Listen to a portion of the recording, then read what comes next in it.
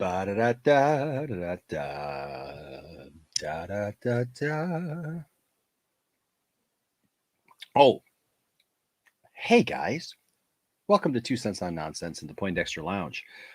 My name is Enosh, and it's good to have you with me in the lounge. Now, I'm kind of wrestling with how to start this episode of 2 Cents on Nonsense because I didn't even know if I was going to do this as an episode of 2 Cents on Nonsense. So I thought I might just do this by myself, but I mean, this was the biggest nonsense there kind of has ever been that we've tackled, and it's personal. So, I got an idea. Hold on a second.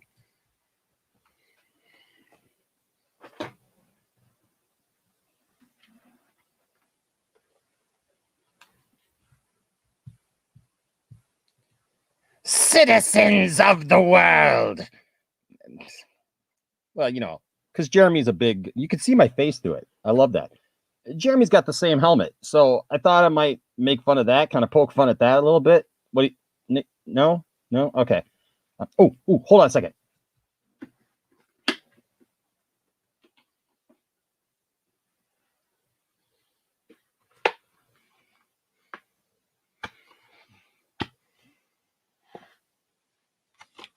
Here we go. I think I got one, folks. Here we go. Ready? And scene. I could be the snake eyes to Jeremy's Cobra Commander. Oh, wait a second. I didn't quite think this through, though, because that would mean that I couldn't talk. So I'd really just sit here for the whole time. And, I mean, Johnny could talk. Johnny's going to be on the episode. So, I mean, like, it would just look like this the whole time. Yeah, I could just say all the words. Yeah, no. Hold on just a second.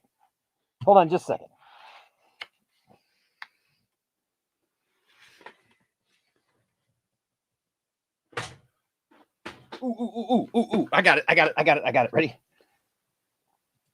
Bam. Because, I mean, Jeremy hates Star Wars so much that if I do this, like, he'll just be ticked off the entire time. Well, yeah, but, you know, I kind of want you guys to see my face, though, right? I mean, so, hold on. I got one more. Oh, yeah. This one should do it. This is, oh, yeah. Here we go. See, if I do this, he'll be so ticked off because he'll assume that I'm some kind of transgendered SJW woman instead of like anything that I really am. And of course, he won't do any of the research to actually know who I am or what I am. So if he ever does see this, he'll just be like, this is just some crazy dude who thinks I mind control everybody and that I'm the leader of the fandom menace. That could work. That could really work. I don't know. Let's talk about that next here in the Poindexter Lounge. What do you guys think? All right, let's do this. Like it's a massive thing, and so I want to see his thing.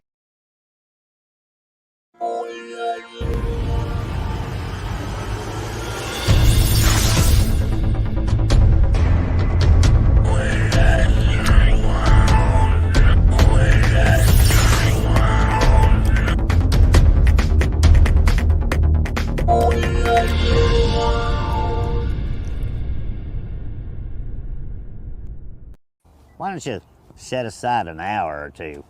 We'll have a few drinks and a cup of coffee. I don't drink. What's up, nerd family? Welcome once again to the Poindexter Lounge. My name is Enosh, aka Enosh Fett, and it is good to have you with me in the lounge tonight. Now, ladies and gentlemen, before we get started, let me just say this. The Poindexter Lounge is a place for nerds. And yes, you know what? Geeks and gamers are even welcome. Right? Like, we welcome everybody here at the lounge. So, like, whoever you are, just know this. The Poindexter Lounge is a place for nerds. It's a place where you and me and my crew, meaning all of our nerd family, can get together and talk about the things that we love. Things like TV shows, movies, games, sci-fi, fantasy, comic books, superheroes, toys, and so much more. And if those are things that you enjoy, if those are things that get your blood pumping in the morning, get you making another video, then hey, you have found the right place. All right. You have found the right place. So why don't you go ahead and hit that subscribe button as well as that notification bell and join this growing group? Because we're only a small little minuscule channel of about 12,000 subscribers, almost not even 12,000 subscribers. And I mean, because of that, we don't really have a voice, and we can't really speak to things, for large know-it-all channels. God knows we wouldn't have anything to say about that. And surely we should just keep our mouths shut. But if you know me, that's not how we roll. Welcome to 2 Cents on Nonsense. First of all, I want to say a shout out to everybody. Thank you to all of our patrons. You guys are awesome. We appreciate each and every one of you. Also, thank you to all of our members. You guys are fantastic, and we are grateful for all of your support. I also want to remind you all, don't forget, last night, H-Barts won one of these awesome posters, because see, around here, unlike some people, yeah, we like the Snyderverse, and we like to talk about the Snyderverse, and we're pretty close to it. And yeah, we kind of know the inner workings of what goes on, and know when we're being lied to. Yeah. So we don't tell those kind of lies around here. No, we do things like try to offer you a cool thing. So H-Bart's got one of these awesome posters signed by Victor Koo. And guess what? I don't just have one. Oh no, ladies and gentlemen, I got 1, 2, and 3. That's right. So I got 2 more of these to give away. So H-Bart's got the first one. Next Wednesday, we will be giving away another one of these. And all you have to do to qualify for the giveaway is either be a patron, a member of the channel, or of course, just give a super chat at any time in the next week. No matter how large, how small, you are in the running. All right. So that's that. It is time. It is time. This is a good one, and I know a lot of you have been waiting for it. And I've really been trying to decide, how to go about this one. And I think we're going to do a good job. We're going to take the high road tonight, and just put it out there the way that it needs to be. But first of all, that I don't do this show by myself. Oh no, I've got help, and it's going to be a good one, and I can't wait to hear from my good friend. Ladies and gentlemen, welcome to the show once again, Mr. Johnny Pop. Here's Johnny. I'm here. What's up, Johnny? How you doing, sir? Hello. I'm doing well, Enosh. How about you? I'm doing great, man. It's a great day to be in the lounge.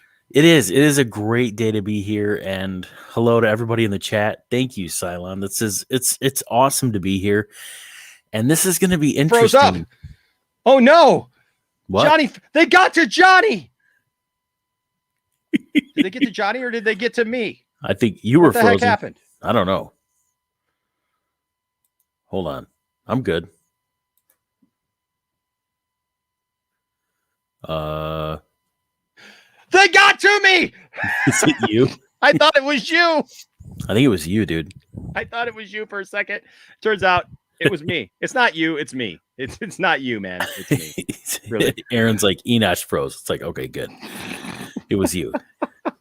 Wait, hold on. Yes, they got me. How did you guys even know, though, that I was asking that if you couldn't hear me? That's what I want to know. We could hear you, but you weren't moving. It was weird. Oh, really? Okay. Yeah, okay. It was like you were using mind control to speak to us all. Yes. As Tiffany says, tonight we're going to take the high ground. Yeah, well, it's this should be interesting because it's just people like to speculate, people like to have opinions, but don't peddle opinions as truth, and do not peddle hate. Yep. So it's pretty much that simple, man. I will not attack someone. I don't always attack people anyways, but I mean, just the stuff that gets put out there just because someone is attached to a film, it's ridiculous lately. So yeah, well, folks, look, let's see. Here's the thing. I'm looking at everybody. You're talking to Snake Eyes fake fan. That was great. Don't you know, Henry? It's the new woke version of G.I. Joe and Snake Eyes. It's where woke, guys. They have race swapped him. He's now Asian and talks. So I don't know what to tell you, man. Yes, it's Jolene. Yes, it was Jolene. Welcome everybody. Look, first of all, if you've never seen an episode of 2 Cents on Nonsense, you need to understand one thing right off the top. This is all in good fun. We usually just have some fun. I can poke fun at myself. I think that everybody should have a sense of humor. And I just want to make sure that everybody, yes, it's woke guys. It is, man. Well, guys. So I just want everybody to understand right off the top. Like, I don't hate anybody. I don't even hate Jeremy, right? Like, I don't hate Jeremy. No. But like Johnny just said, basically, I look at things in a certain way, Mm-hmm. and I want the truth. I don't want spin. I understand that there's entertainment value to doing YouTube. Okay. So Yep. I want to put that out there. I'm a level-headed guy. If you come at me with a conversation, we can have a conversation. All right. And last week I went on my buddy RJ Resident Justice's channel. He's got a small channel. And I was actually in the car. They were talking about a topic I had already spoken about. I did a 2.5 hour stream right here on the Poindexter Lounge about this. But apparently, Johnny, I was hiding. Apparently, I was like Kathleen Kennedy. I was in hiding. You were out there hiding. You were like when Jon Favreau had to hide the Luke Skywalker cameo from Kathleen Kennedy, right? You were like sneaking in there. Exactly. I was hiding because Kathleen had done me wrong. Exactly. And I had to I had just gotten out of the shower. And I realized, Johnny, that the 2.5 hour video that I did about Indiana Jones and how they were saying it was going to be woke and it was going to be this and that, and I'm going to get into I'm going to explain, because apparently I have to explain exactly what I said, because if there's one thing I've learned, Johnny, is repeating the same thing over and over again is not the same as answering it or debunking what somebody says about you. No, apparently you have to use pictures and diagrams, maybe. Or, I mean, the thing is, like, just because Phoebe Waller-Bridge is cast in a film, pictures and diagrams, like yeah. Well, that's when you end up realizing that you're a Palpatine. I am a Palpatine. Yeah, well, I know. Well, I mean, it's just, I still can't believe that all this vitriol over the fact that people were like, you can't label something because a certain actor or actress is cast in it. Well, or, I mean, I just, you can't.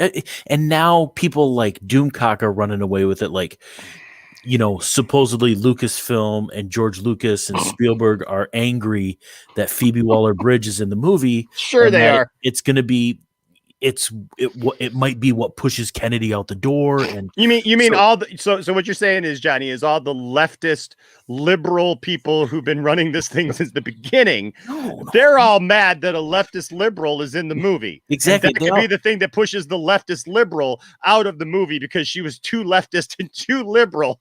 Well, yeah, I mean, yeah, it's funny because like they all act like George Lucas is like Tucker Carlson or something like that, right? Like, and I'm like, this guy's like more woke than anybody. Like, I mean, give me a break. Steven Spielberg is so liberal.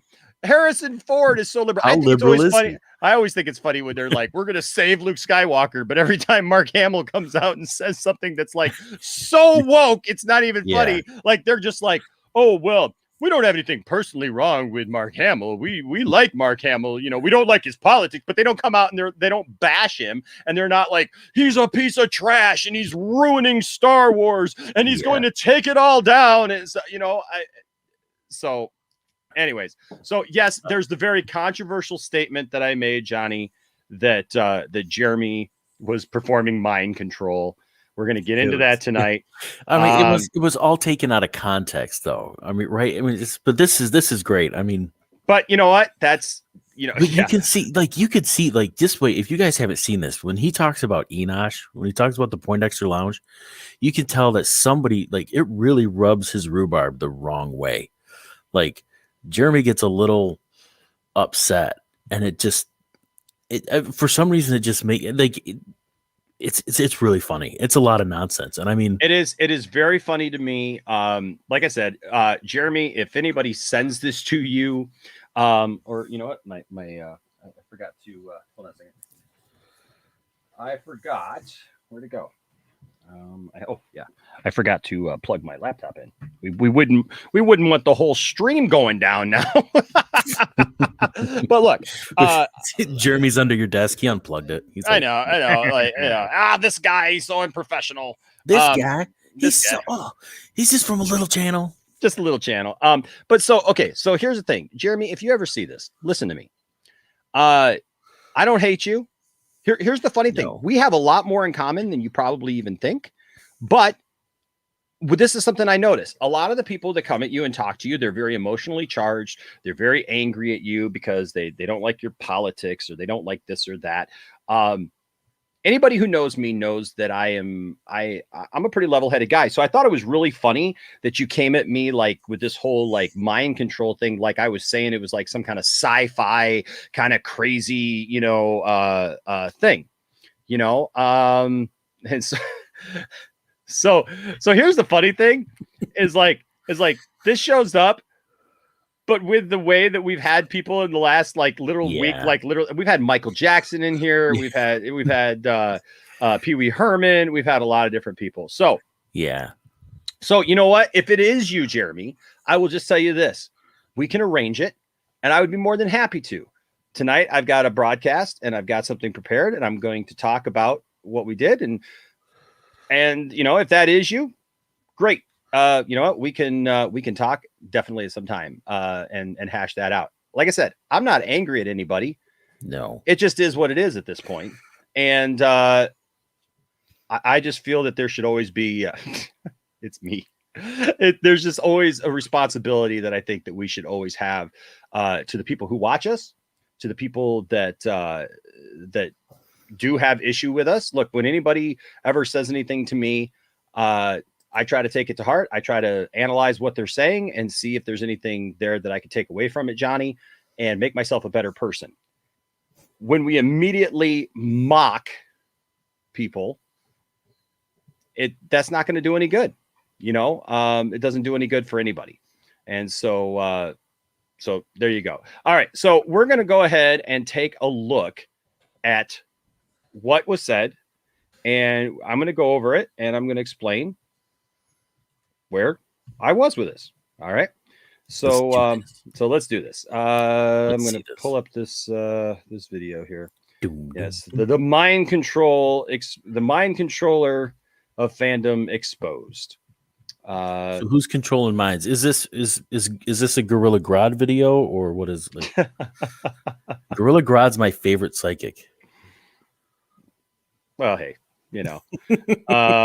so here was the video. This was in response. Like I said, last week I was on RJ's channel. RJ literally just started his channel, and I love RJ. RJ's a good guy here at the channel, and I've actually had him on here a couple of times in a couple of our discussions and different things that we talk about, because we talk about a lot of different stuff around here, Johnny. It's not like it's not like this is what we do. Right. We're not just just sitting over here, just we're going to find everything. We talk about a lot of different things here at the channel. And so, but RJ was talking about this whole situation, right? RJ was talking about this. And so I reached out to RJ, and I was on my way to go pick up my son from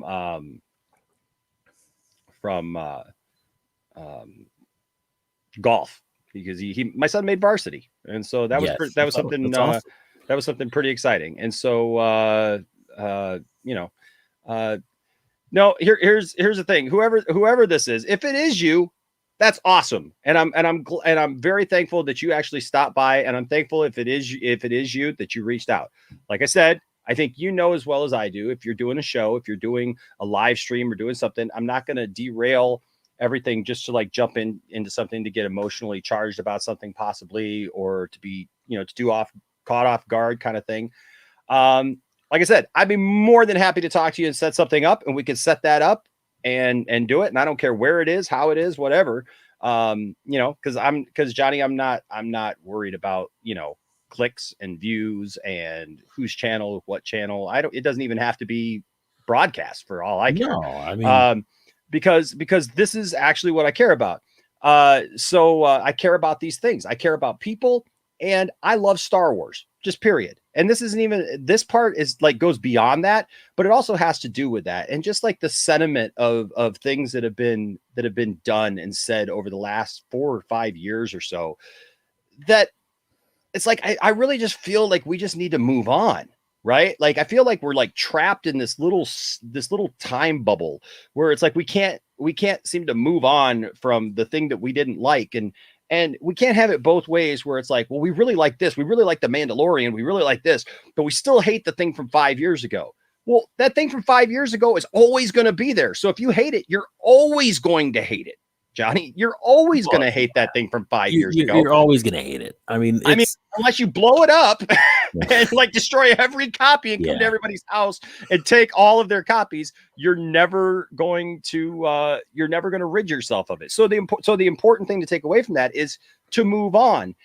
But we'll talk about that. No, I am not the savior of the internet. I am not the savior of the fandom menace. But I will explain my point of view. So, like I said, my other thing is I don't even know if it's you. I wouldn't know how to reach out to you. I wouldn't know how to do it. I'm not going to take the time all in the middle of my live stream to do that. So I'm just taking the time to say that and then move on. So if it is actually you, we can hook up at some point and we can talk about it. First of all, Aaron Entertainment here with the $5 Canadian super chat. Thank you, sir. Says he is the leader from the Incredible Hulk movie.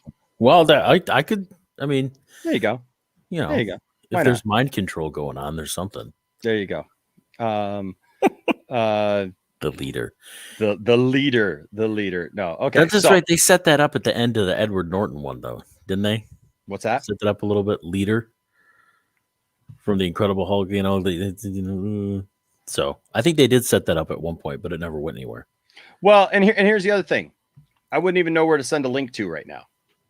Where do you want me to send a link to? I don't follow you on social media. I don't even know what his social media thing is right now.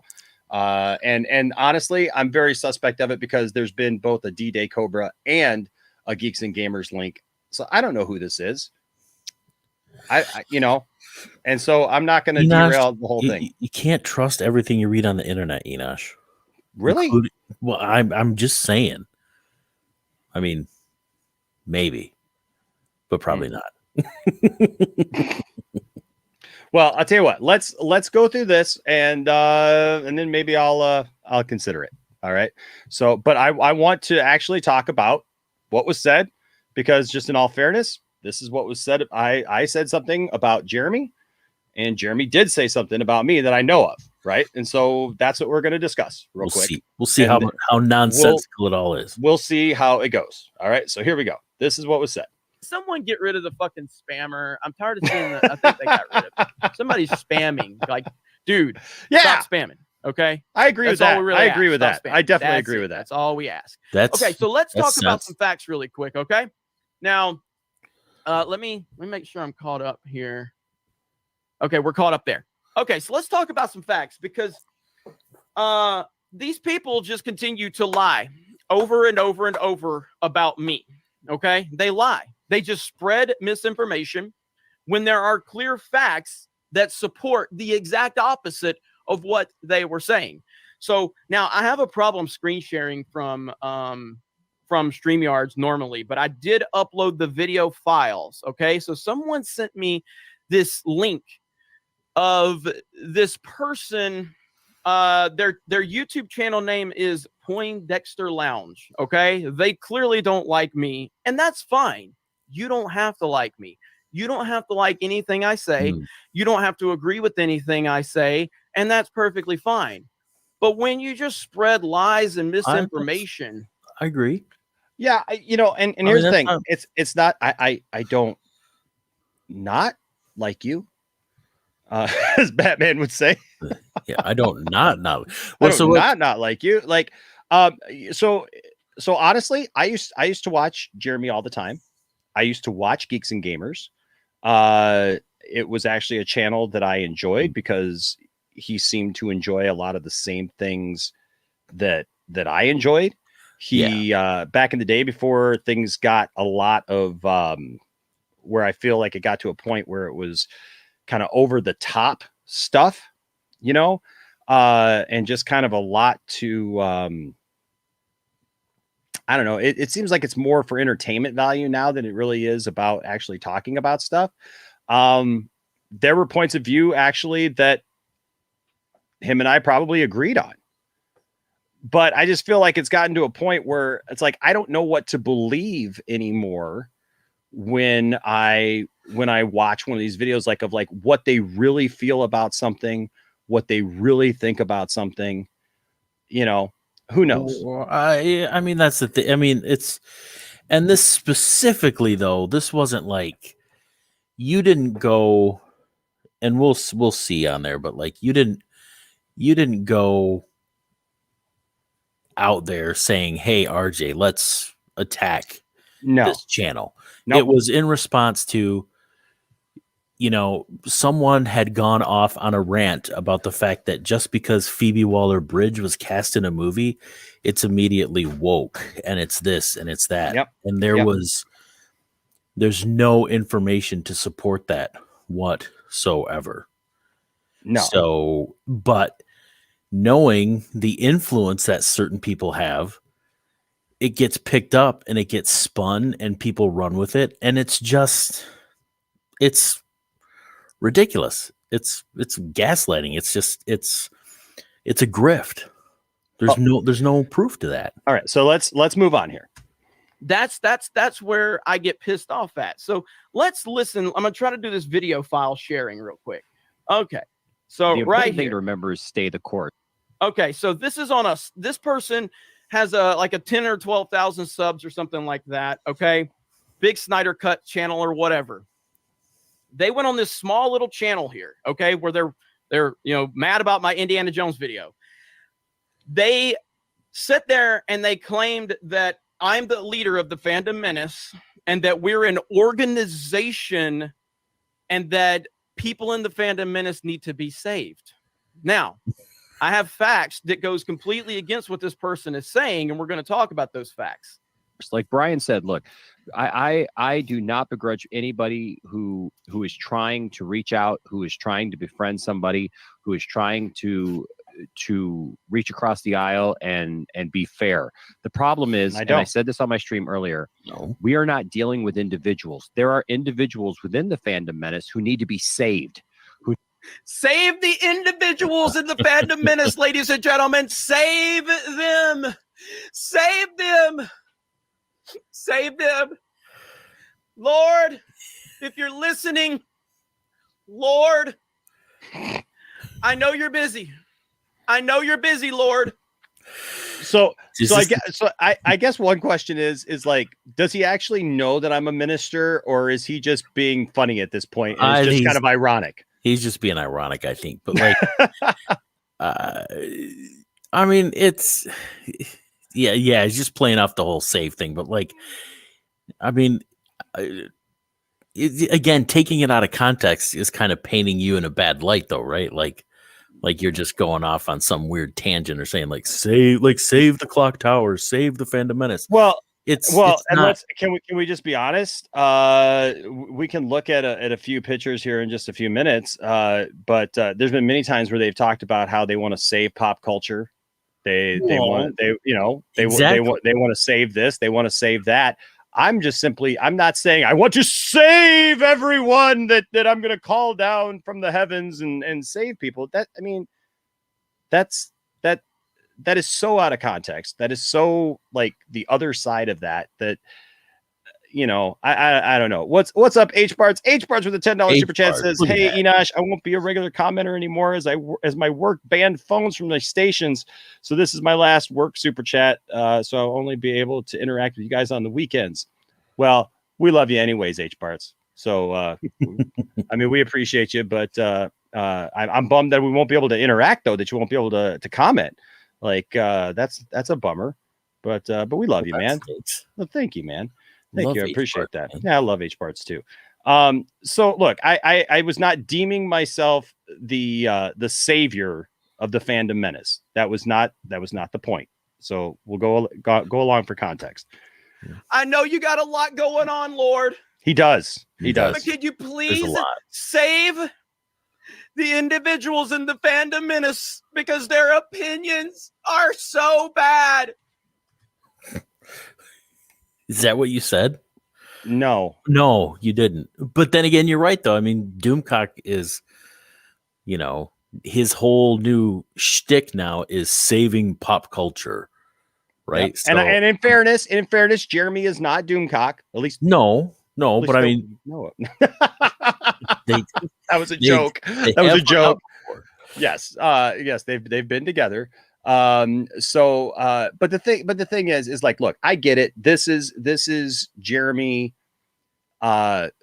poking fun at my verbiage of, I want to save the fandom menace. My whole point is the anger, right? Is just the being mad about everything, about being mad at Star Wars, being mad at everyone involved with Star Wars. Like it's something new. Like all of a sudden we woke up and like a bunch of leftists took over Star Wars and a bunch of, woke people just took over Star Wars. It's always been run by these people. And I get it. Look, I understand it. And I would even call for change in Hollywood, right? that real change happen. But we're going to talk about it in a second. And I don't feel that that's the way that it's always presented. It's not just presented as, hey, we really want to do some change here. It's presented in a different way, and we'll get save them. Yes, let's continue on. And I can laugh at this. This need to be pulled out of the fandom menace. I'm not saying that they have to like Star Wars. Exactly. I'm not saying that they have to like something that they don't like. I'm saying they need to be saved out of this negativity, this hatred, and out from under the mind control of this cult that is literally mind control, ladies and gentlemen. Mind control. Okay, mind control. Remember all of this, okay? Remember all of this. Repeating the same thing a couple of times is not the same as like answering what I said. I just said people don't have to like everything that I like, but yeah, I would like to see people saved out of this mindset of just being angry at something and just being negative about something. I have tons of friends who hated The Last Jedi. I have tons of friends who hate the sequels. Yeah. I have tons of friends from many different backgrounds and ideologies and, all those things.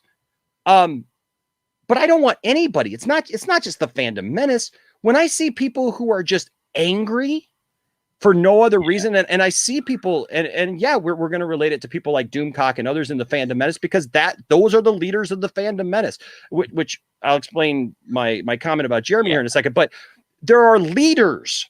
There are leaders in the fandom menace. Not that they have risen to power and they're commanding these throngs of people, but that they're psychic powers. Yes, but they have large channels. They have large followings. So these people, the people who are in these groups, they look up to them and they're looking to them for direction of how to handle themselves, of how to conduct themselves, even like us in the Snyderverse. Yeah. Those of us who are leaders in the Snyderverse, right? Like I have come out specifically how many times and said, look, don't be spamming restore the Snyderverse or release the Snyder cut in places where it's inappropriate. Yeah. Right? Don't go threatening people who don't just give you the thing that you want. That's not how you do this. That's not how you should do this. And that's not how you should act, because I understand my place as that if I go out here and I'm even in jest, even in making a joke about it or whatever, I feel like we're setting the wrong example for people. Well, yeah. I mean, you're not, and that's the thing. I mean, you don't, because then you're just getting people angry for the sake of getting them angry, so they'll keep coming back for more anger, right? Exactly. And that's not doing anything. And then Shifty was asking about comparing it to WB. Listen, our friend Ray and others have talked about the treatment and the racism and the vitriol. That's different than anger about Star Wars. Mm-hmm. There's, I don't see any, active investigations into on-set treatment of people from in the Star Wars movie. I'll just leave that. Yeah. Well, and so here we go. Mind control. Mind control. And I hate even using that word because I think it's been way overused in the last year and a half, but it's absolutely true. It is a group of people who are literally mind controlling people into hatred for their own benefit. And up at the top, you have people like Jeremy. Then you have these. Yeah, let's stop right there. It's look. You're not wrong. So look, if I'm wrong about anything, it's probably in the term that I use. So let me make very clear what I'm talking about. When I said mind control, I'm not talking about some weird sci-fi thing with, some kind of lab and, a doctor's coat and, I'm controlling your mind.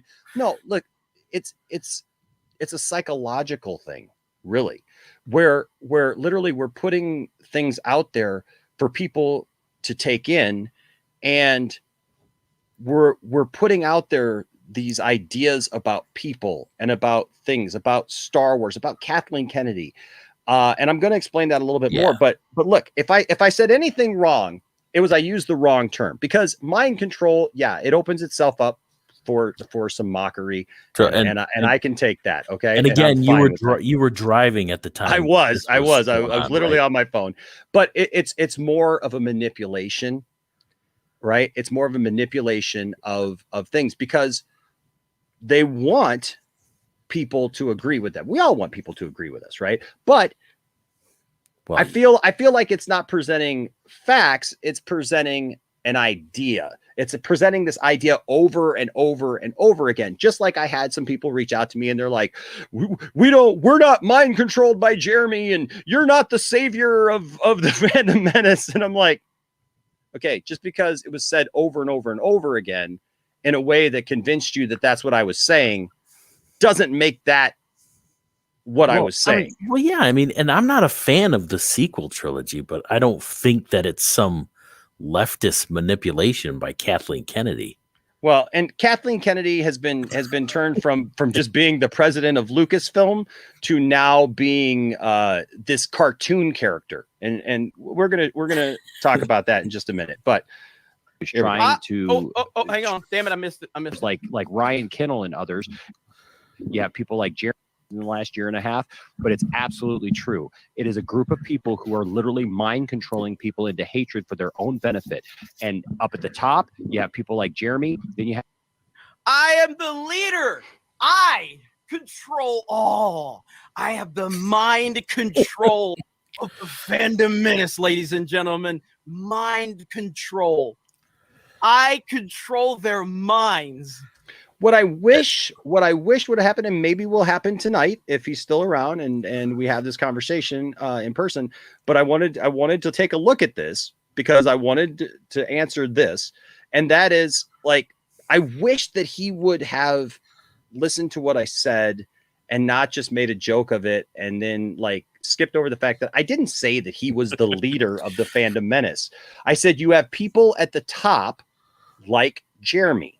Because Jeremy has been at the top of that list of people that are considered leaders in that movement. Yeah. And I know later in the video, he talks about how he has left the fandom menace, that he's no longer part of the fandom menace. Okay. But those people still watch his videos. And the fact is, getting angry at you is a deflection. It deflects from the point that you were making.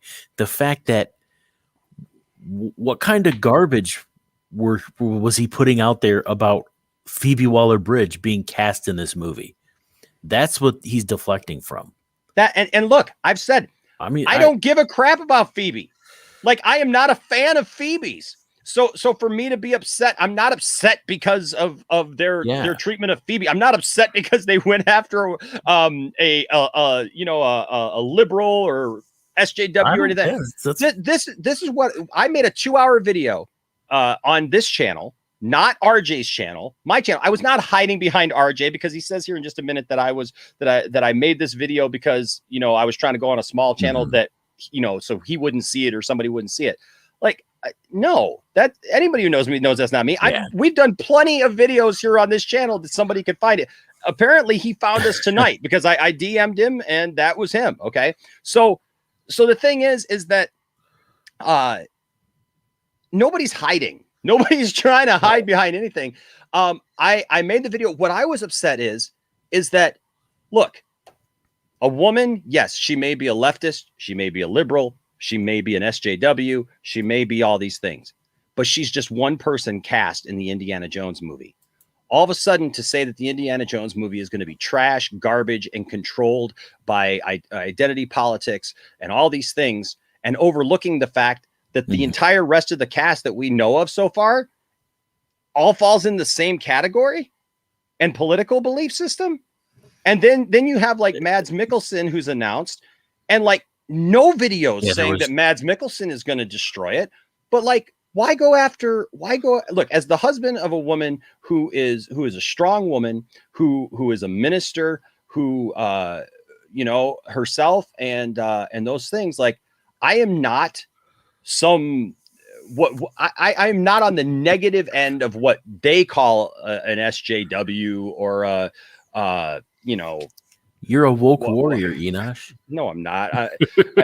If anything, I'm a centered conservative. That's what I am. And so, you know, but I'm not crazy, and I'm not off at one end or the other. I believe in looking at things the way that they are and not trying to present a theory or an agenda either way, because I think both of those things are wrong. So I'm just asking, where's the video about Mads Mikkelsen and his politics trying to take over those things, you know, trying to take over, or Harrison Ford's politics. You know, if you actually, and we looked at it when I did my video, we actually looked at the actual announcement article, and the actual announcement article literally praised all the men involved in Indiana Jones. It praised Harrison Ford. It praised the fact that John Williams was coming back, Steven Spielberg, Mangold for directing it. It literally mentions 2 women, Phoebe and Kathleen Kennedy, because she's producing it.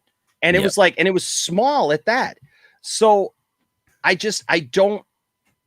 I don't understand is just this big push to somehow say, well, it's going to be ruined now because it just had a woman involved, or because this woman has a certain political ideology. I know, Henry. I feel like that sometimes. I feel like I am too. You're making too much sense. Yeah, I know. I'm canceled. I know. I'm done.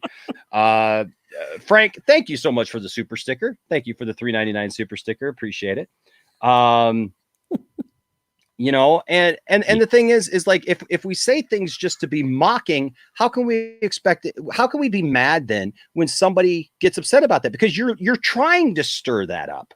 Right. And you can't look at the way that they react to things sometimes and question, like, why would anybody get upset at the mocking, at the tone of voice, at all of those things, Johnny? And so, like, I can laugh at myself.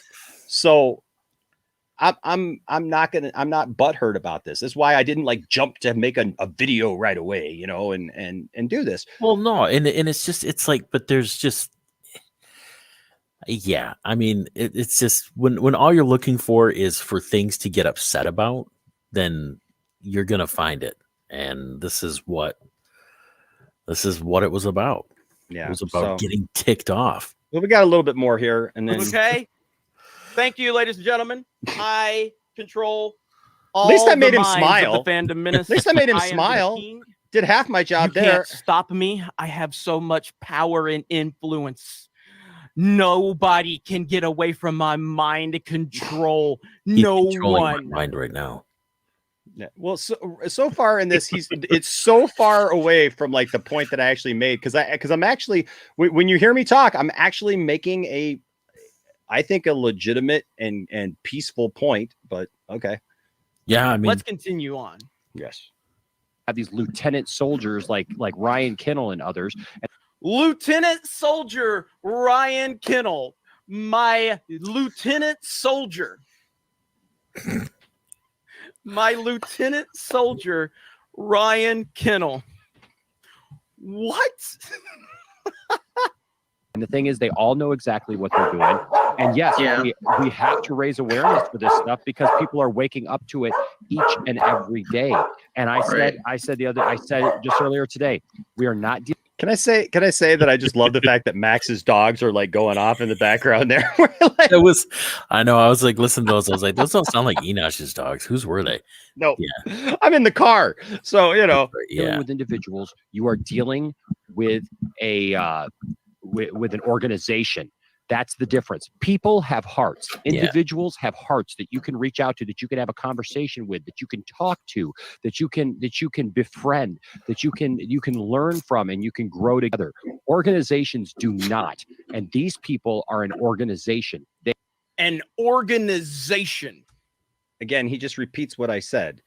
And isn't this the same message actually that they say that they're claiming that they're touting, Johnny, that like they're against Hollywood, they're against the corporations, they're against these, entities in Hollywood and everything that are controlling people, that are putting out, these philosophies and these ways of life and trying to control pop culture and control the narratives that go out.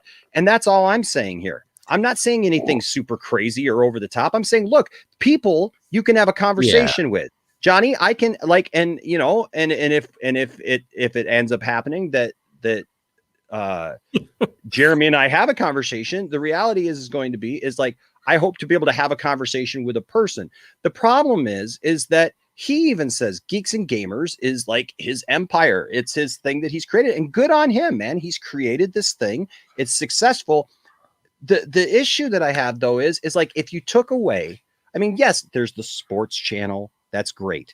There's the park hopping. That's awesome, right? That's all positive stuff. But what is it built on? What is the main channel? Even this video that he did here is not on the main channel. It's on the live channel, right? The live stream. So the thing is that that main channel, we could take a look at what the empire has been built on. Now, look, if Jeremy is saying that he's walking away from the fandom menace, that he doesn't want to be associated with that anymore, I could respect that.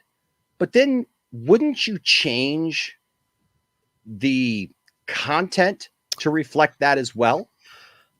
You would think, but I mean, here's the problem though too. I mean, but that's what you've built on, so that's what people come to expect from you, right? So.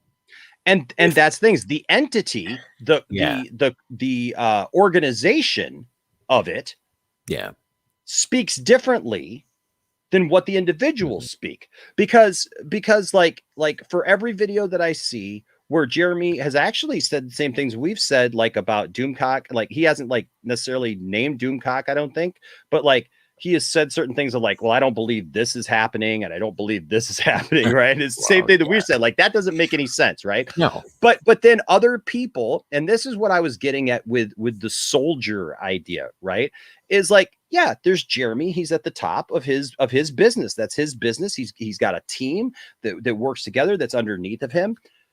But look, anybody can see, man, like literally the main hub makes a video about something, and then all of the other spokes make a video, and it all echoes the same idea. And all of these people underneath, in this organization have benefited from it because they're now associated with the business of Geeks and Gamers. And so if Jeremy decided at a change of heart tomorrow and decided that, all of a sudden he saw something or something changed his heart, and he was all of a sudden going to say, well, you know what? I met Kathleen Kennedy. I sat down with Kathleen Kennedy. We hashed it out, and she's not that bad of a person, whatever. The problem is that I believe that they know that they couldn't really say that. They couldn't really put that out there, that there was a change of heart or that we're changing what that is, because everything has been built so much on this narrative of Kathleen being evil, of Star Wars being evil. You know, the brand is anger. You know, I mean, that seems to be because everything is this, you know, everything that they talk about, they hate so much. Everything is getting ruined. Everything is garbage. Everything is getting taken over by, you know, SJWs, right? It's just, well, yeah. Hate sells. And when I'm saying hate, I don't mean that like you're a hate group necessarily, No, I'm not or you know, or whatever. I mean, I am not a part of that whole culture and that whole idea. What I'm saying is, though, is there is this anger and there is this hate of everything. And that's what frustrated me starting probably about the end of 2019, about the time Rise of Skywalker was getting ready to come out, because I was somebody who just enjoyed Star Wars. I'm still somebody who just enjoys Star Wars. Do I love everything that Star Wars does? No. Am I a shill for Disney? No. Am I a Kathleen Kennedy shill? Absolutely not. But I see a lot of people on the internet, and we've talked. That's why we do this show, 2 Cents on Nonsense. We do this show because we talk about the fact that literally people are telling you stuff that's just not true. Because they want you to be ticked off. They're trying to frustrate. They're trying to continue that. They see, yes, and from some of the people who like even private messaged me, Johnny, who said, you know, like, I'm not being mind controlled. I hated Star Wars before I even found Jeremy or whatever. Okay, I get that. I'm not saying that like Jeremy came into your bedroom, floated over you, and like, you know, like put some kind of apparatus on your head and, you know, and controlled your mind. I'm saying is that I've talked to a lot of people who have come out of the fandom menace, and it didn't mean that it changed their idea of Star Wars or the sequel trilogy or any of those things. It's just that they realized they didn't want to continue going down this path of just being angry at stuff, of just being angry at Star Wars or mad at things. They just wanted to move on, you know? Yeah, they want to move past it. I mean, it's not. It's not worth, like I said, nothing is worth that. Nothing is worth getting up and being frustrated or a drama every day. Or these people like, and now there's this whole, their whole group is now, Ray Fisher, the SJW. Listen, it's unfortunate. It's unfortunate. And you know what? Don't call him that. Speak to him and talk to him and listen to his story and just get off that, because until you speak to him, I really don't think you can comment on what he says in the right way. Okay. Organization. Yep. An organization. Okay. It is. It's an organization. Say it again. And I control their mind. Again. Yes. Okay. Yes. He's gorilla. I control their mind. Yes.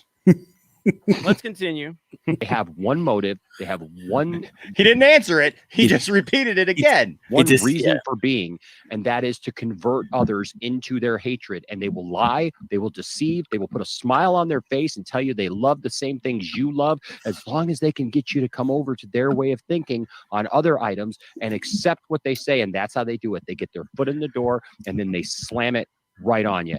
And I'm sick of it. I'm sick of watching it. And this right here, So now, and you know what that's based on? Yeah. You know what that's based on, Johnny? What's Conversations that I've had with people who've experienced it. Really? No. Yeah. Like even some of the people we've spoken to here. I mean, we've had people on this very show, people who have in the past been card carrying members of the Fandom Menace, or also people who have literally been Patreon supporters, patrons of Doomcock and Geeks and Gamers and other things. And like, they got burned out on that because they didn't want to be angry anymore. And they felt like to be a part of it, like, meant that they had to commit to just being upset about this thing that they say that they love. They say that they love Star Wars. Well, you know what? I love a lot of people in my life, but it doesn't mean I agree with everything that they do, but you learn to take the good with the bad. And you just enjoy what you enjoy. And what I've taken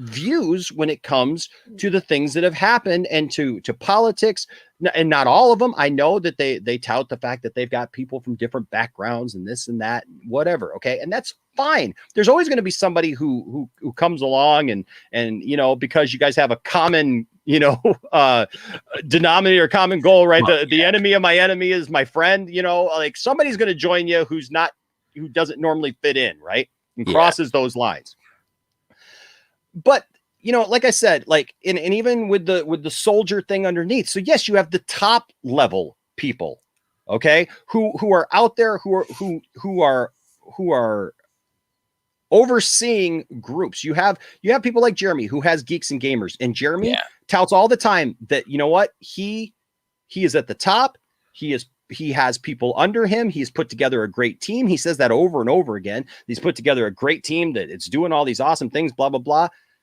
So yeah, he's got his soldiers. He's got, you can massage it however you want to, but that's what it is. That's what it is. And then you have people like Doomcock, who literally, like, he's got this whole shtick going on. You know, he's wearing a helmet. He's saying he broadcasts from the center of the earth. It's all a gag. I get it.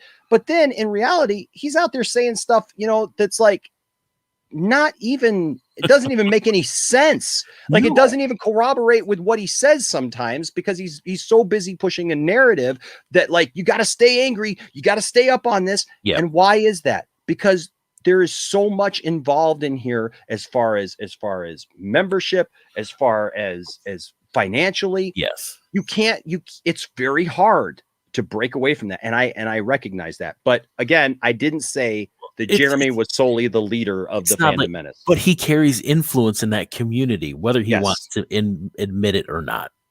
He carries influence there. I mind control people to hate. And we are an organization built on hate. I didn't say that he was an organization built on hate. I said that it was an organization, and you can't rationalize with an organization because there's too many spokes. Yeah. And that's just reality. That's just reality. You can't, organizations don't have personal interactions. It's an organization. And you're going to tell me Geeks and Gamers isn't an organization? Look, the Poindexter Lounge, we're a small little operation here, but you know what? We're an organization. We've got a great community of people who just like stuff, you know, like we're not whatever. So these are the accusations levied against me. They're not accusations. No, it's an opinion. I didn't levy accuse. I didn't say that they did anything. You didn't accuse anyone of anything. You were sharing an opinion about, and again, this is all taken out of context and deflecting from what the discussion was really about and how you got to this point, right? So that's part of the nonsense here, is that he's, instead of actually coming, you know, having some sort of reckoning with the fact that he got called out on a small channel for a ridiculously out of touch opinion. Okay. If you're going to put your opinions out there, people are going to comment on it, whether they like them or not. Okay. Instead, he's just latching onto this thing and, you know, trying to make you sound crazy. Yeah. And, you know, whatever. I'm not worried about it. By someone who says that they do all the research. They do all the research, ladies and gentlemen. They do all the research. All the research. Okay. So, research and all. Again, let's review. I am the leader. So we're reviewing again? I control people's opinions. I brainwash them. Did you say brainwash? We are an organization, and I have lieutenant soldiers like Ryan Kennel that are there to carry out the hate. Okay? That's the accusations made against these very credible sources. Okay? Carrying hate. Now, this video is from over 1 month ago. 1 month ago. Okay? This video is from 1 month ago that I'm about to show you right now. The video we just listened to was from last week. Okay?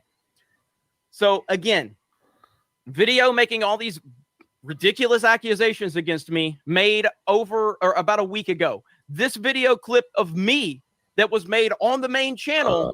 Okay. This was made over a month ago.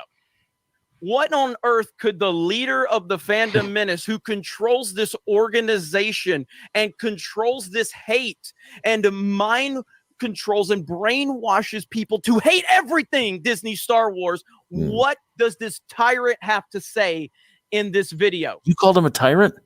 Good. Also, I think there was one. Oh, by the way, this account right here, this Jar Jar Abrams account, this person is a piece of trash.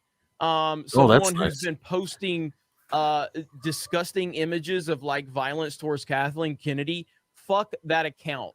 That person is nothing but a garbage troll that hides behind a fake account. And that's why in the last several months, I have been on record multiple times saying I really don't have anything to do with the fandom menace.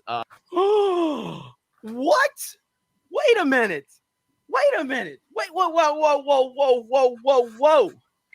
Did Jeremy from Geeks and Gamers on record say he has nothing to do with the fandom menace anymore?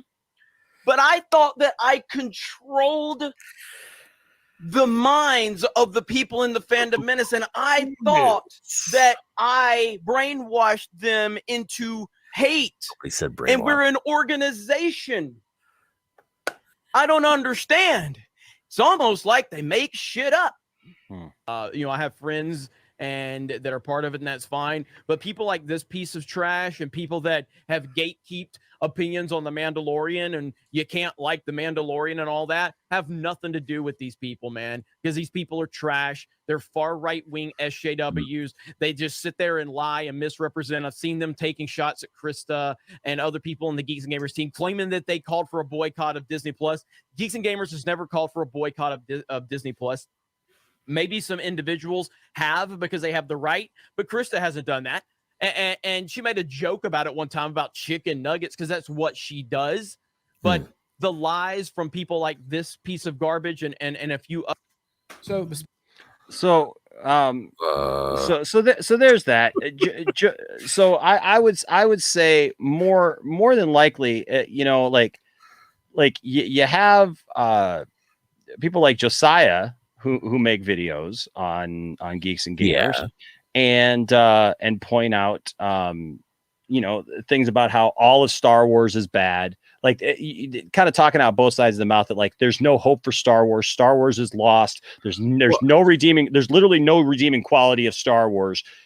And then at the same token, it's like, well, but the Mandalorian's okay, but the Mandalorian's going to be garbage too. Like everybody was touting that the end of, season 2 was going to, be some horrible thing. And then, anyways, but I want to point something out, and you know what? I'm going to send in good faith. Gonna send in good faith. First of all, Chin Finn with a $4.99 super chat. I knew Enosh was a telepathic mutant. That's why I give so many super chats. Have you been manipulating Chin Finn with your mind power? I have. So I'm gonna send in good faith. I'm gonna do it. We'll see. We'll see. We'll see how it goes.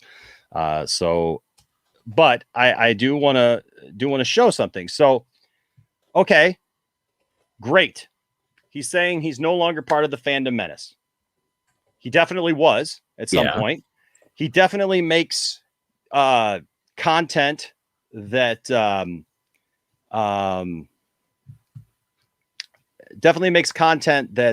supports that, right? Well, and that idea in that community of his that do. And then so the thing is I just want to ask this question. Okay. And this is going to take a minute, and it is him. He just popped in the back. And so before I bring him in, I want to ask this question. Yes, it's horrible for people to say the things, and I'm glad you stood up and you said something about this guy or whoever's willing to say, horrible things and violent things or whatever against Kathleen Kennedy or whatnot. But just for the sake of conversation, is it not just as bad to demonize somebody over a 5-year period where it's like literally every thumbnail is a cartoon of this woman? Nobody looks at Kathleen Kennedy anymore like she's a real person. Like, and I don't know Kathleen Kennedy personally, and I probably totally disagree with her politics from what I've heard, what I've been told at least.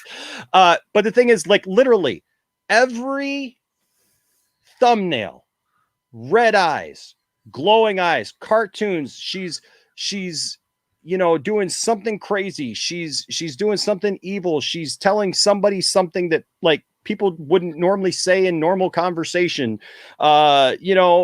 destroying somebody, hates this, hates that. She's the president of a company, yet she's somehow trying to destroy it from within. Like, when you look at all of that, isn't that just as bad setting an example that this person, now this one I like, dude. And I'll bring him in on this one because I agree. Fans do want toys, and I love to. I'm sitting in a room full of toys, Jeremy, and I got my Cobra Commander. I got my Cobra Commander statue too. I'm right there with you, man. I want GI Joe toys all day long. But welcome, Jeremy, to the Poindexter Lounge, and I'm glad that you've agreed to come in and have hopefully a respectful you guys are way too worked up thinking I'm gonna do something. Well, I got a real interesting question for you. Okay, sure. This is so we can get things started the right way. Sure. How the hell did you fit that Snake Eyes helmet on your head? Because I have it and I can't do it. Dude, it's hard. It's hard. I'll give you that. I can't do it. Definitely hard. I almost got it stuck on my head. I wanted it so bad to wear it during a live stream, and I couldn't. And when I saw that, because somebody posted this in my Discord link and they tagged me, and I turn it on, and you're wearing. Can I cuss? I don't want to like. I'm not going to control anything that you say. Okay, I'll censor myself. But the first thing I said was, "How in the F did he get the Snake Eyes helmet on?" I literally have it right here. Like, I don't know if I can move my camera to see. Can you guys see that? Like, see it? Oh yeah. Yeah. Oh yeah. All my GI Joes, all that. So yeah, I love me some Joes. But yeah, so you had the Snake Eyes helmet on, and now my camera's gonna fall. 307 subscribers, everybody. 7,000 subscribers. That's how we do it. But anyway, I'm here. I'm not gonna yell, I promise. But yeah. So how's it going, guys? So we're doing well. And listen. The only reason I think anybody is ever cautious about the idea of having you on or something is because honestly, Jeremy, there's a lot of times where I don't know who you are. And I know part of that is like, I don't know who you are. You're a YouTube personality, and I get that. One of the things that I try to do, at least on my channel, I know everybody's got a different thing, but one of the things that I try to do is because we're dealing with fandoms and we're talking about stuff that we love, and yeah, we're going to find common things. I mean, I could scroll right here, and I mean, like, you show me yours, I'll show you mine. I got a Terradrome, I got a flag back here, like I'm all about that stuff, right? But I want to be real with people, and I get that there's a certain element of putting on a show, of entertaining people, but I think sometimes it just goes too far, and that's why people question like really who you are and what you're doing, because like I said, like I just showed even here, like, I get it, man. Like, okay, so you say, well, I'm coming against whoops, I hate that. I'm coming against, these people saying these horrible things about Kathleen Kennedy and these kind of things. Yet many times on Geeks and Gamers, man, like, what's the deal with Brie Larson, dude? Like, I hate Brie Larson. Okay, I can't stand her. Why? Because she said Brie Larson? Because she said racist things against white men. And if anybody says anything racist, regardless of who they are, I'll call them out. So are we going to stand for racism? Because if you literally take the words that Brie Larson said and switch black with white, that is by the mainstream standard, that's a racist comment. So she said a racist comment against 40-year-old white men, and I don't like that. Can you argue that fact that she said those words and it is a racist comment? Okay, look, I don't feel that the things that Brie Larson has said, because she's even talked about that she didn't say those things in that kind of context. So I believe that you believe it. Okay, I mean, she said the words, though. I believe that you took something that she said and you absolutely believe this is a racist comment. But then even when she backtracked on that, and she said never backtracked it. She never backtracked those comments about that she never said that A Wrinkle in Time is made for 40-year-old white men. She said A Wrinkle in Time is not made for 40-year-old white men, and she doesn't want their opinion. She has never, to my knowledge, as someone who constantly looked for Brie Larson news for a long time, she has never clarified those comments as far as I know. If you have information that I'm not aware of, I would love to hear it. She has never clarified those comments.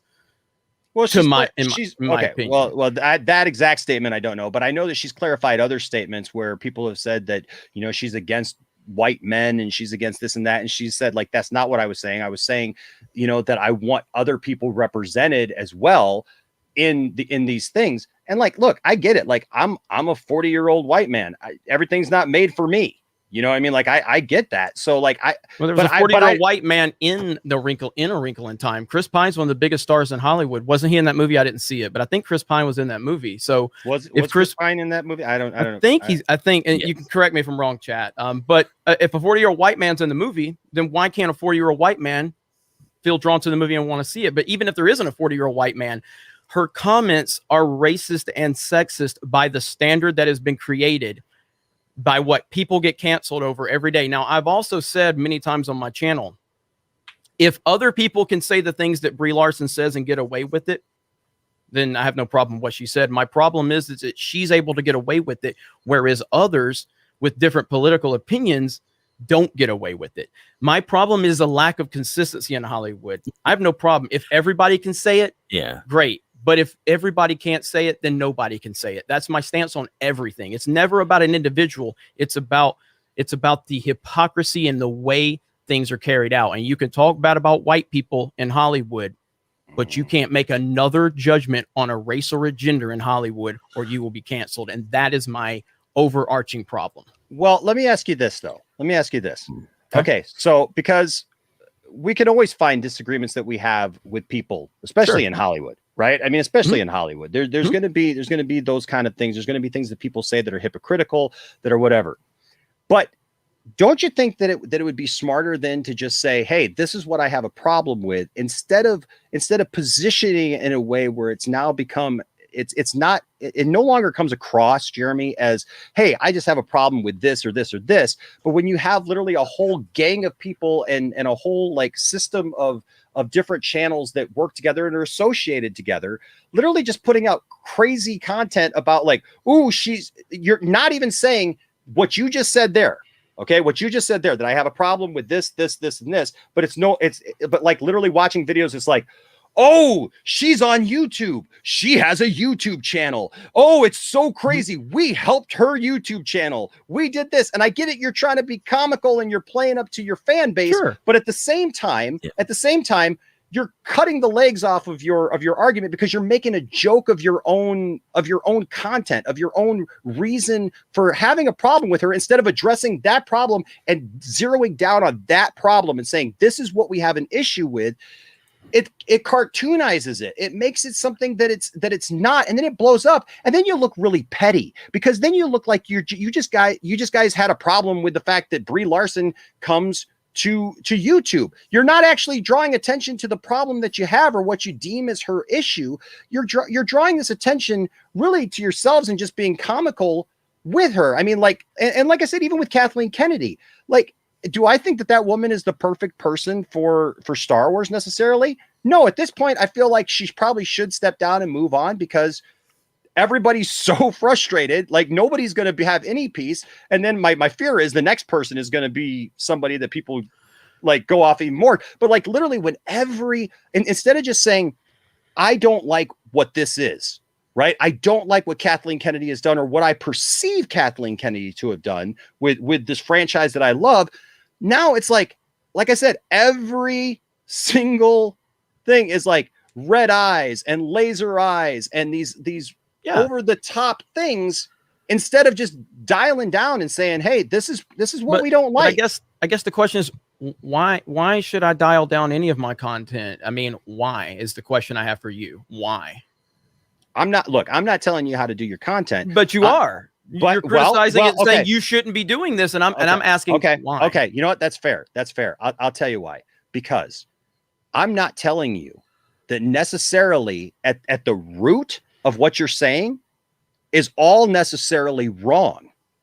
What I'm telling you is that it makes it really hard for anybody else who has an issue with those same things to say anything after it's been made comic relief of, and it literally is like an over-the-top show of like, nobody can literally call Brie Larson on anything anymore without making it look like we're just part of some crazy group of people who hate Brie Larson.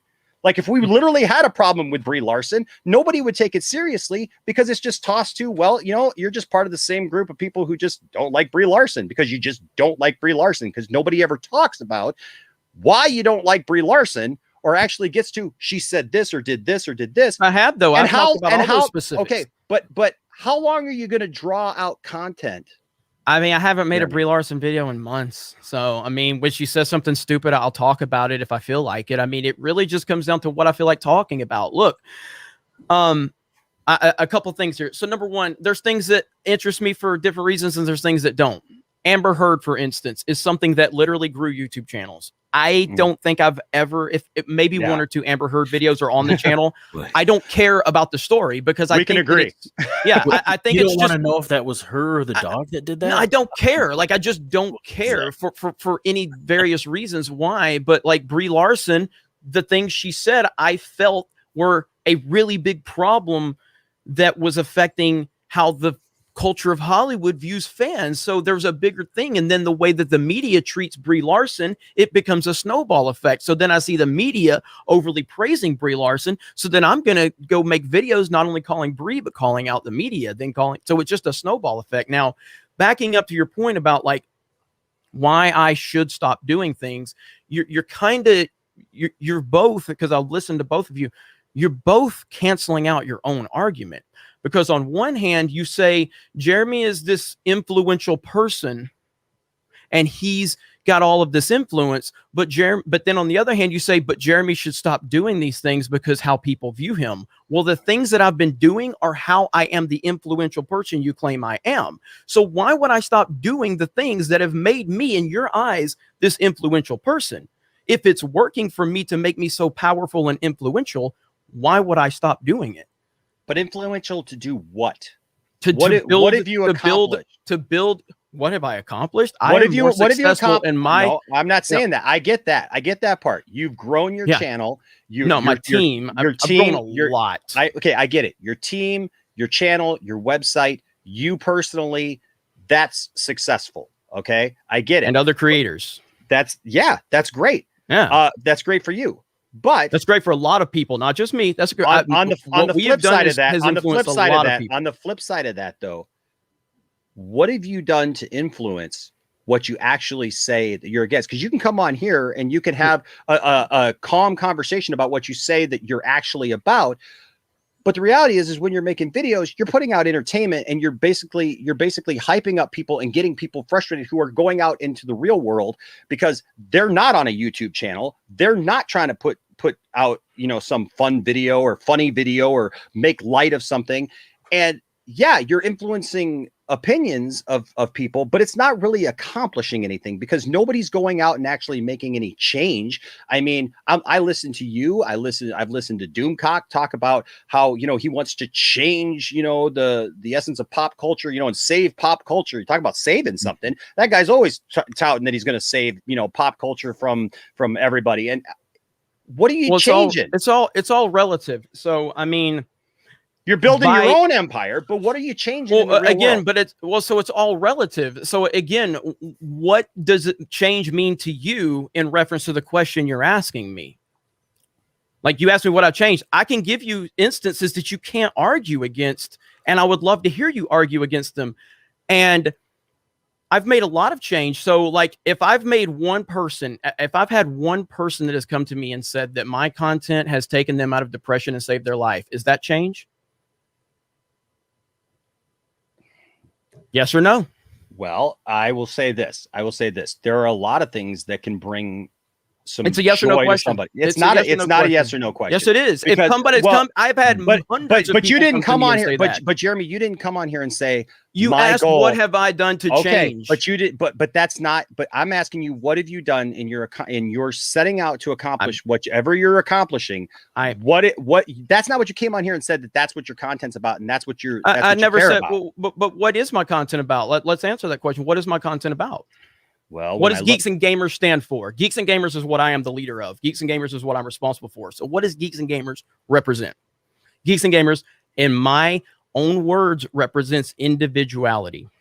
So if you love Brie Larson, you can love Brie Larson. If you voted for Trump, you can vote for Trump. If you voted for Biden, you can vote for Biden. If you love identity politics, go support them. If you don't like it, you can support that.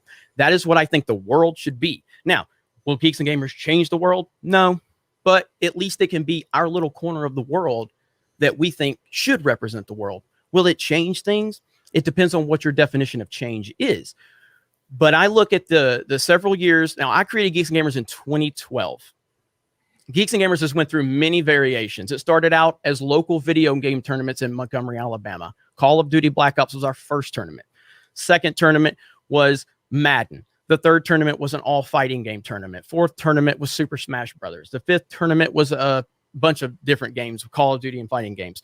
That was great. It was super successful by my standards of not having a lot. I was very successful. I was proud of what I created. And eventually it got to be too stressful to maintain those video game tournaments because I was literally borrowing equipment from people all over the city because I didn't own but one system, but you have to have multiple systems, multiple TVs, multiple controllers, multiple copies of games. It then moved into a Facebook group.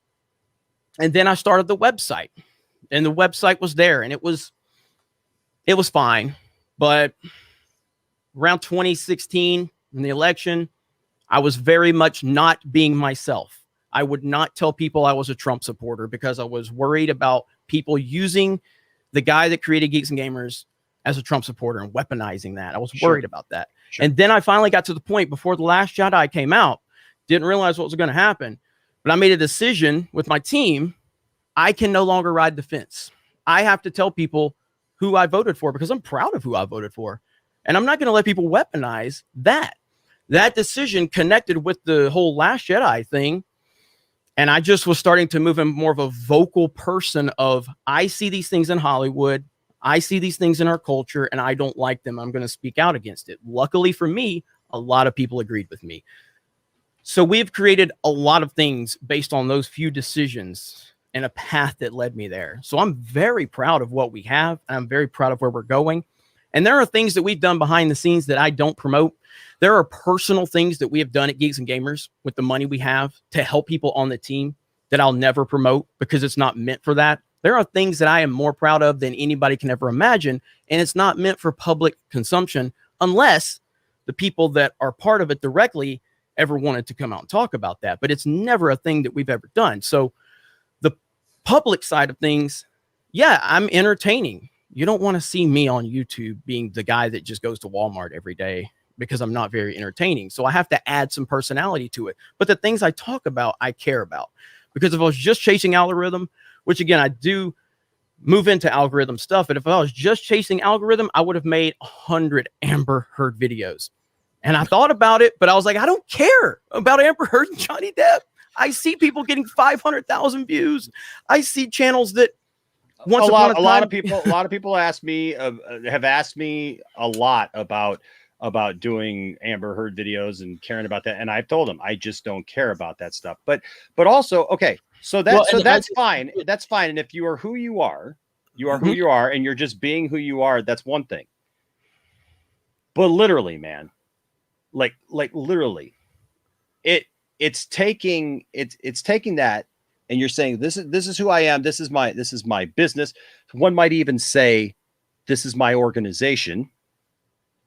Yeah, and menace, no, but Geeks and Gamers, yes. Okay. This is my organization. This is my organization. This is my Jeremy thing. Is ahead of the fandom menace. I didn't say that. I didn't say you were the head of the I said ahead. Ahead. It's what I just said right now. Ahead. You said I am a head guy in the fandom menace. I'm not. Do you deny the fact? Do you deny the fact that you have been a leader in the fandom menace and seen as a leader of the fandom menace. From a perception standpoint, absolutely. But I've never claimed it. Okay, but that's neither here nor there. I mean, but again, you're putting out content that supports it. You're agreeing with it. You're agreeing with it. If you go back promoting that, there's a fandom menace, and you're reaping the benefits of it. There's a fandom menace channel, and he created content a while back, and we helped him get monetized and everything like that. And I've been on the channel back in the years when I was prominently fandom menace and talking about how whatever it was. I said you could like The Last Jedi and be part of the fandom menace. Why does no one ever repeat this? I said that many times. Why does that never get repeated when people are trying to claim that I say that you have? I have always said, I try to take the same mentality that I do implement at Geeks and Gamers. I always tried to put that within the fandom menace in the ways that I could, even though I didn't have influence or power. I do have the power at Geeks and Gamers. With the fandom menace, it was more of a tiptoe where I'm like, here's how I feel the fandom menace should be. I've always said you can like The Last Jedi. I've always said you can have whatever opinion you want, but no one repeats these things when they're trying to attach me to what their perception of what I am or what someone else said. Well, someone else said this, Jeremy's responsible.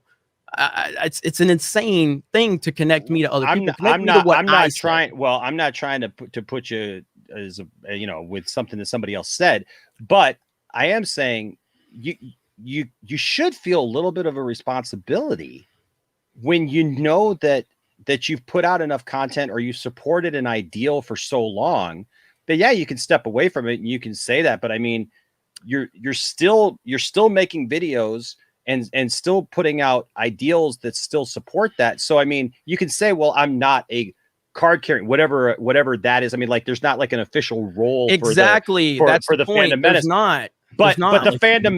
But the fandom menace as an ideal, as an idea and what they stand for is definitely out there, man. It's definitely out there. And it's something that your channel and other channels and like, at this point, I don't even care about whether or not somebody likes Star Wars anymore or any of that stuff. I do personally. Like I've been able to enjoy things from the sequel trilogy. Do I agree with every decision? No. Do I agree with everything? I walked out of The Last Jedi even more angry than anything because of I felt like it was an answer to all the people who griped and complained. Where I take issue with some of the things that your channel promotes and other channels promote within that fandom is that you're taking something that I love and you're promoting an idea that just doesn't make any sense. This idea that Kathleen Kennedy, the president of Lucasfilm, she's got a job to do. Just like you've got a job to do, I've got a job to do. We go to work, we do our job, we get up in the morning, we maybe have some breakfast, we drive to work, we do our job, we come home, we see our family, whatever. Nobody sees Kathleen Kennedy that way. And primarily that is because of channels like yours, because of people like you putting that idea out there. Well, dude, we just looked at thumbnail after thumbnail. She's laser eyeing people, and her decision making is what led that. I was the biggest Kathleen Kennedy supporter with The Force Awakens. I used to follow Disney theme park podcast. There were these theme park guys that were very in the know with the company. And right after The Force Awakens released and it had $2 billion, I loved The Force Awakens. You're right, TW. I meant The Rise of Skywalker. I didn't mean he did say The Last Jedi. I was like, yeah, I love The Last Jedi. I love as someone who has a video going around about them, I said, I meant to say I love The Force Awakens, and I said I love The Last Jedi. And I had my guy, Josiah, clip that when I messed it up and edit it out. But then he put it in a Facebook group to make fun of me. And that was before I had a following. Now everybody uses it. It's so easy to happen. But I was a big supporter of Kathleen Kennedy. I remember there were rumors after the Force Awakens. Now I'm thinking about all three of them. The Force Awakens came out and it made $2 billion. And Star Wars was just literally just a juggernaut of just we couldn't imagine, it was so big. And there were rumors that because Bob Iger, for several times he had appointed his, the next person to take over for him, and it kept falling through. And there were rumors that it would be Kathleen Kennedy after the success of The Force Awakens. And at that time, the logic behind it was that because she has such a good working relationship with Spielberg, and they wanted the next Disney CEO to have a good connection to Spielberg, which all makes sense. I never had a problem with Kathleen Kennedy until The Last Jedi. And then not just The Last Jedi, but it was the response. And I see people in here asking me about, did I first like The Last Jedi? Yes. And I liked Man of Steel at first too. And eventually, once again, I've never been more hyped for these movies ever. Superman's my favorite character. I love Zack Snyder. I'm a Christopher Nolan fanboy. And so I went into Man of Steel ultimately hyped. And eventually, after 3 viewings, I finally just was like, I don't like this movie. And same thing happened with Last Jedi. I didn't go into The Last Jedi wanting to hate it. I went into it wanting to love it because I was a Star Wars fan. So the Kathleen Kennedy hatred on YouTube started once Disney and Lucasfilm started dismissing criticism of The Last Jedi as fans that were intimidated by women and minorities. That's where it happened. And then it just spiraled out of control. And the Pablo Hidalgos and all of these people at Lucasfilm, including people I personally know, because I've been on a personal tour of Lucasfilm before I had a big following. And when I started criticizing The Last Jedi, they cut ties with me because I was critical of The Last Jedi. I was never critical of Lucasfilm. And then they cut ties with me. So this is bigger than just like, you guys act like I don't know these people or whatever. And the person that cut ties with me still works at Lucasfilm to this day. I'm not going to put him on blast, but I've even took up for this guy in the past on my channel. But the point is that the Kathleen Kennedy stuff started after The Last Jedi. That's where it started. It wasn't because we all just woke up one day and started hating her. It started because the bad film and then blaming it on the fans, and it just kind of snowballed from there. Well, but then why the hate for the new indie movie just based on a casting?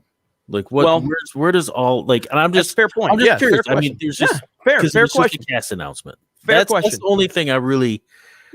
Yeah, and again, fair question. Enosh's thing came from. So there's 2015 Jeremy, who hears that Daisy Ridley and John Boyega are cast in The Force Awakens, and 2015 Jeremy is overly excited because a new Star Wars movie and identity politics was not part of the equation. I just was like, Star Wars is back. Luke, Han, and Leia, we're going to have new characters. We got Kylo Ren. We got Captain Phasma. We got all these. This is the craziest thing ever. Then several years later, after you see so many things that, in my opinion, and maybe you disagree, which is totally fine, but in my opinion, a lot of things have been ruined by identity politics. And when you see the focus of identity politics from Lucasfilm, and then that decision feels like more of the same. So it's just like, for instance, when did Man of Steel come out? Because I know you guys are Snyder Cut. Was it 2013? 2013. Okay, so in 2012, if you tell me Henry Cavill is cast as James Bond, I'm going to be like, who?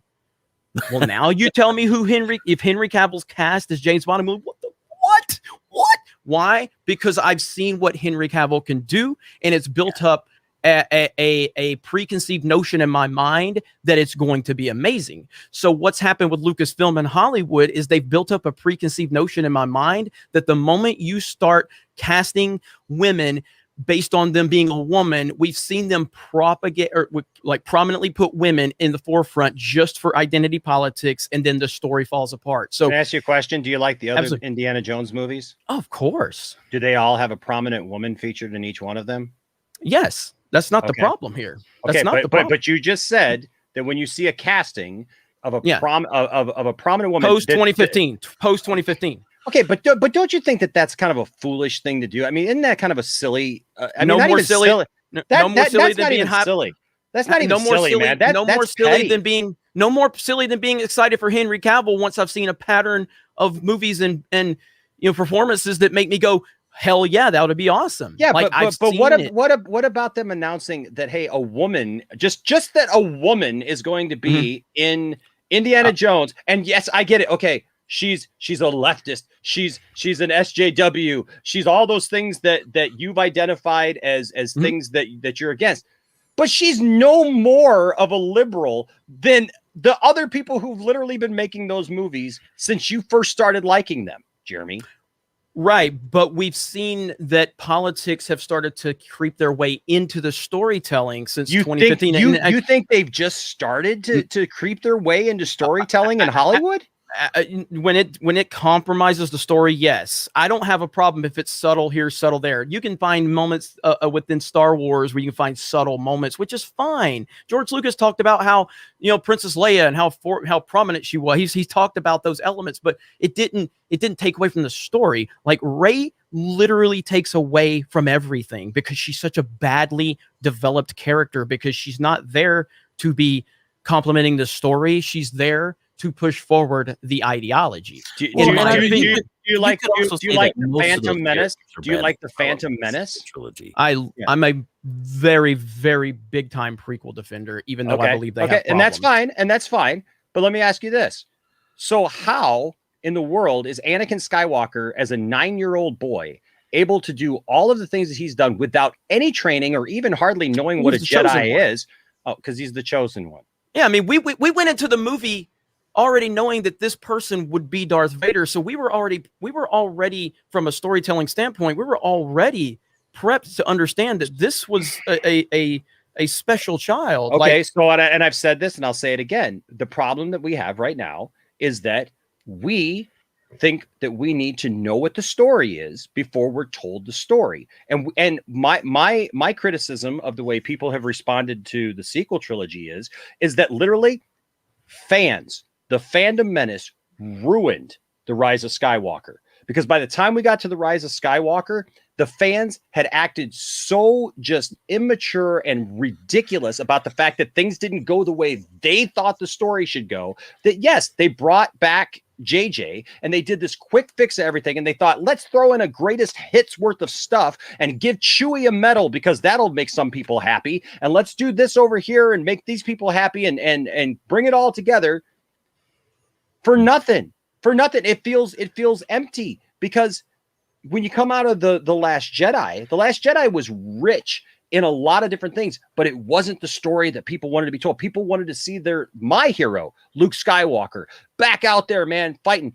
But it's so much more fulfilling when you're like, wait a second, Luke has all these different issues and he's still making the same mistakes that he made back then, because in the end, we're all just who we are. He was that farm boy that grew up on Tatooine, who made bad decisions, who was always looking off to the future, never mindful of where he was, never mindful of what he was doing, wanting to save everybody and risk everything. And now he had gotten to this point where he had done this his whole entire life. He's a 55, 60-year-old man, whatever he is. He looked a whole lot older than they say he is. But the thing is, he's this old man, and he made mistakes, and he ended up in the same place that his masters did, as a hermit, as running away from his problems instead of dealing with them, because he was like, hey, I've already saved the entire world, and if there's a possibility that it can get plunged back into darkness, he had a moment of weakness, but because he's Luke Skywalker, he came back from the brink of that, but it was too late. And that's the lesson in that, is that you have to be in control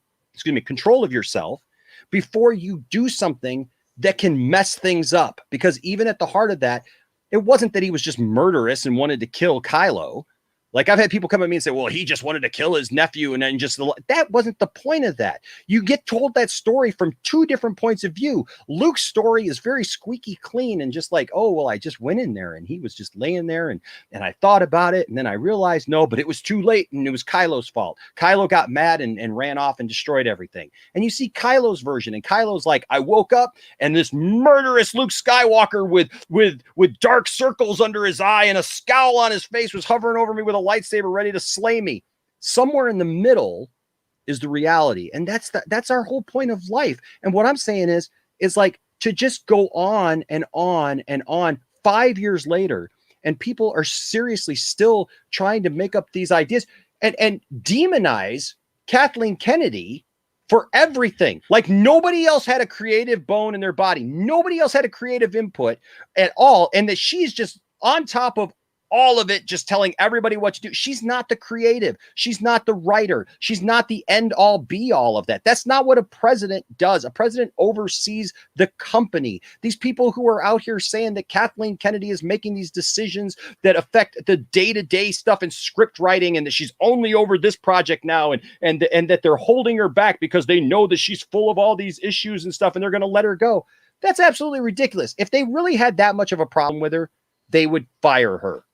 Oh, I agree. That's why reality. That's why I'm not pushing the Kathleen Kennedy's fire because I mean I believed it years ago. I'm done with that. I mean she's not going anywhere. I mean I've conceded that point as much as I wanted to believe it. So, but I mean again, the same criticism that Kathleen Kennedy's getting now is the same praise she was getting after The Force Awakens. I didn't see anyone trying to take away the credit she was receiving for The Force Awakens because when you are the official leader, then you get blamed for everything, regardless if you did it or not. And she had no problem taking all of the credit for The Force Awakens, but now I'm supposed to not give her credit for the bad decisions. Well, she's the leader. She's the person. She's the front runner. Before The Force Awakens, after The Force Awakens, Kathleen Kennedy was nonstop in front of the cameras, doing interviews, talking about everything. And then The Last Jedi came out and she went away because she's a coward. Now, maybe you don't agree with that, and that's fine. But in my opinion, Kathleen Kennedy is a coward. Why would you put yourself in a position like literally when people are just demonizing? Because that's what leaders do. I'm sitting here on your channel. Why? Because I'm here to answer questions. You got issues? I'm here to talk it out. What's the problem? Why did Kathleen Kennedy go from being a person always in front of the camera when things were good to suddenly disappearing when things got bad? That is the sign of a phony leader. How has she disappeared? She's been on every first of all, for the last like year and a half, nobody's done anything. But Kathleen Kennedy has been still the face. Kathleen Kennedy has. When's the last time she did a real interview, a real sit down? Because she did plenty of real sit down interviews before The Last Jedi. She's done none since The Last Jedi. Kathleen Kennedy did plenty of interviews for The Rise of Skywalker, leading up to The Rise of Skywalker. Not in any way, shape, or form to the capacity that The Force Awakens stuff and pre-TLJ stuff. Not even close. Not even close. They were very controlled environments and very quick. It was never set down in-depth stuff of anything. That's a fact. Like, she has literally disappeared. So Kathleen Kennedy hasn't been part of video after video after video, like literally sitting down talking about where Star Wars is going, where Star Wars has been, the Mandalorian, the ideas of doing all these things. I'm talking about set down open interviews. Like, what is there to promote? The Rise of Skywalker. You just said it. And she did not do any set down interviews for The Rise of Skywalker, not to the level of she was everywhere pre-TLJ and pre-TFA. Okay, so what number of interviews is good enough then that we're not going to demonize her? That we can find me some set down. Call her a coward because I know for a fact that I've seen her do press and do things for The Rise of Skywalker. Absolutely, she did. So my question to you is how much is enough where we don't demonize somebody? And like I said, is it any better to say, well, we don't condone violence against somebody, we don't condone somebody saying these things about her, but painting a narrative that this is just an evil person? Well, yeah. Well, again, though, violence is next level, though. Like, I know. Well, is it though? Because yes. Okay, but hold on.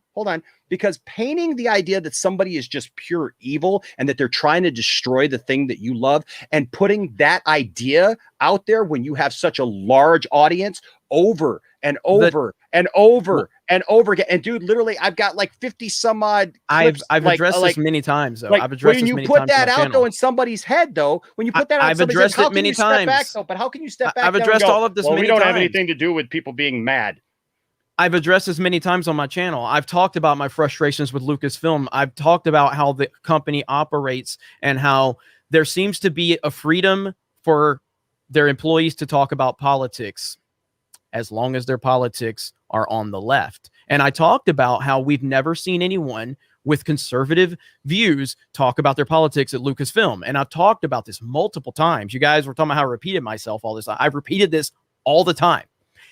And then when Gina Carano started talking, I was like, you know what? Things might be changing. If they're going to let Gina get away with whatever she wants to say, then fair game. That means to me, they've let people spew their left-leaning nonsense for years. So if they're going to allow Gina to talk openly about how she feels, I will. We may be seeing a new leaf from Lucasfilm. Do you know what happened? They publicly fired and shamed her. So it showed me that Kathleen Kennedy is a terrible person who wants to silence anyone that doesn't line up with her ideology, because that was her decision. Yes or no? Was it her decision to fire Gina Carano? Did that have to go through Kathleen Kennedy? Oh, it would definitely have to. Yes. And many times I said, if Gina continues to be okay, I'm seeing that they are finally letting up with this echo chamber. And it obviously proved me right that they were never going to let that happen. And again, that's why I view Kathleen Kennedy as someone that would never, ever have a conversation with me because I'm a Trump supporter. Do you think Kathleen Kennedy would publicly have a conversation with me? I don't think Kathleen Kennedy would have hold on. I don't think Kathleen Kennedy would have a conversation with you just because you've been a dick.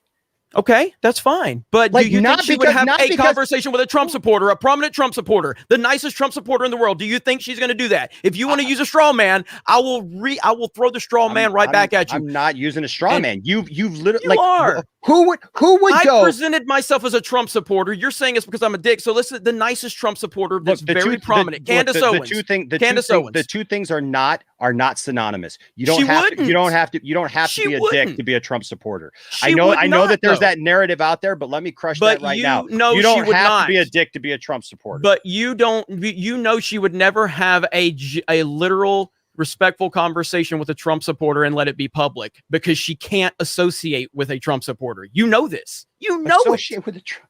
I don't. Dude, that is. No, you can't say that you know that because there are too many people in society. Lucasfilm employees talk about politics all the time on one side of the equation. All the time. They call people right-wingers, alt-righters, Trumpers, racist Trump supporters from all types of Lucasfilm people. Why have I never, ever seen a public Trump supporter at Lucasfilm? Why? Ask yourself that question. Who do you know who is and ask them why? She never said anything about Trump publicly, though. Gina, she never said anything about it. No, but she made one very poor decision on social media. And I'm not saying nobody else has done that. But I think we also don't know none of us are privy to the conversations that went on behind the scenes with that. So do I agree with her being fired? I'm not saying I do, but I mean, it's like, I think people on both sides of the aisle have a right to live. They have a right to work, and they have a right to say what they need to say. But it's also in how you say what you say, how you live what you live, what you portray. Because you know what? There are people who are on both sides of the aisle who are jerks, who are idiots, who are dicks on both sides, and should be called out for being that. But listen, I have friends on both sides who treat me with absolute respect, who respect my positions, respect my faith. And I don't even know if you know this because of the joke you went on about calling on Jesus and stuff like that.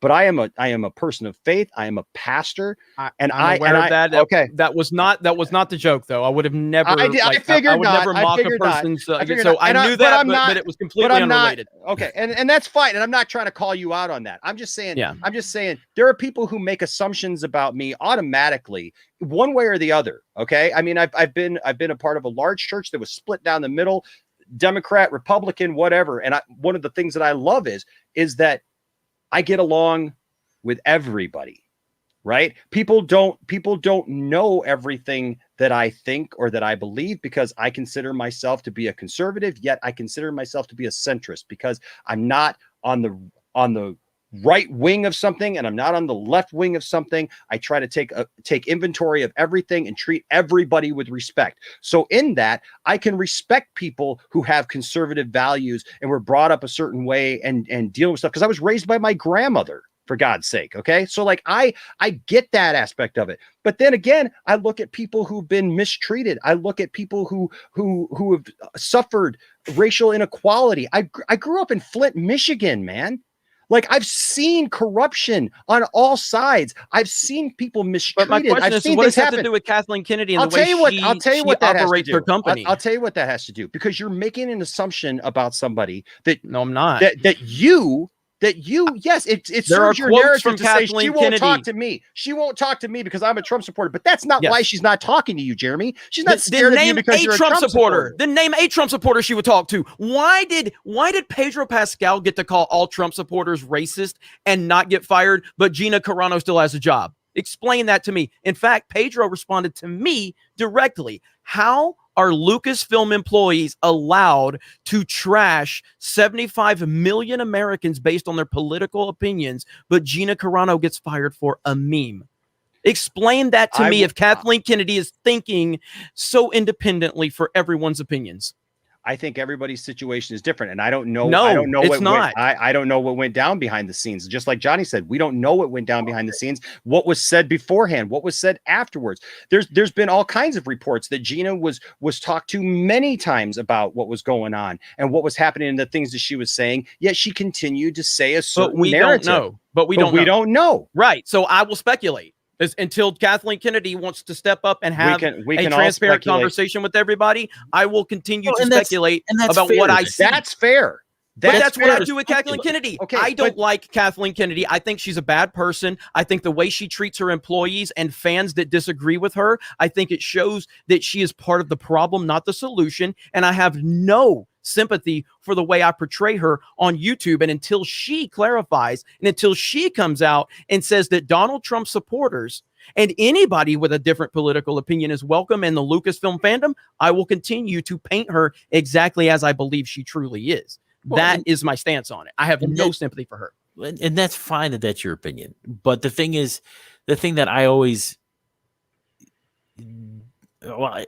when people start to react and take it as fact, you have to admit that there, whether you want it or not, and I'm not saying you've done this on purpose, but a lot of times people have taken, these opinions, the speculation, and then they just start to run with it. And then they start to go, yeah, she is this terrible person. And then it kind of snowballs from there. You have to admit that there's, whether it's not just you, but other people that have been known as influencers in the fandom menace have helped to foster. I agree with that, but I'm not part of the fandom menace anymore. So I can't, but I never, even when I was there, see, and this is why I know that people are like, why did he leave? Why? It's just where I'm at. Like as things change, as I see the landscape moving. And again, I got very frustrated with the whole Mandalorian aspect. And I liked the Mandalorian. Okay. I had problems here and there, but overall, I started to see in that video response, where I was talking about your video, like the gatekeeping of opinions is something that I don't really think the fandom menace was ever supposed to be about in my perspective. And maybe I just didn't understand it. But at the end of the day, I can't worry about whatever that is because it's not mine to worry about. Yeah. And so publicly, I've been saying this for probably 5 or 6 months, very subtly. And there's a strategic reason behind the reason I've been doing it subtly, dropping pins in it, because I didn't want to cause a lot of ruffle feathers or anything. I just was like, I would make a nod here, mention it here. And eventually it was going to get to the point where I wanted to, put more focus on the fact that I don't really feel like I'm part of it anymore. And it's mainly just because I have way too much going on and I just don't have time to worry about whatever that is supposed to be, if that makes sense. You know what I mean? So that's really it. It's not one specific thing. It's just it's the evolution of Geeks and Gamers. The moving parts that I have way too many things to worry about, and I just don't have time to worry about whatever that is or isn't anymore. And it's no disrespect to anybody who's there. They're welcome to do what they want, just as people that don't like it are welcome to do what they want.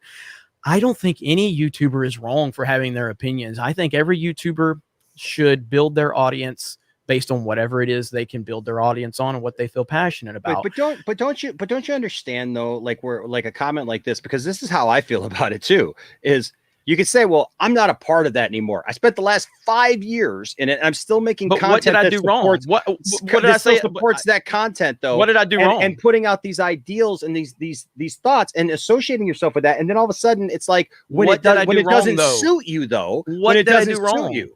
When it doesn't suit you, you back off of it and say, well, I'm not a part of it anymore. That's not the case. What did I do wrong? That's my question. What did I do wrong? If there's people going, but for the things I did wrong, I never said that. You're putting words in my mouth. What did I say I did wrong? I've done nothing wrong. I've shared, like, essentially the big problem with me that so many people have ultimately is that my opinions are shared by a lot of people. That's really what it comes down to. I'm no better or worse at YouTube than anyone else. I just share opinions that a lot of people have. That's my biggest crime here.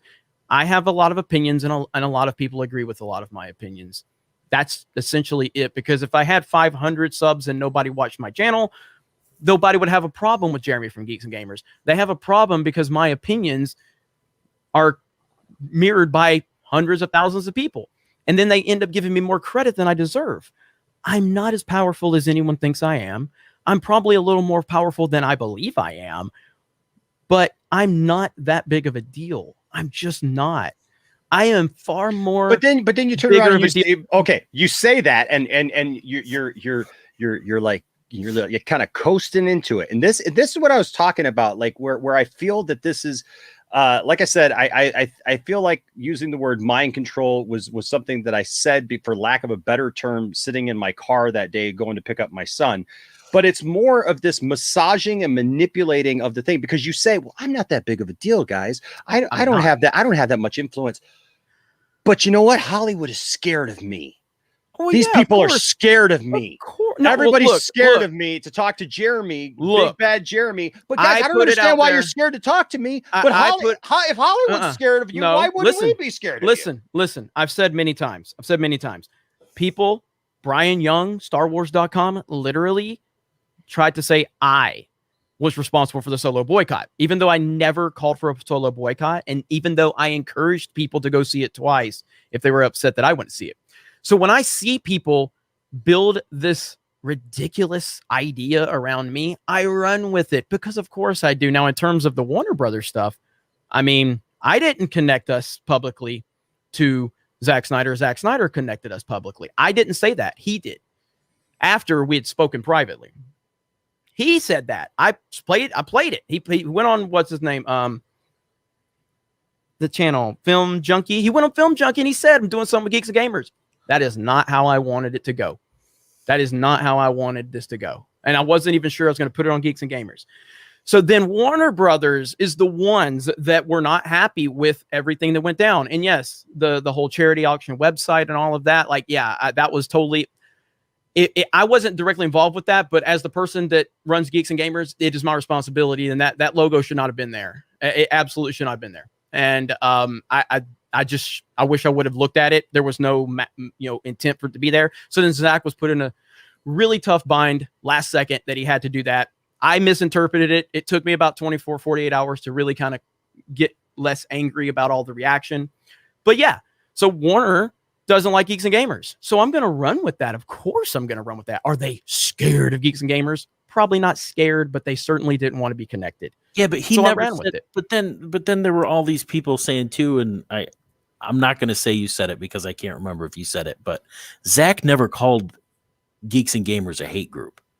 If you'll go to the most recent video I made where I laid everything out, I said I think that he made two statements and he just worded them completely together. And if you listen to Zack Snyder talk, he often does that. He kind of mumbles and fumbles around when he talks. He's just kind of, he's just a laid back dude. So I said it. I've specifically said that I believe, not even that I believe, I know that he made two statements, but when it first happened, I was very, very, confused about everything. Very, very confused. I'm like, why did this happen? Well, look at everybody going crazy. So of course I reacted. Okay, so here's the thing, Jeremy. Because I've let you say that, but I know you claim you know all this stuff, and I'm just telling you. But here's the thing. And because I respect the people in my life, and I respect the people that I know. Just as you said, you weren't going to out people who said things and know things. You know what? He said what he said, man. He said what he said, and he meant what he said. And, like I find it interesting that if it was just a misunderstanding and you took it as just a misunderstanding, oh, Zach just had to say things, then why the show? Why go on streams that night, literally throwing him under the bus, and acting like, Zach is this horrible person that did something that attacked Geeks and Gamers, because you made yourselves look like victims, that you guys were attacked. That you were, why are you holding me responsible for something I just said that I misspoke out of frustration? And why are you holding me accountable for something I've already said that I don't believe anymore, and that I've privated the live stream because I felt that I misspoke? And then I have a video on my channel, the last video I made, that has over 100,000 views, where I point blank said, I He didn't mean it that way. It was a confusing situation. I don't have nothing but respect for Zach. Why are you holding me accountable for words that I've already clarified in this stream? I just clarified. Why are you going back to that? Because it's a narrative. It's been clarified, and I haven't talked about it since. So there's no narrative. I haven't talked about this since that video on my channel about a month ago. I haven't talked about it. What narrative? I have taken the high road. I have been invited to massive channels to talk about this. I don't want to talk about it because I understand what happened behind the scenes, and I don't think it's good for anyone to continue talking about it. So what narrative? Because I have not talked about it since. Well, because you know what? When you say something, you in a person in your position. So after you clarify and back off of it and take responsibility, you still have to be held accountable for it? I'm saying you being in the position you are in, you should think about what you say before you say it. What position am I in? The position that you're in as being Jeremy from Geeks and Gamers, having built your empire, having hundreds of thousands of people who come to you for information and watch you and support you and look up to you for whatever reason. And how have I handled it since the mistake?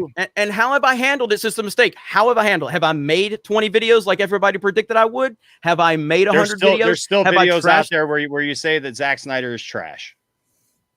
That Zack Snyder's films are trash. Okay, first of all, what does that have to? Whoa! What does that have to do with this? I do think his DCEU movies are trash. What does that have to do with any of this? Well, he was good enough for you guys to associate with and promote the fact that he was going to be on your stream. What does that have to do with this, though? You're talking about a subjective opinion on a movie. No, that's very opportunistic to say. Well, after the fact, when he did something that we didn't like. Or we're going to spin it as if he didn't mean to say what he said. What does this have to do? My opinion on his movies has nothing to do with how I've handled this. Why hasn't Zach retracted what? I can't tell you publicly why, because I am not. It's private conversations. I can't tell you. There's a reason why. It's a valid reason, and it's why I have chosen to not make this more difficult. That's all I can tell you. Steven here says, I worked in psychological ops for 16 years. To say your messaging did not affect your audience behavior is negligent. Own it and correct it. What do you say to that? I say I'm not responsible for other people's actions. If 16-year-olds are watching my stuff, parents should probably parent better. Why are 16-year-olds watching YouTube videos without their parents overseeing them?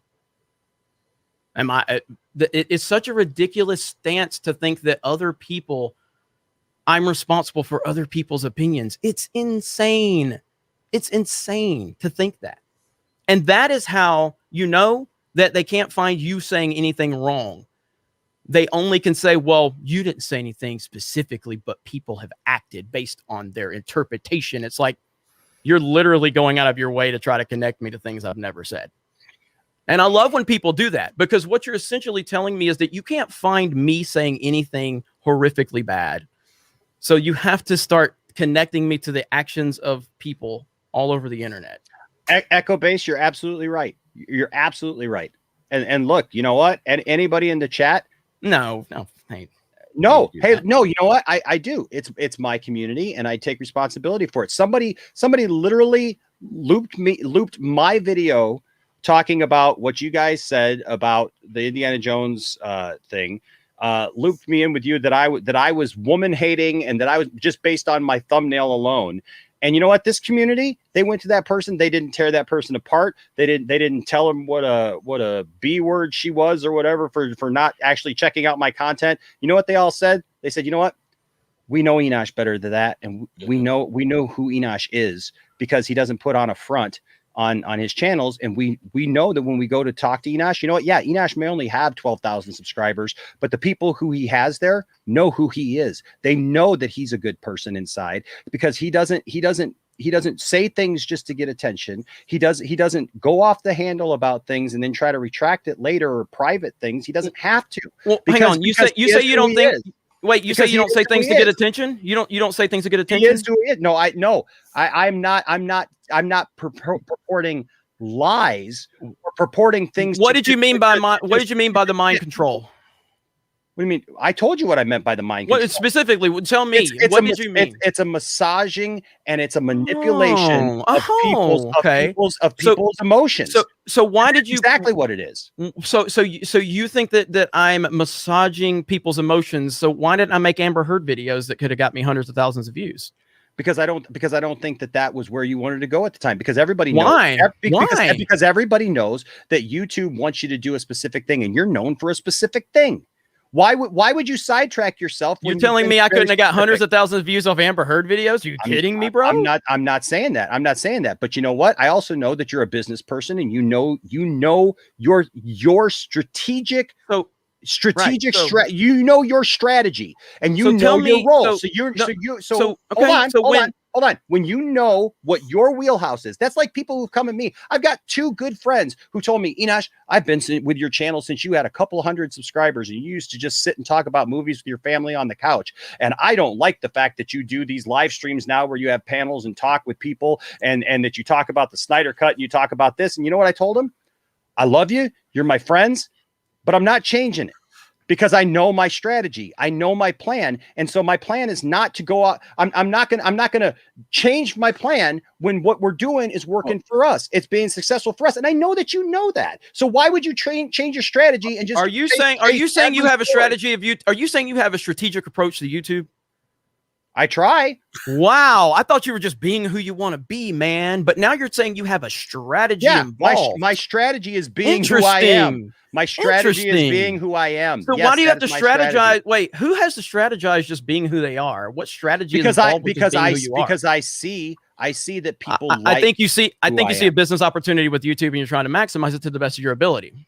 Which is what I do, which is what every YouTuber does. You just admitted you have a strategy. Yes, you want people to watch you. But the thing is when people come to this channel, they literally know that I'm not just going to BS them about some stuff, that just to tell them something, or just to give them a flashy story, or to follow every little story that comes up down the pipe. I don't do that. I don't go chasing stories, and I don't believe you asked me why I don't believe that you just go after the Amber Heard thing. It's because you know your audience. So you're your audience, guy, right? You're not like somebody. You're not. I will give you this. You are not some other people that I know who literally chase at every little story. You can say Andy Signore's name. It's okay.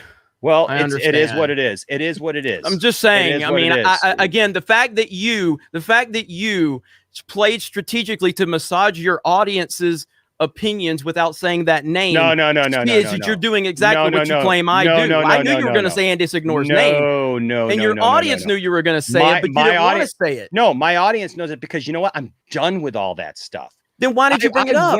Because it's still true, and I will still stay. So you're not done with it if you're bringing it up? No, because I don't need to go down that route with them. And every time if I do mention their name, all of a sudden I get DMs, and I'm getting DM from him saying, why'd you bring up my name? Why'd you do this? So you know what? Everybody on this channel knows, because we've talked about it on the channel, that like I don't want to talk about those guys. Okay. The point is, it all comes down to, in my opinion, from my perspective, this is all about you guys not agreeing with my opinions and how I share those opinions. Is that a simple way to put this?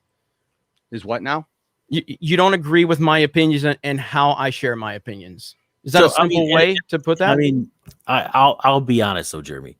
I don't watch a lot of your content, and that's not a slam on you or anybody. Oh, dude, no, I totally understand. I just don't. Okay, so a lot of the folks we associate with do, and that's fine. So, but the one thing I did, the Phoebe Waller-Bridge video did get my attention, and I just did not. That's that. I mean, like I said, I just don't understand. Fans react. Like, so Gal Gadot was cast as Wonder Woman, and I completely was against that based on her performances in the Fast and Furious. Okay, I was 100% against it. I went to see Wonder Woman, blew my mind. Okay, and I was like, my God, this woman proved me wrong. Fans react, and in time, we will either be right or we will be wrong. But you can't say that her casting is. I absolutely can, and I did, and I'll continue to say it as long as Lucasfilm pushes feminist stuff. In my opinion, you can't say that the movie's going to be this woke mess of people are. It's suddenly evolving into something that nobody knows what it's about. I mean, and if I'm wrong, I will say I'm wrong. And that so But you say so you'll say not only that you're wrong, but you were foolish in making that assumption. No, not at all, because it was based off of years and years of seeing Lucasfilm do it. So, like I said, but if it's wrong, it's a foolish assumption. No, it's not. It's a pointless assumption if you're making it about because a woman was announced first. What if Mads Mikkelsen was announced first? It's not and about then the woman. See, that's the simplicity of you guys saying that it's because of a woman. It's not because of it's a woman. It's because of how we have seen Lucasfilm pander with identity politics for years, and this is a Lucasfilm project that Kathleen Kennedy is heavily involved in. There is a lot of substance to lead us to this decision. You may not like the decision, you may not like the opinion, you may not like the assumption, and that's fine. But don't act like it's just isolated to a woman, because it's not. It's about a pattern of behavior from Lucasfilm. Whether you agree with that pattern of behavior or not is up to you. Okay. But it's deeper than you're presenting it. Okay. Well, let me give you this. They hired the next cast announcement was a liberal man. They're all liberals. Exactly. So if you're saying where's the hate for that? So where's the video about that's also going to destroy this, and it's the whole thing's going to be woke, and it's going to be liberal, and it's going to be leftist, and it's going to be this and that. There was nothing. Well, so I heard you bring up the whole Mark Hamill thing. So are you saying that if I would have hated on Mark Hamill, like for his politics, that I would have credibility? Because you're saying, why don't you say? I'm not telling you to hate on anybody. I'm asking a hypothetical question. Asking that question. You brought Mark Hamill up earlier. Yes, I did. Because if you have a certain point of view, okay, and I didn't mean to say that by the way, just if you have a certain point of view, all right, then that should be across the board. I have hated. I have a video on D-Day Cobra where I'm destroying Mark Hamill for his TDS, destroying him. So there's consistency. It has nothing to do with male, female. It has to do with the approach. That's why I go after Rian Johnson. That's why I go after J.J. Abrams. That's why I go after people. It's why prior to everything that happened, and I don't want to bring everything up that just recently happened. But if you look at everything I've ever said about Zack Snyder, I have always said, like, he seems like a great guy. I might not like his movies. Seems like a great guy. This is why so many fans stick with Zack, because he just seems like a great guy. Why? Is it because Zack Snyder is a man? No, it's because he's Zack Snyder and he's cool. The same reason we take up for Gina Carano, because Gina Carano seems like a great person and she's genuine. The fact that you guys seem to think it's about a woman, it just shows your fundamental misunderstanding. Well, I'm sorry, but when your lead is it's a woman, and she's gonna do. Do you want to react to that video right now? Do you want to react to that video? And let's see if that's what I said. Let's see if that's what I said. Do you want to react to my video right now? And let's see what I said, because I specifically in that video directly, maybe I do have mind control, because I responded to that exact comment in my video, and I said it's not about her. I didn't say it's about a woman. I said it's not about a woman. It's about the idea. Did you watch the video that you're so upset about? Yeah, I did. You clearly didn't, because I can pull that clip up right now. But you talk out of both sides, because you say it's not about that, but then you emphasize that. You say it's not about her being a woman, but because she's a woman and because she's a feminist, for example, but again, that obviously she has control over the entire movie production. So have you done any research on my Geeks and Gamers team? On your team? Yeah. In what respect? Like the people that make up my team. I don't know everybody who makes up your team. You understand we have a widely diverse team in because you talk about it. So do you think I'm asking you an honest question right now. Do you really think that I have a problem with women just in general? Do you really believe that? I know plenty of people. It's a yes or no question. It's a yes or no question. Do you, as an individual, Enosh, think Jeremy from Geeks and Gamers has an inherent problem with women? With certain types of women, yes. Yes or no question. Yes. Then I mean, if you're only going to let me answer yes or no and not be able to explain my position, then yes. So you think I'm a sexist? I think that you exhibit many sexist behaviors. Yeah. Okay. So what are those sexist behaviors? I think that you mock people who have differing opinions than you. I think that you mock women who are doing nothing. Who are doing nothing other than existing. I want to address the first thing. You said that I mock people that have a different opinion than me, right? Okay. We are having a discussion right now on your channel. What led us to this discussion? Did I mention you ever to lead to this, or did you mention me first? The guy, you said I mock opinions. Who mentioned who first that led us to this discussion? You're the guy who says I mock other opinions. Who mentioned who first? Mentioning and mocking, or did you see me go on You this said whole I'm a mind tirade and act controller. like I was praying to Jesus? You said I'm That a I was mind praying controller. to Jesus. I said, yeah, because That's a I mock. You're mocking me by saying I'm a mind no, controller. no. I did not at any time on RJ's stream go, he's mind controlling everybody. He's getting into people's brains and changing it. Because I could trust me, dude. You want to see that? No. Not in that way. I said, I'm concerned because people like this who do these types of things, you cannot have conversations with because you manipulate. We're on a conversation right now. I know. What I'm saying is you talk out of both sides. So just like in that video where you're reacting to me, you never actually say anything about what I said. You never said anything about, hey, you know what? So he's saying that people can enjoy whatever they want to enjoy. I wonder why he's saying this about me or what his opinion is about me. No, you're saying mind control. I'm Jeremy. I'm in charge of the entire thing and taking it to a place that I never took it to. I could have taken it and said, Jeremy is full of mind control. He's going to control all your brains. Oh, sweet Jesus. No, I did not take it over the top and mock you. No, I did not. That is mocking. You're saying Jeremy from Geeks and Gamers is mind controlling his audience. Not only did you mock me, you mocked my audience. No, I made a statement. About the fact that people listen to your opinions. No, they agree with my opinions. Okay. They agree. As simple as that. You seem to think that I have brainwashed people into thinking something that they didn't originally think. I never said brainwashed. I said you heightened. I said you seem to think that people have been brainwashed. I seem to think that people just agree with me, therefore they watch my channel and they support the channel.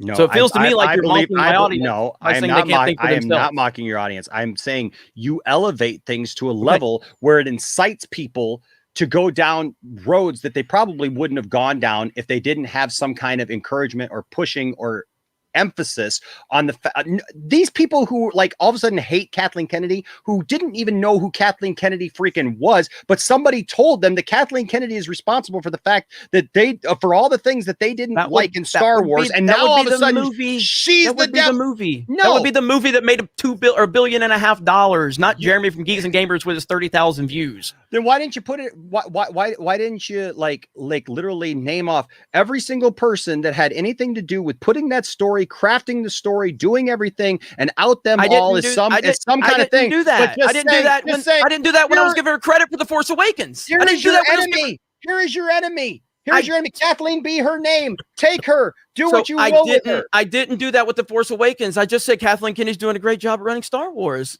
You know, based on what I'm seeing. So again, you want consistency, at least you say, but I'm giving you consistency. Kathleen Kennedy got praise. So is the Mandalorian filled with nothing but SJWs and identity politics? I mean, I think there's some elements there, but overall, it doesn't take away from the overall story. Can you please just define for me, like what is it that constitutes identity politics for you? When you see that characters are being elevated based on race and gender and not based on a story. So why did that one chick who's I think she's a WWE wrestler, why did she get to fight Boba Fett? Why did that even happen? What was the point of seeing her take down Boba Fett? Who are you? Boba Fett's a legend. Why are you, some random woman, knocking Boba Fett down? She's a Mandalorian warrior. No, I don't know that. I haven't seen anything that's shown me her skills outside of they put her in a uniform because she was the identity politics. But that's hold on, Johnny, wait a second. You know that because she's taking on Boba Fett and she's kicking his butt. That's how you know that she means it seriously, and they hired her specifically for that, to be a person that exhibits that. Agreed. They hired her specifically so for let me get this straight. So if it was what if it was a man Mandalorian warrior, and this, I think I'm setting this up too easy for you, because I'm setting it up too easy for you to just say no matter what you think, because even if you were trying to deflect, you could just say, well, no, I wouldn't say that, but we don't know that because it's a hypothetical. So the thing is, though, is that, so you're telling me nobody can challenge Boba Fett, a guy who's now overweight, literally who's never been said sitting on that. Tatooine for 5 years, that we don't know what the guy's been Whoa, through, got digested, Wait a minute. got put Boba through the Fett- Sarlacc. Did you see what Boba Fett did in his return episode? And you're telling me that Yes, I that guy did. can't handle himself? I didn't say Yeah, that. but, I didn't say that. you've But seen but the Clone but Wars you're already. you're acting like Boba Fett can never be touched. Boba I Fett didn't got say hit. that. I Never love said Boba that. Fett. Boba Literally Fett, never said. Boba Fett is my guy, man. Never I've said got that. I've got a collection of over 100 and some odd. If you're vintage going Boba to Fett hold figures. accountable for But my words, please but repeat my Boba words. Fett- I never okay. said any of the things you're claiming I said. Boba Fett got hit in the back in Return of the Jedi, got slammed up against the sail barge, and fell into the Sarlacc pit. And you're going to tell me that because Sasha Banks is a woman that you've never seen in a Mandalorian outfit before, but kicks Right. his butt, Show me that some somehow character development that's to lead me identity there. politics. Show me What? some character development that leads me to that place. Can I ask you a question? Where was the character development in Return of the Jedi for the gaffy stick that hit him in the back and fired off his rocket of all, pack? Where's the character I've development never for the been. rocket Look, pack look, that first took of all, him and slammed him into it? First of all, I don't like Boba Fett. Okay, I've always said Boba Fett's overrated. That's not the point. The point is we saw him return in The Mandalorian, kicking all types of ass, being his bad ass, and then suddenly gets his ass kicked by some random woman we don't know anything about. Yeah, like when Mando suddenly got his butt kicked by a random woman in episode 4. So again, right? named So Gina so Carano. I don't like Boba Fett. Does that mean I don't like men? Is that the narrative we can run with now? No, but I mean, but then if you could use the same argument to say that, it was garbage when Mando got whooped by Gina Carano with no character development or introduction in episode. And I saw a lot of 4. people saying that, and I defended Gina at that moment. And that was before there's a lot of people that accuse everybody like, oh, I was always on board with Gina Carano. Gina Carano presents herself in a way that's already physically intimidating, that shows she can handle herself. And so that moment was a little more believable without having any development to lead us to that point, because initially we already see that. And that was before Did you watch Gina. Clone Wars? I love Clone Wars. Okay, so you've seen. Wait a minute. Mandalorians. You've seen Mandalorians. You've seen Mandalorians. You think I'll hate women and you don't know I've seen the Clone Wars? No. Ahsoka's my favorite character of all time. I'm asking you a question. If you've watched Clone Wars, Mhm. you know that all these Mandalorians I'm are not disputing at that. a certain level. So then why would you be, how is it identity politics? Because a Mandalorian, man, woman, Again. Mandalorian, I don't care. Why does it matter that this Again. Mandalorian kicked somebody's butt just because it's a Essentially- woman? How is that identity politics just because it's a woman? Because they have shown a constant effort to push identity politics over and over again. So when you see that, these things start standing out. So then when you go back, because again, looking for it, you're gonna find I it. didn't go into it. I'm just saying. They told me through their storytelling, because I went into The Force Awakens very excited, left The Force Awakens very excited, went into The Last Jedi very excited. And then I started seeing the elements falling apart through their lack of storytelling. Their storytelling has led me to the place I'm at. Not a woman, not Kathleen Kennedy. Bad storytelling on top of bad storytelling. Then when you look at the comments that Kathleen Kennedy has made, the racist and sexist comments she has made, because they're on record of her talking about there being too many women or too many men in the visual effects industry. Lucasfilm executives have said that. Who says that, by the way? There's too many men working in the visual effects industry. Who loses their job then?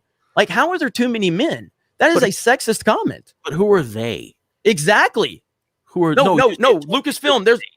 There's an executive at Lucasfilm that's on. I've got videos on my channel about this where they said that there are too many men working in the visual effects industry. There's 75% men, and we need more women. And in order to get more women, you have to fire men. So what men are you going to fire based on their gender alone? We've heard these things. Why do you have to fire men? Why can't there just be women added to the workforce? Well, when you lose $1 billion from The Force Awakens to The Rise of Skywalker, you really don't get an opportunity to hire more people. You're going to have to start laying them off. I haven't seen anybody getting laid off from Lucasfilm because of the performance of the Star Wars movies. I mean, have we seen any development of the next chapter in the characters that from the sequel trilogy? They're clearly moving away from it. Rian Johnson's not getting his trilogy. Hold on. Well, first of all, look, even though I love The Last Jedi, I don't want Rian Johnson anywhere near another trilogy because it's just too polarizing at this point because people have acted crazy about it. But here's the thing. They literally just told a story. The same thing happened with the original trilogy. The original trilogy happened, and then we waited 20 years before there was even before there was another even Star Wars movie. And we waited another, how many years? Another 10 years after that, even before there was even mention of Luke Skywalker or Han Solo or anybody coming back at any point and even having a discussion about them. So just because we're like 2 years out almost from the sequel trilogy, because there's not some plan to bring them all back, then all of a sudden that they're just abandoning it and it was just a failure. No, they're telling a story, and that's the whole point. They've gone back. They started 5 years after Return of the Jedi because they have 30 years to fill in. Daisy Ridley and John Boyega are on record. They really are not a fan of being affiliated with this through the development, through the process, and everything like that. And then the last thing that she said was that she would never close the door to that, and she'd be more than happy to come back. Of course, because her career's dead because of it. Nobody's hiring Daisy Ridley. Nobody. I thought she was going to be a megastar after The Force Awakens. I thought she was going to be a megastar. I predicted it. I said over and over again, I was like, this chick's going to be a big-time star. She's going to be a Star Wars icon. And through the lack of good storytelling, it didn't happen. But again, it comes back to one simple thing. You guys seem to like a lot of the things that I don't like, and I'm okay with that. But it's clear that you guys are not okay with the fact that I don't like these things and I voice my displeasure. That's essentially the big problem. No, I don't like the way that you voice it that incites other people to just hate something that you say you love. So now we're getting back to the whole other people's actions are the reason I don't like you, Jeremy. No, if you incite people and you know what is incite? Define that. Give me a specific instance that I've incited. If you're telling people that there's an SJW behind every corner and that there's a woman controlling something or ready to kill a man, or that every woman that beats up a man in the Star Wars universe is all of a sudden somehow a bad thing, or if every woman that gets cast in a Lucasfilm movie, you're doing what you're accusing me of. What's like that? You're literally lying about me. I never said every woman. I just told you Ahsoka's my favorite character. You didn't even know that because you didn't know I watched the Clone Wars. Know that. I did know. I didn't. Then why do you ask me if I watched the Clone Wars? I asked the question because it was something that somebody in the chat asked, and I was just asking as a rhetorical question. I asked you as a rhetorical question because I was making the point. If you've seen the Clone Wars, which I know you have, but if every woman, you would know that Mandalorians. But you said every woman specifically trained for something. You said every woman. And I am a fan of Ahsoka. I'm also a fan of Rosario Dawson. And I understand Rosario Dawson is an SJW in real life. I don't care because she's not brought that element into the storytelling. I love Clerks 2, which she was part of. So where is this every woman thing? I prefer Clerks 1. Love Clerks 1 as well. I think there's a lot me and you would agree on if we'd stop arguing. But that's neither here nor there. I'm not dude. I'm not demonizing you. I'm not making video like you kind of are. No, because even in the thumbnail that I made tonight, I didn't make you with red eyes. And no, because you should totally put red eyes on me. I feel that you know. Here's what it boils down to, Jeremy. Okay. I will not stop until you put red eyes on me in the next thumbnail. I feel that you know exactly what you're doing. You don't have to compromise that. I was as smart as you guys thought I was. But there's nothing about what you do, because as arrogant as you are sometimes, and with the things that you say and the way that you say it, it shows that you know exactly what you're doing. You know exactly what to say to get certain people riled up, to get certain things done. I wake up every day worrying about my YouTube channel and if it's going to die, just like you do, just like any other YouTuber does. We don't know what we're doing. We just try shit to see if it works and see if people respond. My bad for cussing, by the way. I'm not going to melt. I'm not going to melt.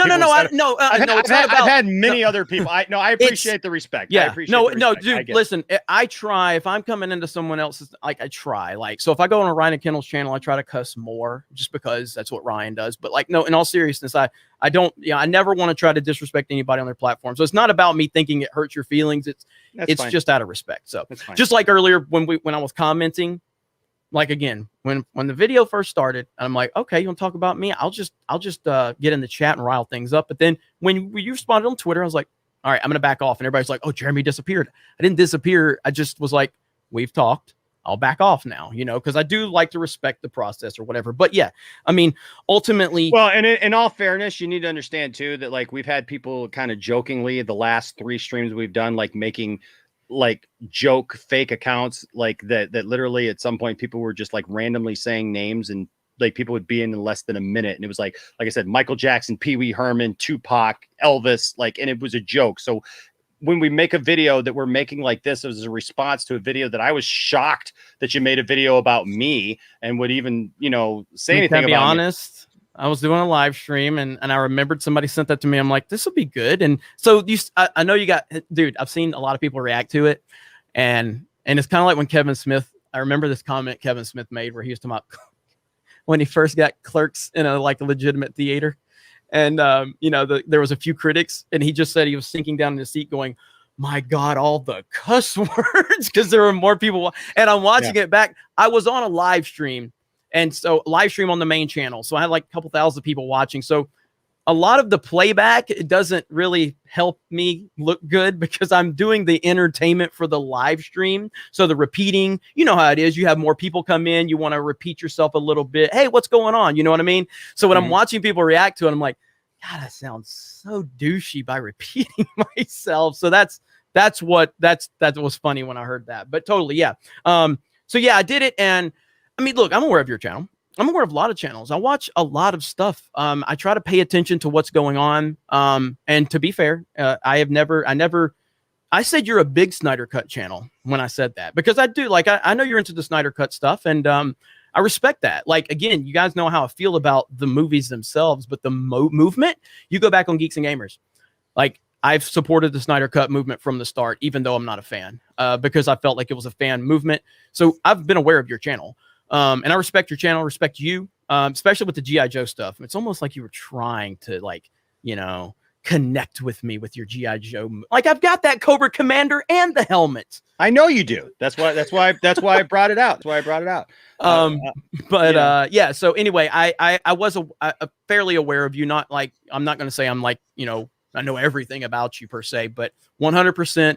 Because during my live streams, I do make fun of Joel Osteen sometimes with Jeremy Osteen, but I would gladly make fun of Joel Osteen with you, because I feel that he's a grifter and a charlatan, and I will go on record as saying that. I personally was not taking a shot at your face, though. Most television preachers are, okay. So yes, I'm not that kind of preacher. I'm not that kind of minister. That is not how I set out to live my life. And I think that's why people from all different walks actually respect me for that, because I treat everybody with respect. Like, I don't, I just because like somebody doesn't have to believe like me. You know what I mean? This is what I do. This is what my calling is. And I love doing YouTube. I love talking about nerdy stuff. That's why I started the channel, because I love talking about nerdy stuff. And I'm not here to just hate on people, Jeremy. I'm not here to just hate on you or hate on anything else. I don't think you are, but I look at it. I do look at it, man, as a responsibility, as that I get it. You can say, we can all say, well, we in the bigger scheme of things, we can't be responsible for something maybe somebody takes out of context or does with what we say or whatever. But I think we do have a responsibility as public figures, however big or small that is, whether it's you at over 300,000 subscribers, me at 11,000 subscribers, or RJ like on his channel with like 300 subscribers. No matter where we're at, the thing is people are listening to us. And if we're pushing a narrative just to push a narrative and just saying that these things are the way that they are, well, I don't think that that's fair, and I do think that I disagree. I think that that's pushing a narrative. So I disagree with that. And I'm sorry. Go ahead. Chat, you should grab RJ's super chat, because RJ brings up a good point. That where's RJ? Like I said, Jeremy, I don't watch a lot of your content, and I'm being honest, because I'm personally. Thank you, Snow Dub. Thank you, Snow Dub. By the way, thank you to everybody who's given super chats. Obviously, this has been a little bit of a different stream. This is not what I pretty much anticipated this stream to be. I never thought that Jeremy was going to end up being here, and I didn't honestly. I didn't plan on it either. I really didn't think that it was him, like when he first popped in. But so I do appreciate all of your super chats, and usually I read them and everything. A lot of stuff has gone by really fast tonight, but I thank you all, and I appreciate it. But Levon is the reason I'm here in our Discord. Drop the link and it's like, breaking news, Poindexter is doing a live stream on Geeks and Gamers. I repeat, Poindexter is, and so tagged me, and I'm like, what the heck's going on? So that's how. Anyway, my bad. Go ahead. All right. No. No, so this is, I mean, so I don't watch a lot of your content or Mhm. you know, but like, so I look at this, and this is how I really want to know what you think. Like, do you agree? Oh, this is a great question. I mean, and this is a fantastic question. So does Jeremy agree with Uche that Geeks and Gamers has an optics problem? I genuinely would like his opinion on this as the person who made the stream. Again, this is how I'm able to explain more about what Geeks and Gamers is. Geeks and Gamers is about individuals that are part of the team, and everybody that's here has an opportunity to expand who they are. Uche, about a year and a half ago, reached out to me, and he had watched me for a year prior, studying me, because Uche is not a Trump supporter at all. And he said from the start, he was like, this guy's probably a Trump supporter.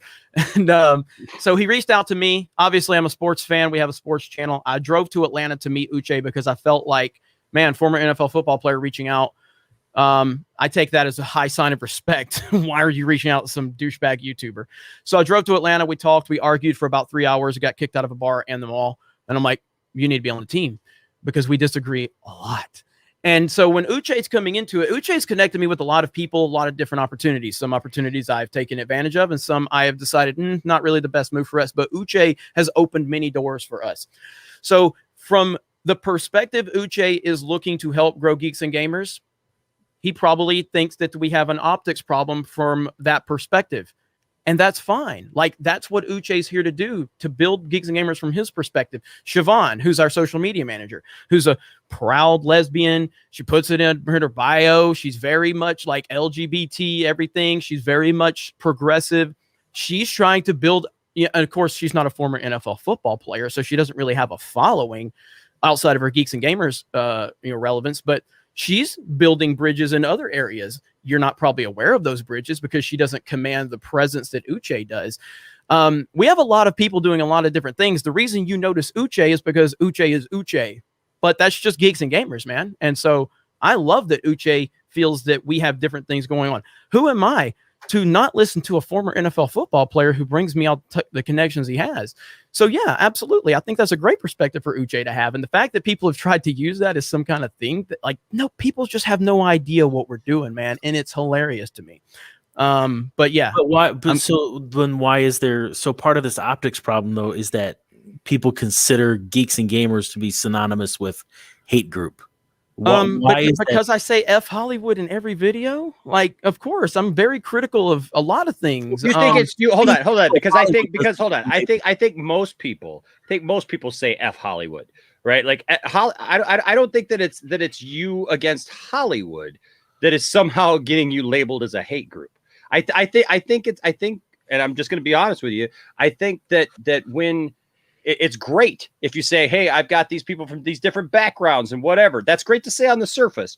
But if you're constantly saying things, even if you think it's for entertainment value, or if you're saying that it's for entertainment value and that people got to sift through it to get to like what it is you're really trying to narrow down without narrowing down. But if you're literally just like everything's an SJW, everything that you turn around is this and that, and wah man and mocking everything, and not really seeking to have conversations with people openly, you may be having these conversations. Okay, but you may be true. Well, you may be having these conversations with people behind the scenes, and that may be why you have some people. I don't know, but there are 2 videos on Ryan Kendall's channel. The way he was able to get monetized so quickly is because I did some. First one was called the Hater Stream. The second one was called the Common Ground, because I felt Hater Stream was a little more kind of drawing a line in the sand. So we switched it to the Common Ground stream. And I invited literally anybody on those streams that doesn't like me, that had a beef with me, open forum. Now, a few people on that stream pretended to be our friends after the fact. And then they basically utilized that as an opportunity to kind of get in with some other groups that I'm fans of, their fans or whatever. And then they basically were trolling is what they use the opportunity to talk to me, to get on a live stream with me, to then get some prominence, connect with people in the fandom, and then troll those people, and used like personal stories that they might have been shared with them against them. So if you talk about responsibility and stuff, that's where I looked at it and said, I don't want to give a platform to people that are just going to use it to hate me, that are just using it to get visibility, to troll me. So to say that Matt Jarbo, Matt Jarbo, I can't, before his kill stream and all of that, Matt Jarbo and I had a live stream on Geeks and Gamers. A great live stream, wonderful live stream. Even after it was over, Matt was very nice to me, respectful to me. And I thought, man, the internet's got this guy wrong. Well, I'm not, I think you're friends with Matt, so I'm not here to throw Matt. Me and Matt have not had I have not had good experiences since then, but the opportunity was there. I will talk to people. The problem is that even your boy Mad Max, we used to go on his stuff all the time until he started using the opportunity that we were there. Then he used it to mock the women at Geeks and Gamers. That's what he did. I went on his channel. The girls on Geeks and Gamers were in his chat. And then he used his hatred to me and he started mocking the women at Geeks and Gamers. That's when we cut ties. Why would I stay around someone who's using your clear dislike of me, which is fine? Why are you using it to target the sweet women at Geeks and Gamers? What have they done to you? So you want to say I don't do these things? Look, I'm just gonna say something right now because Max and I have gone round and round about a few different things over the last year, and I will just say this about Max. I know Max respects women. I know Max's heart. Max is a good guy. Max, I got it on record. Well, if you know what, here's the thing. I get it. People say things sometimes, but I would be hard pressed to see what you're describing as Max just literally. Oh, he said that women. He said they were all mindless because they were on my team and they couldn't think for themselves. He did a meme of them. Is that mocking women though, or is that saying that maybe somebody's oblivious? To wait a minute. Candace went on his channel. Krista was a mod. He actually embraced them and then he used them because of me. He basically said they can't think for themselves because of their connection to me. How is that fair? Almost like you massage information to who? To basically make people think what you who? Want them to think? Whoa. You're telling me that I've done this to people that I have a personal connection with? These are girls that went on his channel. They went on his channel and spoke with him directly, and they had a good conversation. You had a good conversation with someone, and you mock them afterwards because you don't like me? You think that's okay? I'm just saying it's not. You shouldn't answer for him. I'm just saying I'm not. But yeah, he's not here. I know this.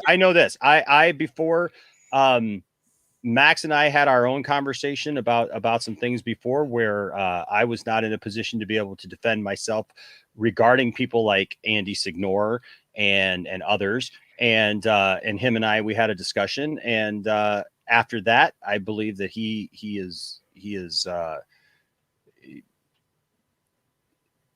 shown me his character, and I think that he's a good guy, and so I won't do to him. I won't do to him what I felt was done to me at one point. And that's fine. I'm not asking you to say anything. My point was an overarching thing, and you saying I don't talk to people, and I have talked to a lot of people, and a lot of that has backfired on me. And it's affected people that are connected to me that have nothing to do with the grievances against me. And I think that's very unfair So how does Geeks and Gamers then get viewed by so many people as a hate group? Is it the same way it gets viewed as this all powerful group that you guys claim we are? So it's everybody else's fault. There's no response. I didn't say it's anybody's fault. You can view us however you want. Who have I said you're wrong? I'm not, but I've also said I haven't watched your content. So I do. So I'll just flat out ask, don't you think that do you think that there's any responsibility on Geeks and Gamers for the ideals and for the things that people think about you, that maybe, just maybe, you guys could do something differently, because maybe you're affecting people to think a certain way about you? Do you think we're successful? You said that earlier in the stream that we're successful. Do you think we're successful? I think it depends upon what you're trying to be successful at. But you said we're successful. If you're talking monetarily and as far as subs and stuff, but you know what? I'll be honest with you. As great as YouTube is, YouTube isn't real life. I know you got a business. Your business is very successful from the outside looking in, that you're making money. You got a team. You're growing all these things. It looks very successful on the outside, but there's a lot of corrupt organizations and there's a lot of corrupt businesses and there's a lot of things. You're even talking about Hollywood as a machine itself, and it's very corrupt and there's things on there. So by your own definition, you could be the most corrupt thing ever. And I don't think that that's successful, because then you're not being successful as a human being. So you're do being you think, you're being successful see any signs we're monetarily. corrupt? Do you see any signs that we're corrupt? Like, I'm asking.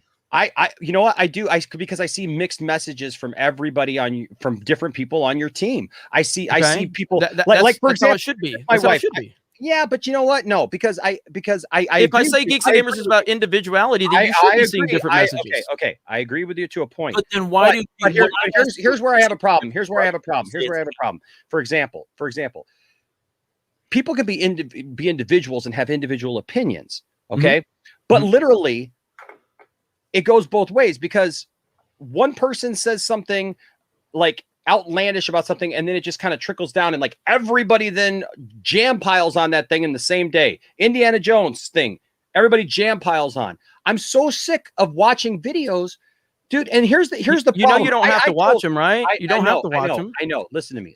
You know, I'm going to come at this from the same standpoint that I came and I tried to tell Andy Signore at one point. Okay. Jeremy, I liked your content. Okay. I enjoyed the content when I felt that it was something that it was enriching me.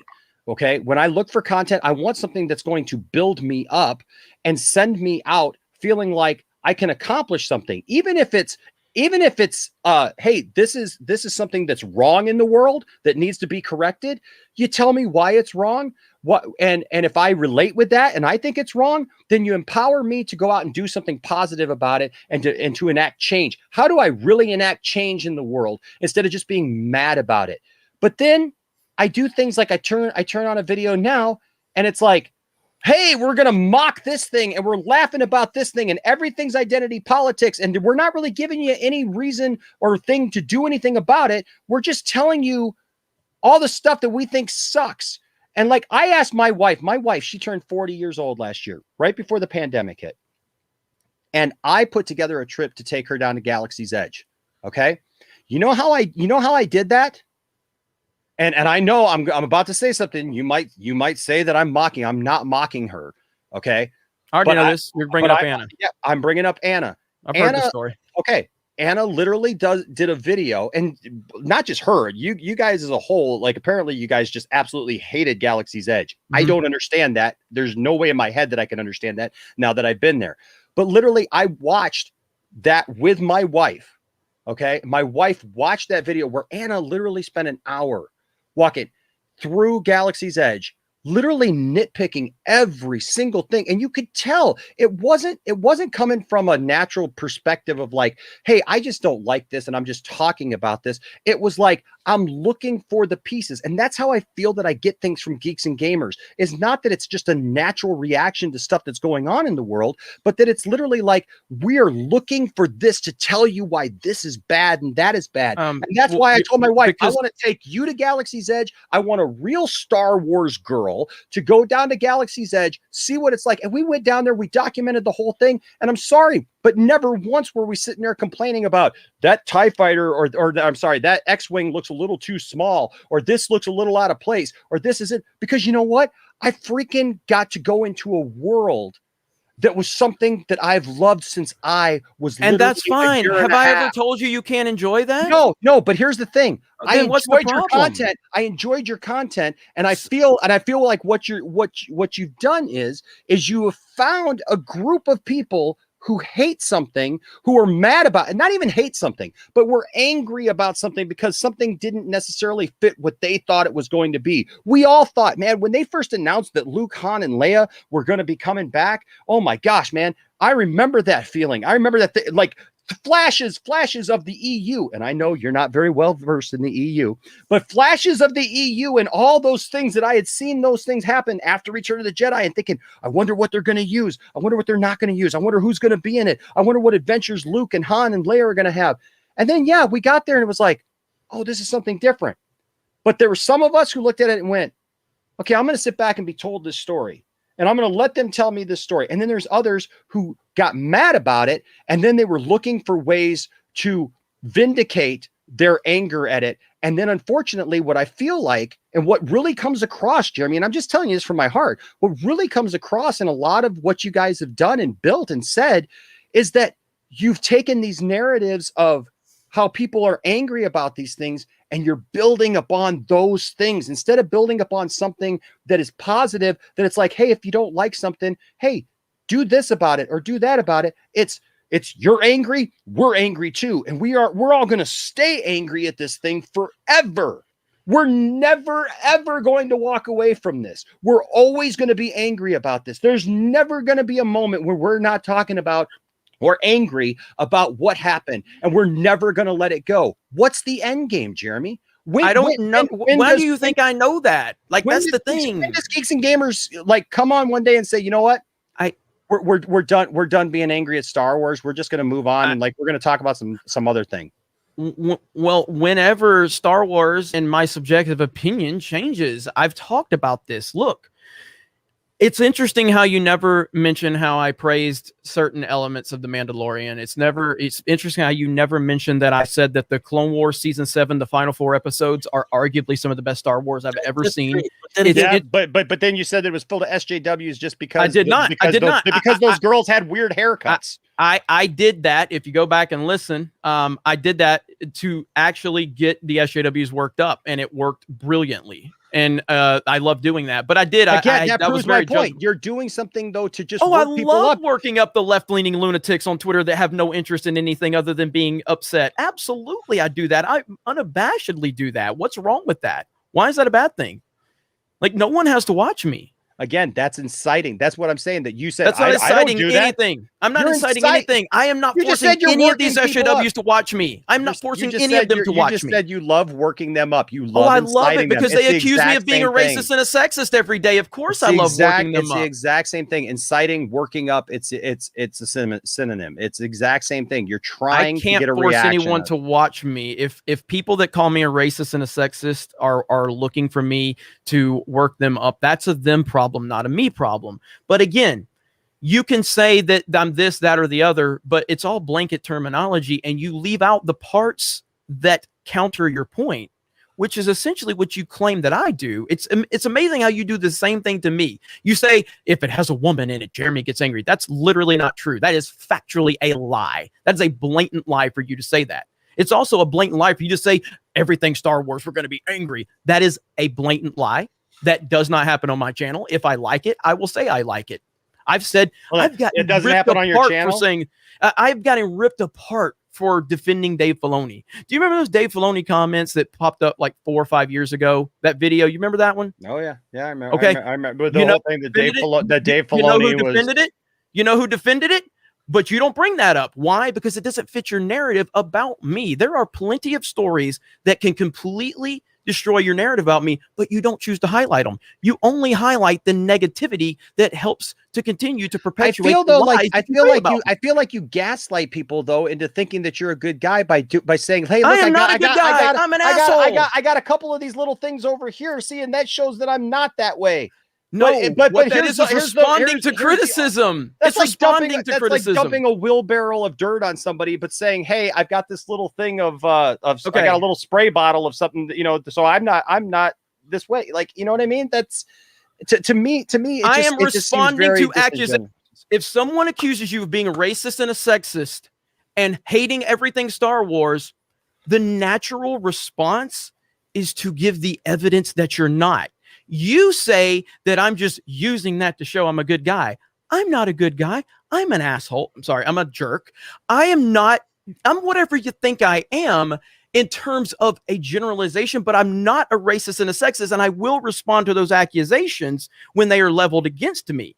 That's my problem. So you say, well, he says he has a diverse team because I'm accused of being an angry white male, company that hates women. Of course, I'm going to tell you that I have a diverse group because it counters the lies that are said about me. I don't proactively tell anyone anything. I don't proactively go, "Hi, I'm Jeremy from Geeks and Gamers. This is our diverse team.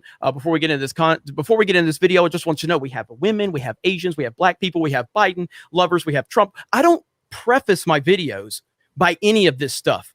I say what I say in my videos. And then when people like you accuse me of things that are factually not true, I respond with facts. And then you say that my facts are just trying to paint me as this. No, they are They are directly challenging your lies, is what they are.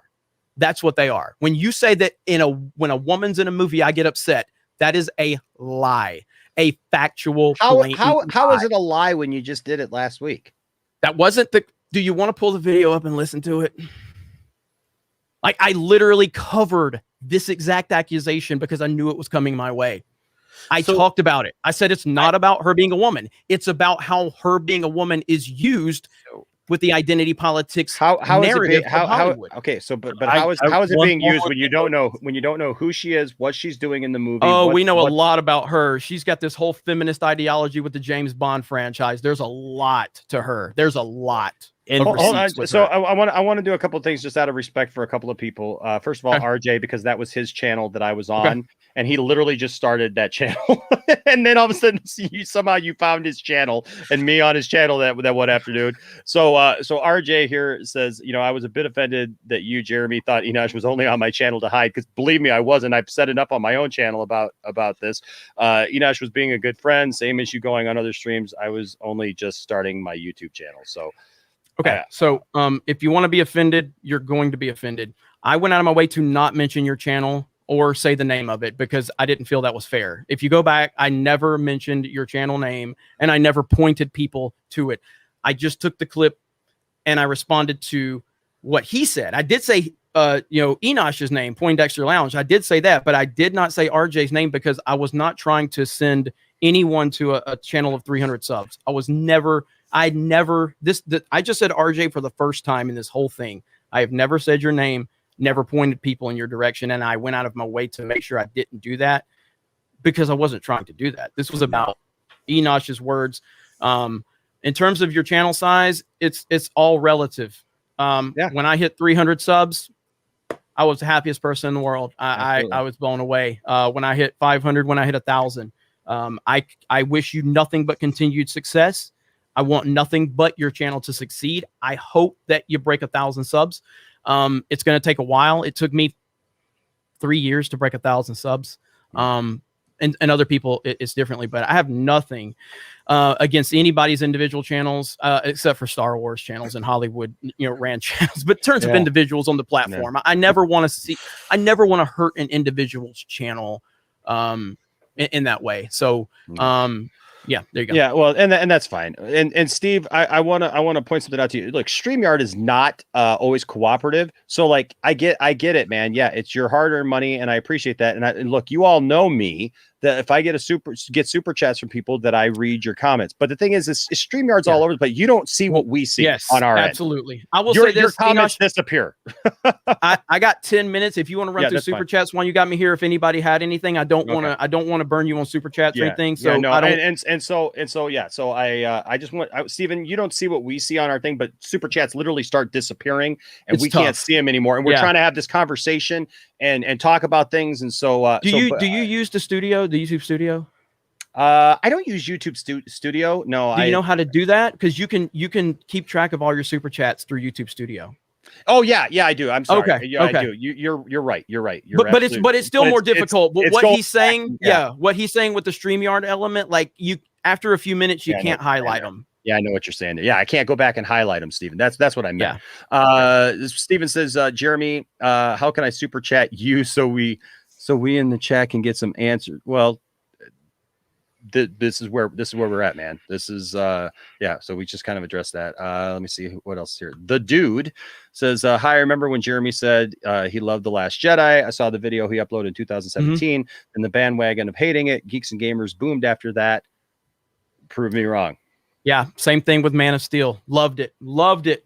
And as a fan, it takes us all time, and it just started to see it. And again, look, I've been through Man of Steel arguments. I understand. Man of Steel has a passionate following, and I love Henry Cavill as Superman. I don't want to open the Man of Steel debate. We definitely don't have time for that. But the point is that I love the Man of Steel. I saw it 3 times, and finally, I think it was 3 times, and I finally just started to understand, like, I didn't like it. You know what I mean? And so with Last Jedi, I never wanted to hate it.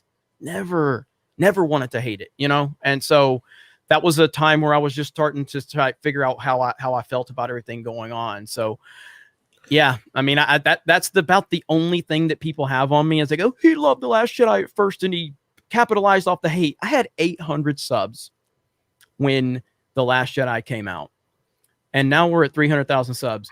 If people think that I had the vision to take my channel from 800 subs to where it's at now, all to capitalize off hate that I did not know existed at the time, because the decision for me to criticize The Last Jedi was actually a tough one for me, because I have been, and you can go back to like my personal channel, I am a passionate prequel defender.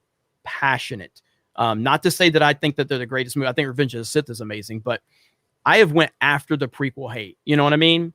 And so I felt like, man, if I'm going to criticize Star Wars after all these years, and again, I didn't have a following or anything, but I felt like I was putting myself in a weird position, but I'm like, I got to be who I want to be.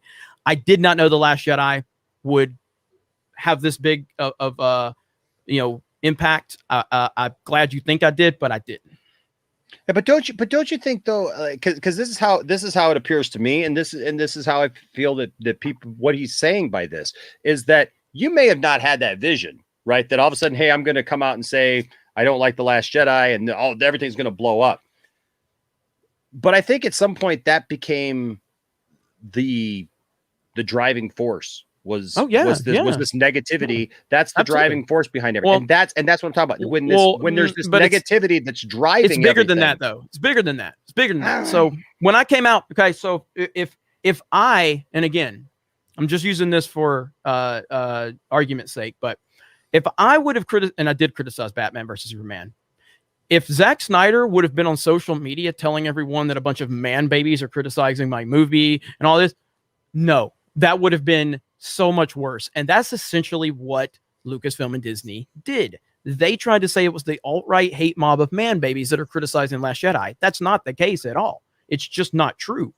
By them pushing the displeasure of The Last Jedi, it snowballed it into something far bigger than it should have been.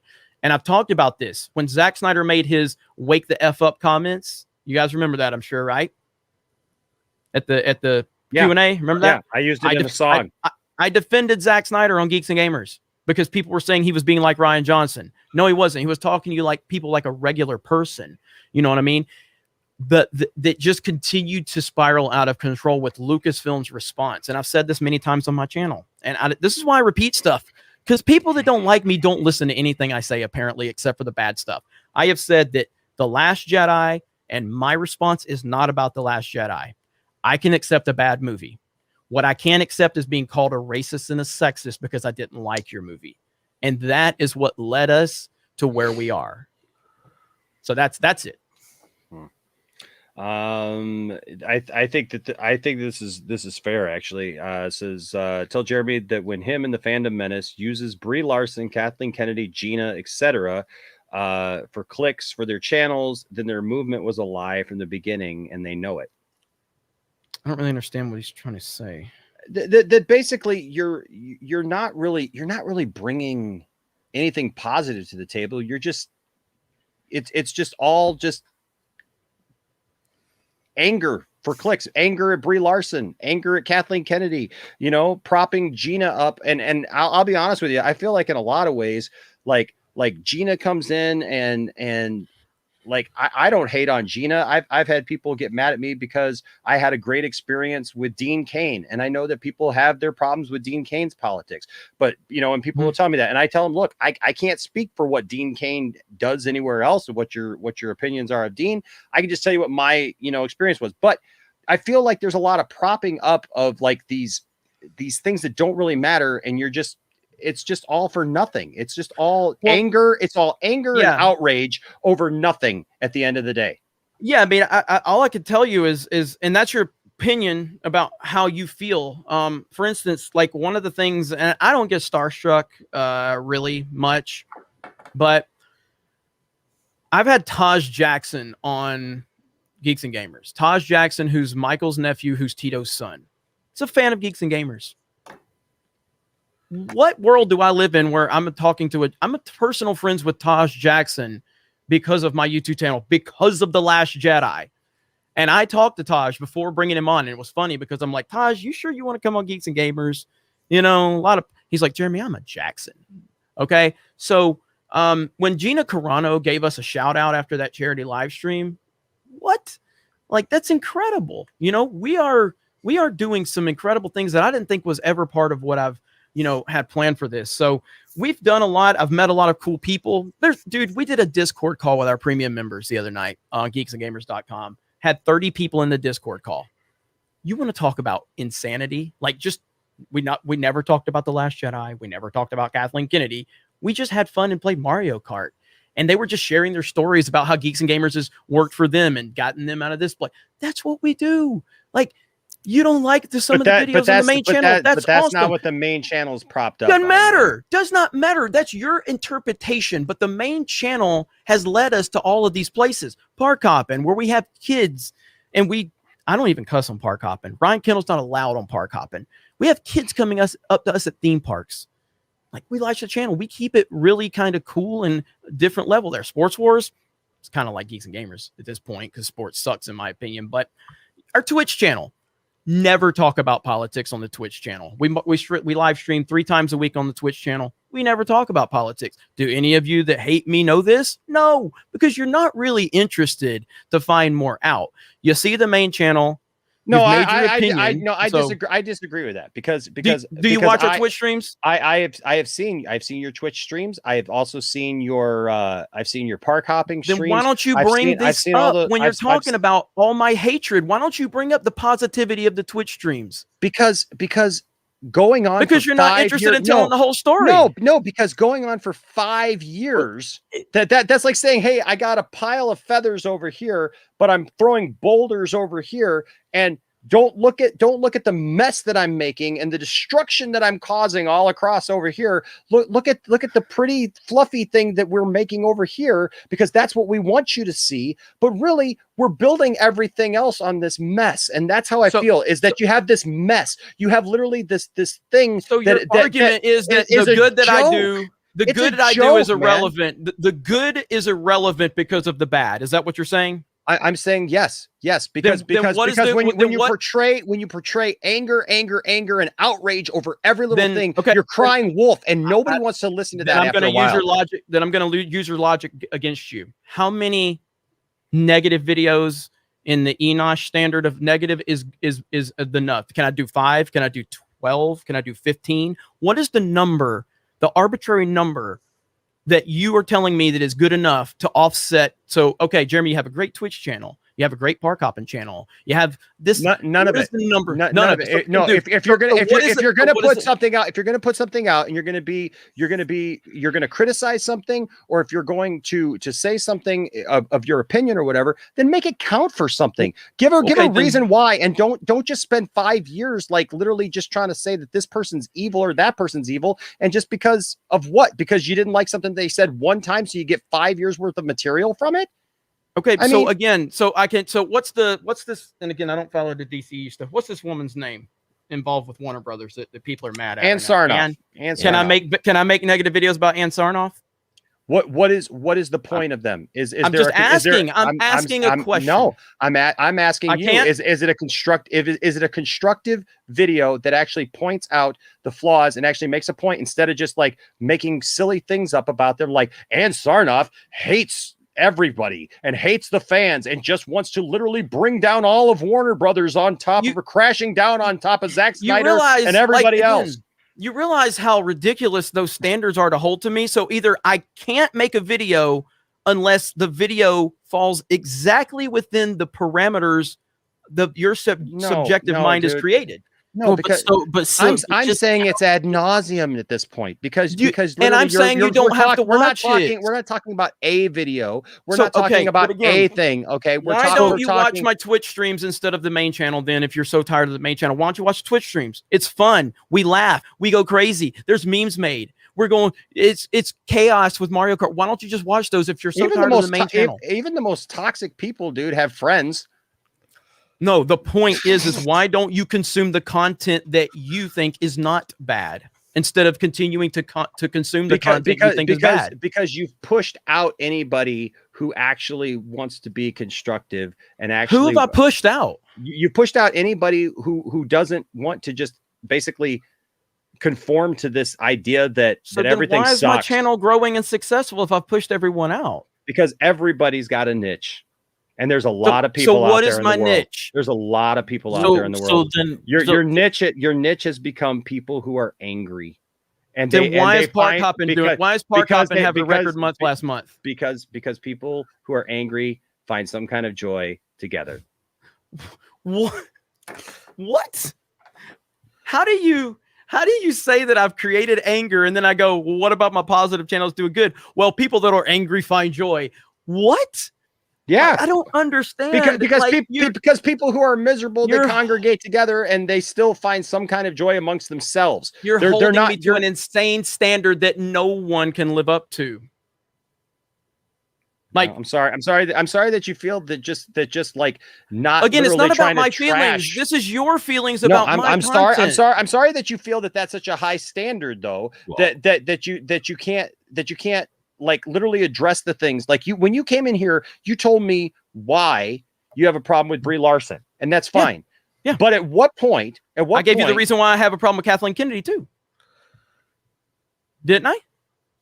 So, but just tell me that. So, getting way back to the optics problem, why? Whose fault is it then? And like I said, I'm not someone who consumes your content, so I can't comment on it other than the one piece I've seen. Why do people equate geeks and gamers with hate group? Where does that come from? Is that not based on any of your content, or is it just people's opinions? See, So this is the problem. When I answer the question, then the answer with the facts, it's said that, well, just because you do this doesn't offset that. It actually does, but that people don't want to hear the answer. Good does not offset evil. You want to know why Geeks? I want to know if Geeks and Gamers is a hate group. How do we raise money for human trafficking on Junk 3PO's channel for $50,000? How do we do that? How? What hate group raises $50,000 in 2 hours for human trafficking? What hate group does this? I'm just asking the question, what hate group does these things? So I know, but I'm still saying, but we still didn't answer the question though. I'm saying though, like, is so as somebody who doesn't know your channel, why, when I look into it, do people come to me? Where do you get this information from? I don't know, but I need a source of information. So I mean, like, I don't know, like, so we're big into the Snyder Cut, so all of a sudden it comes up that like out of that falls into. Well, then why does the Snyder fans have a toxic label to them? Because, are you toxic? No. You raised money for charity, right? No. Has nothing to do with that. There are individuals out there who do things that are not in line with the way that the fandom does things. There are people who leave comments on threads that shouldn't leave comments in those threads. There are people who say things about the Snyder Cut when they shouldn't. There are people who have made horrible comments about other people. They have said horrible things. And yes, as leaders, as people, as somebody who has come to a place that people come to this channel and they do view me as a leader within this movement now. I mean, I was just a host on Justice Con this week. If I don't speak out against those things, and if I don't say that these things are not the way to do it, I have done nothing but nonstop on my stream say, this is not the way we conduct ourselves. This is not the way that our fandom conducts ourselves. But it hasn't changed anything because Warner Brothers still thinks you're toxic. And if you're doing it, then you are not representing us correctly, and you are not part of what you think you are. But I don't hear anybody. Done your job. Yes, I have. Warner Brothers thinks you're toxic. No, they actually do. And Zack Snyder is on record saying you can't be toxic because you raised $500,000. No. So does he slow clap too? Does he get a slow clap too, or is it just for me because you don't like the narrative that you've built around me? So therefore, my literal same exact defense of my toxic group that Zach used Did you slow clap for Zach? Because you know what? It's overwhelming that when those kind of things happen, that they are definitely in the minority, and that they're definitely from people who are outside of the main group of people. And you know what? Anybody who says that the fandom, that the Snyder Cut fandom is toxic, doesn't know the Snyder Cut fandom. And I ask you from one member of Geeks and Gamers that has ever said anything dangerous or horrible. Where is the public outcry? Where is the telling people not to do things and taking that same stance and taking responsibility for your position in that Why fandom? didn't Zack Snake take responsibility? Why did he deflect with a $500,000? Why didn't he take responsibility for the vile comments out there? So I'm just holding you to the standard you're holding me to. Because the ridiculous standard. So Zach gets a slow clap. No, you slow clapped me for raising $50,000 for human trafficking. You showed sarcasm because we raised money for human trafficking, because that was my counter to the toxic label. The exact argument that Zack Snyder made for your group that gets labeled toxic. Have you ever said Zack Snyder being labeled toxic and continually putting things out that show yourself toxic, or built on anger, or built on anger and hate? Name one person in Geeks and Gamers are different. That's what I'm trying to ask. Yeah. So it's not. So like I said, as someone who doesn't consume your content, it was. So you're saying? I would say if you have such an interest in Geeks and Gamers as you clearly do, I would say watch it and come to your own conclusion. That's what I would say. Two things. So Stephen Moten, I found your super chat, man. He says that's like saying the Kardashians have no effect on beauty standards after they claim they are being body shamed. Makes no sense. And then Cole here brings up a great point. She says that's like committing crimes all week, but working in the soup kitchen on Sunday. So that means the crimes don't matter. What crime? Because of my opinion that you don't like? That's what you're. No, it's not about your opinion. Like I said, it's literally my opinion. That is your entire premise of your problem is my opinion and how I share it. Integrity. Nobody's. I never said anybody's a racist. Nobody. I've never. So we're not. I've never called Jeremy a racist. Enosh kind of said I was a sexist because he said I have a problem with women. I think that there are a lot of women that you have a problem with, man. So what about Ryan Johnson? Does that mean I don't like men because I have a problem with Ryan Johnson or Mark Hamill or Joe Biden, or like, does that mean I don't like men? Like, it's such a ridiculous argument because I criticize a woman who wants equality. Suddenly now I hate all women. It's such a ridiculous argument. So do you do an equal amount of criticism videos about men that you do about women? Sure. Ryan Johnson's the reason I have a successful channel. What are you talking about? I mean, like, go to Sports Wars. LeBron is our poster boy. So do I suddenly hate men now? Do I suddenly hate athletes that I've been watching sports my entire life? Or do I not like people that push identity politics? I mean, again, the argument that I don't like women because I criticize a few women, that's the problem with everything that is going on. The reckless labeling of being sexist because of your opinion on how someone is pushing their identity. That's a real big problem for me, and how people have weaponized words that used to mean stuff. Racist and sexist used to mean something. Now it means that you essentially disagree with me.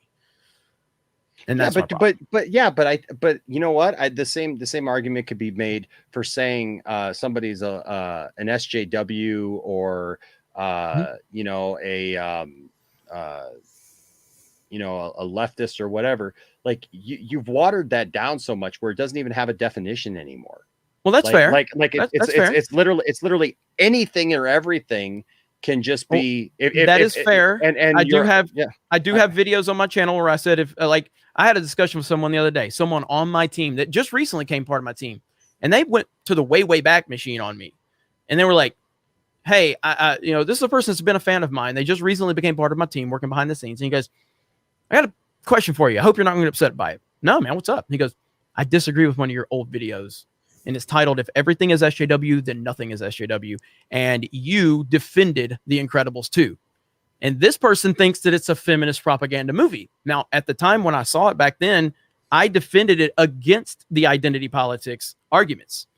This is years old video now. I don't know if I would share that opinion now, but at the time I was battling against it. And there are many instances of my channel where I'm doing that, but these things don't get mentioned. And then when I do mention them to battle the baseless accusation that's made, it's just like, well, that doesn't change. Yeah, it literally changes everything about your blatant accusation that I don't do these things when I provide facts that I do them. They're out there. Well, I didn't even remember this until this conversation happened the other day. As Nana says here, though, and I think that this is fair, is it's what you hate on. If you need to mention that someone is a woman when you criticize someone, then yes, you hate women. Same goes the other way. Like I don't see a lot of like, well, I don't like Ryan Johnson. That man. Like, where these other things are just like literally dogpiling on the fact. Have you ever heard the term beta male that I constantly use consistently with men that I disagree with? Because I use it a lot. And by your standard of what I say about women, calling a man a beta male is a sexist term that means I hate men. So yes, I have taken shots at them from a gender standpoint by calling them beta males. So I just again, everything you say, I have something to counter it. Like you say all these things, and I'm like, well, here's examples. I don't disagree with you there that you seem to have something to counter it, but I don't think that it has the impact that you think that it has. Because I think that just because you call somebody a beta male, you're basically just trying to assert your dominance over that. You're not necessarily just singling them out just for being a man. No, but it's the counter that you said. It's I don't bring up them being a man. When I do, I call them a beta male. That is establishing their gender and then making fun of the gender. Yeah, but that's not the same as singling somebody out just because they're a gender. You're basically asserting that because they're a beta male that they are somehow less of a male, but you're not just asserting something just because they're a man. You're not saying they suck just because they're a man, that they're going to ruin a movie. Never said any. I've never said any woman sucks because they're a woman. Never said that. Never said those words. Well, no, I'm saying. But if you say this movie is going to suck because this is because of how the studio is going to use the identity politics, which in my opinion will be front and center, and the story will be secondary. But you don't know that. I don't. It's an opinion. Were you excited before? No, I agree. Wait. Were you excited? And I have a different opinion. But like, I've been saying this the whole night that you just don't like my opinions. You just don't like my opinion, apparently. Whoa. When have I ever said I don't like your opinions? Well, so do you like my opinion? You tried to counter everything I said. On me, when you make accusations against me, of me telling you don't know that. So yes, I think that is a. But I don't know that. That's a false flag. I think that it's a crazy argument that people are out here. So can I assume positively, but not negatively? Demonizing whole things just because for what reason? What do you hope to accomplish? So can I assume positive stuff, just not negative stuff? Is that where we're at with it? Like, so if I assume that this is going to be great, that's okay. But if I assume it's going to be crap, that's not okay, right? No, I think that if you see a bad trailer, if you see bad acting, if you see something like that, if you actually see something, and these are subjective things, correct? But here's the thing: just at the mere mention of somebody being in a film, it's not the mere mention. What is it? I said it in the video. The video that you claim that you watched. I said this. I countered this exact argument. The exact argument is in the video. No one watched it, apparently. No, we did. But here's the thing: your whole argument is she's been an SJW this whole time. She's messing up. James Bond. She's messing up James Bond. I never mentioned that in the video. I never mentioned that stuff in the video. You mentioned it in other things. Yes, you have about her messing up James Bond. I said that in this live stream, but the video in question. Those other videos. Yes, you have. The video in question. You guys did bring up James Bond. I've not brought up James Bond until this live stream. You and Ryan brought up James Bond. Yes, you did. Ryan is more involved in knowing that stuff. It was in that video. Pull it up and let's watch the part where I bring up James Bond and the feminist ideology. You guys talked about her. I mean, you're on a video together. That's like me and Johnny being on a video and Johnny bringing up something and then you coming back and say, well, you guys said in this video, well, I didn't say it. Johnny might have said that, but I didn't say it. I'm standing behind something that I'm saying Johnny didn't say it. What I'm saying is that in the video that everyone I've made one video about this topic on Geeks and Gamers, and one video in general. I have not made it now. Maybe a live stream where it came up as a discussion, but I've made one video about this topic. One with Ryan. And no, Ryan's not in the video. What are you talking about? You and Ryan were talking about this. The video that was on RJ's channel that you guys were reacting to is the video that I keep asking you if you watched. No, you haven't. Apparently, you haven't. Ryan's not in the video.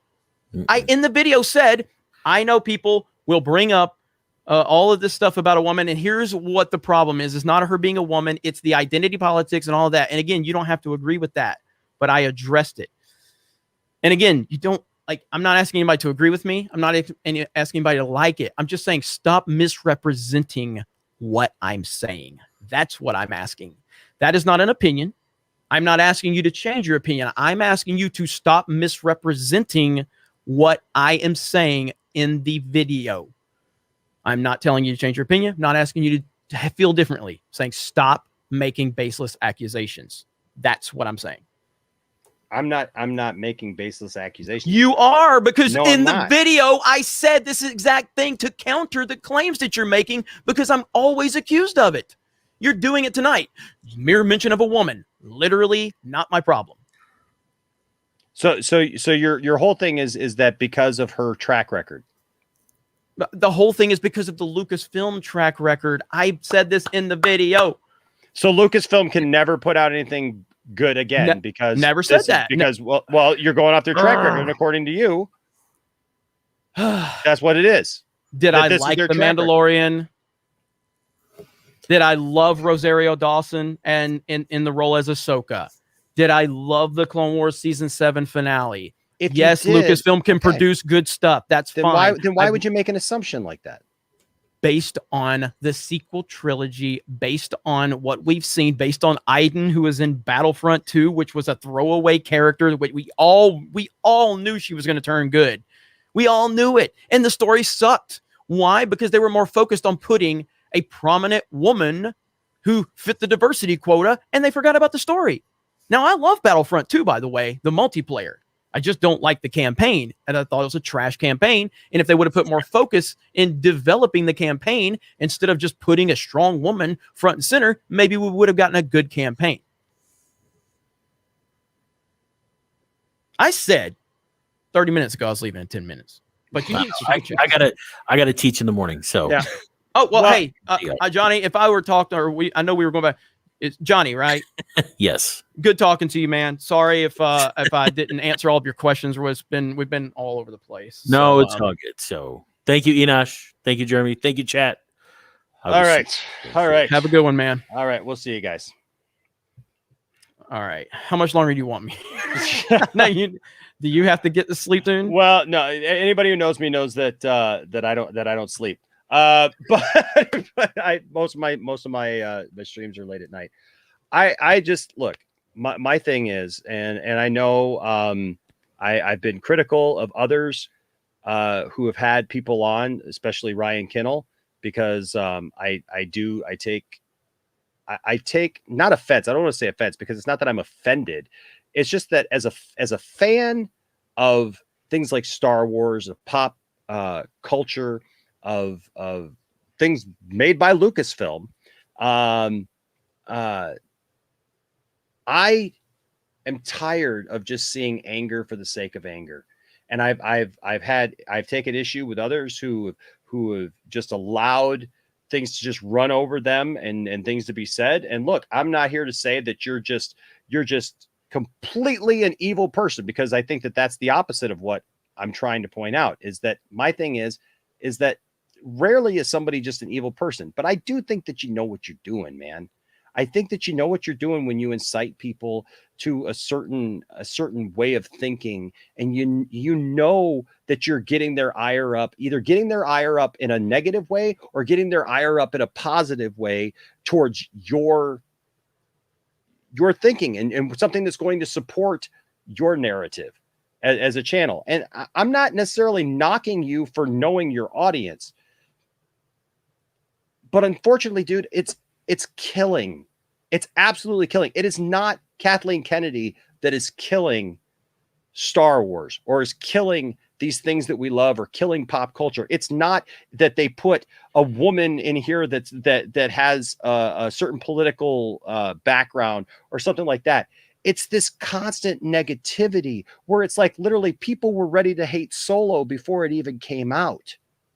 You know, it's just this propaganda that this is bad. Everything is bad. Everything is bad. And there's no let up. And so people, they latch onto that because they thought, well, yeah, this thing that I liked, I didn't like that. So now it's all bad. And then they group because people have group mentalities.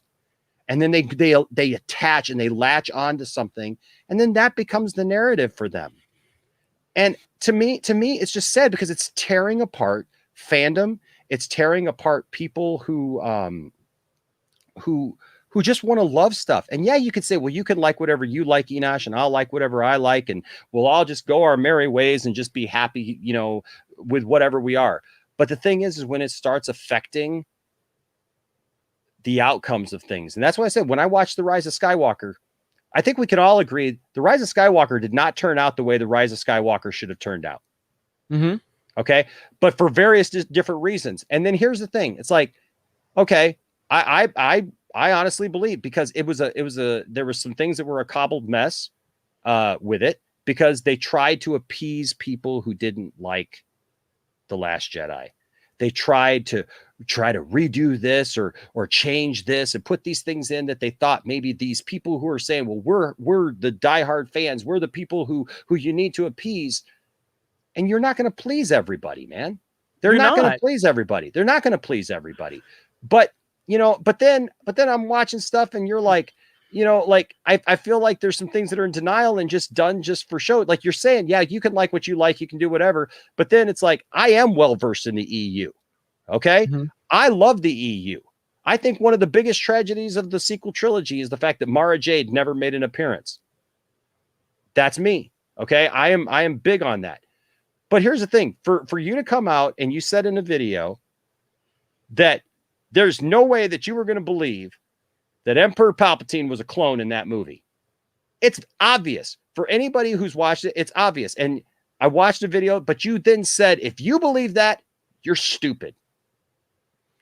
Was this after The Rise of Skywalker? Yep. It was right. It was right. It was right as the book. It was right as the book came out, and it was right as that. So you said if you believe that, and that's fine. If you don't want to believe it, I feel like you're in denial just because you don't understand that, like, literally 20 some odd years ago, this was already a thing, and nobody griped. No, that has nothing to do with it. But nobody griped and complained about it. Luke Skywalker literally like succumbed to the dark side and became the Emperor's apprentice in that story, and people loved it because it was something cool and fresh and new, and they were willing to be told the entire story and be brought in and see the end where Luke overcame it. But it's like now we don't even want our heroes to even go through any trials at all because it might paint them in a bad light for one movie or make them look less than in a movie. But then for you admittingly saying, oh, I'm not well versed in the EU, Ryan Kinnell is more, but if you believe that he was a clone, you're stupid. Yeah, but like Disney doesn't know about the EU clearly with their storytelling. They don't. They absolutely do. J.J. Abrams that's why you're getting all these things reintroduced. J.J. Abrams was asked about Plagueis. He had no clue who Plagueis was. You can tell. He trolled everybody about Plagueis. No, he didn't. Come on, I've seen that video, man. They literally look around. They're like, Plagueis? The point is the entire thing about the Palpatine being it's the retroactive storytelling that Lucasfilm continues. Hold on. You think that Disney does not know about the EU? I think that literally, the people that are creatively involved, that they're still selling books on, and they're literally integrating parts of slowly into these stories because they could never have told stories from where the EU was because the EU got so convoluted. I think the creative people involved with the sequel trilogy knew nothing about the EU. Absolutely. Do I think Disney as a company? Obviously they do, and they have. And again, I'm not an EU guy, but they have clearly just backstab this EU community by bastardizing so many characters. Of course they know what it is. Of course they have people there. Yeah, but they've gone out of their way. Was never canon. The EU was never canon. George Lucas himself said that it was never canon. That's not the point. That's not the point. That has nothing to do with my argument. My argument is that the sequel trilogy, the people involved with the sequel trilogy knew nothing about the EU. And the Palpatine clone in the visual guide or whatever it was, that was retcon. That was just them just continuing to retroactively tell stories. That's my entire stance on it. Whether you agree or disagree, that's fine. But yeah, absolutely. I stand by that 100%. But okay, but that flies in the face, though. You calling people stupid flies in the face of everything you said of like, hey, we're here for individuals. So that you can be who you are. Wait. Of the 3,000 videos on my channel, you got one comment where I said somebody's stupid, and that's your claim to fame that I just don't agree with other opinions? Don't try to say that. Christ. Well, Like, yes, because a video stood out to me, so that video doesn't count. Again, I mean, it's one comment. Video, it's just me saying that you are dumb if you believe that Lucasfilm, and I don't know, I'd have to watch the video again, but I would essentially think that I'm saying you're dumb if you believe that Lucasfilm actually thinks that, because they don't. Because Lucasfilm is retroactively telling stories. Again, you would have to bring the context up. I would assume I said you're an idiot or you're stupid if you believe Lucasfilm actually meant it that way. Yeah, I would stand by that. So again, it's all about, we can all have our own opinions until it doesn't agree with the narrative that Lucasfilm is just dumb and stupid and doesn't know their own properties, and literally put out a book a month after the movie or 2 months after the movie came out or whatever, that literally had in there and explained in more details, because that's what books do, that he was definitely a clone. He explains that in the movie, that he was a clone, that what happened and how it happened and everything. And anybody who watched the movie could actually see that. Yeah, I mean, again, if you disagree with me, that's fine. But I do think that, Lucasfilm, it retcons everything. We've seen this for years with The Last Jedi. They continue to try to put pieces together and pieces of The Rise of Skywalker where they continue to bridge together gaps in the story. And people are like, oh, look, Rey was it? No, none of this. No, this is retconning. If it happened in the movie, if it was mentioned in the movie, then it happened in the movie. I don't buy into retconning. I don't. No, that's not retconning. He said they literally say it in the movie. When?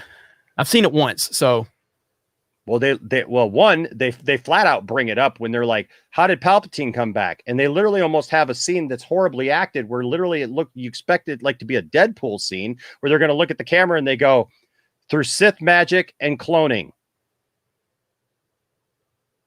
I don't remember. I'd have to see the scene again. I've seen it once. And literally Palpatine tells Kylo Ren that he died. His old physical body died. You can die, but you can die and come back in the start. Not dying has nothing to do with cloning. You can die and come back. No, it said that he died and he was brought back through Sith magic. Well, I'd have to hear. Later they talk about it. I'd have to hear the exact line in the movie. I'm just saying though, man.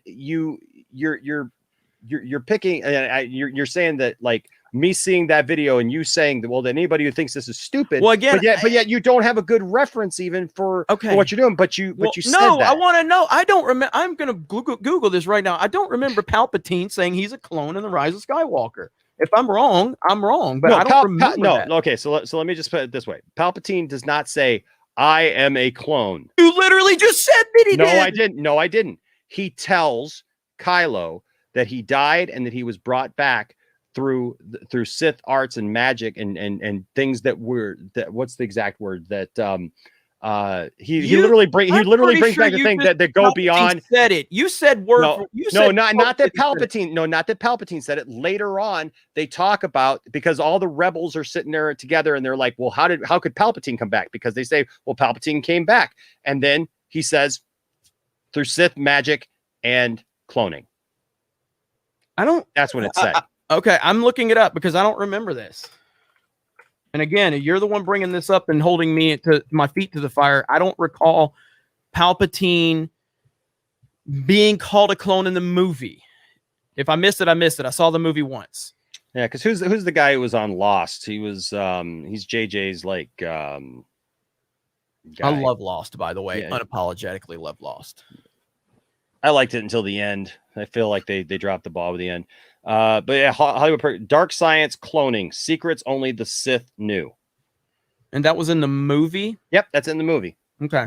The rebels are all gathered, and see, I guess this is my point. It's like, so these are things that I think it's too flippant to just be like, well, I only saw it once, and now I got like all these years of anger built up, and it's just building things upon anger, man. Just being upset about it. Like your reaction right there to that. Now I got to take you at your reaction that like, you're like, oh, I didn't realize that. Okay. But do you understand though, like then why like somebody who just enjoys these things then it's very frustrating for people. Like, well, no, when you start compounding like this hatred of Star Wars and that like they don't know what they're doing and they're just throwing stuff out and they're just they don't know anything about their past. Again, it's literally what you're accusing me of is what you do to me, saying that I'm upset because a woman's in a movie, and then you're all wanting to bring some context to the conversation when it's about Lucasfilm, the billion-dollar company, but the random YouTuber in his office that says something you don't like, suddenly we're going to paint him with a broad brush. And that's my problem with it. You have consistently accused me of things that are legitimately not true in any shape, way, or form. I counter it with facts, and you say, well, that doesn't make you a good person. It's not about me being a good person. It's about me showing you that you are lying about me with your claims. It's not about me being a good person. I don't need to be a good person. What I need to be is challenging the lies that are said about me. And you love the context for the billion-dollar company, but the random guy sitting in his pool house, that guy has to be painted with a broad brush. That's my problem with it. I don't have a problem with your opinions. I don't have a problem with your takes on movies. Love The Last Jedi. I have a problem being accused of things that are factually not true. That's it. Well, I hear you, but I gotta agree with even a couple of comments here. It feels like a deflection when like one of your big arguments coming in is like, I'm mad because a woman beat up Boba Fett. Yeah, absolutely. I thought it was stupid. Boba Fett literally beat the hell out of everybody in his path. The most badass we've ever seen. And then suddenly in a bar gets his ass beat by some random woman. We don't even know who she is. Why is that happening? Why is that happening? That's happening because of identity politics. It's exactly why it's happening. It's exactly why, as much as I love Cobra Kai, and I do love Cobra Kai, why do we have women beating the hell out of men in Cobra Kai and not one woman ever gets knocked out? Why? I've never watched the show. So the point is because of the identity politics. It is a real thing that's going on. It might not bother you. It might not detract your enjoyment. And if it doesn't, great. That's awesome. But it does for me. And that's all it comes down to. You like it. I don't. Why is that a problem? Well, because here's where the problem comes in, is when your opinion starts affecting how other people view things going forward, that they start seeing, and like I said, it devalues when there are really issues to just say that there's always an issue, that just because there's a woman doing this, that it's somehow leftist politics, it's identity politics, that just because a woman does this, it's this is bad, just because this woman is a part of this and she's had this history of doing things over here, that obviously that's going to destroy this, it's going to destroy, Indiana Jones, it's going to be this and that. Then all of a sudden it's creating something within the fandom, that the fandom then is reacting in a way that's unnatural, because they're not reacting to things as they're coming. They're going to somebody like you who has a platform. And let's be honest, there's a lot of people out there who are just looking for somebody to identify with. And because they were frustrated over something 5 years ago, 4 years ago, a couple years ago with Star Wars, they've found a kindred spirit. And now, unfortunately, if everything that you say is negative, with me. Your problem is too many people agree with me. No, my problem. Yeah, that's exactly what it is. My problem is I think my problem is I think people agreed with you with your original conceptions of being frustrated with Star Wars. The problem, I think, is that is now parlayed into this other thing where it's like now it's not just about having the same opinion as you, but then because of your growth, because of your explosion into the scene and being who you are and having the personality that you do, that draws those people in. So you're saying there's a lot of pieces of this puzzle that make who had the same opinion as you. I think then it becomes a thing where it starts actually forming opinions. So do you think I can do? So you think I'm the person that has the power? So do you think I could just create a random topic out of thin air and make a movement out of it? Do you think I could just start talking about some random thing that nobody knows about and create a movement? Yeah. Because I can't. No, I can't. I absolutely cannot do it. Yeah. What I can do is talk about things that other people are already feeling and thinking, and then connect with those people. Your problem with me is that too many people agree with me. That's essentially your problem. If I didn't have but 500 subs and get a couple hundred views, you wouldn't know Jeremy from Geeks Gamers, and you wouldn't care what he does. But you wouldn't have the influence that you have either. I don't have the influence of anything. I am simply repeating a lot of what a lot of people are feeling, and you don't like that. You don't like that people agree with me. You don't like that I have 300,000 subscribers based off anger in Hollywood and anger in identity politics.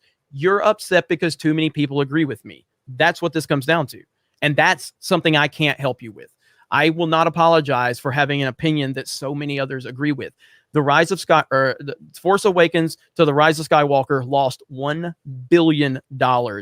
That is not because of Jeremy from Geeks and Gamers. That is because a fundamental problem in the storytelling of the sequel trilogy. Solo lost money because Star Wars sucks to so many people. It doesn't mean everybody. And do you know how many people didn't go see Solo simply because there was this narrative all of a sudden that Star Wars sucked and all these people rallied behind it? And do you know how many people contact me every week and tell me, you know what? I discovered Solo for the first time. And there's nothing wrong with Solo. Solo is not this horrible thing to be shunned like it was some horrible, nobody wanted a Han Solo movie without Harrison Ford. That's just the end of this. I said at the time that I didn't need a Solo movie. I didn't need a Han Solo movie. Okay. But there's nothing wrong with that Han Solo movie. There's nothing horrible about that Han Solo movie. And that Han Solo movie was not deserving of the way that people treated it. And like I said, I get 3 to 5 people every week who message me, literally every week, who message me and they say, I just discovered this. I didn't watch it for the first time because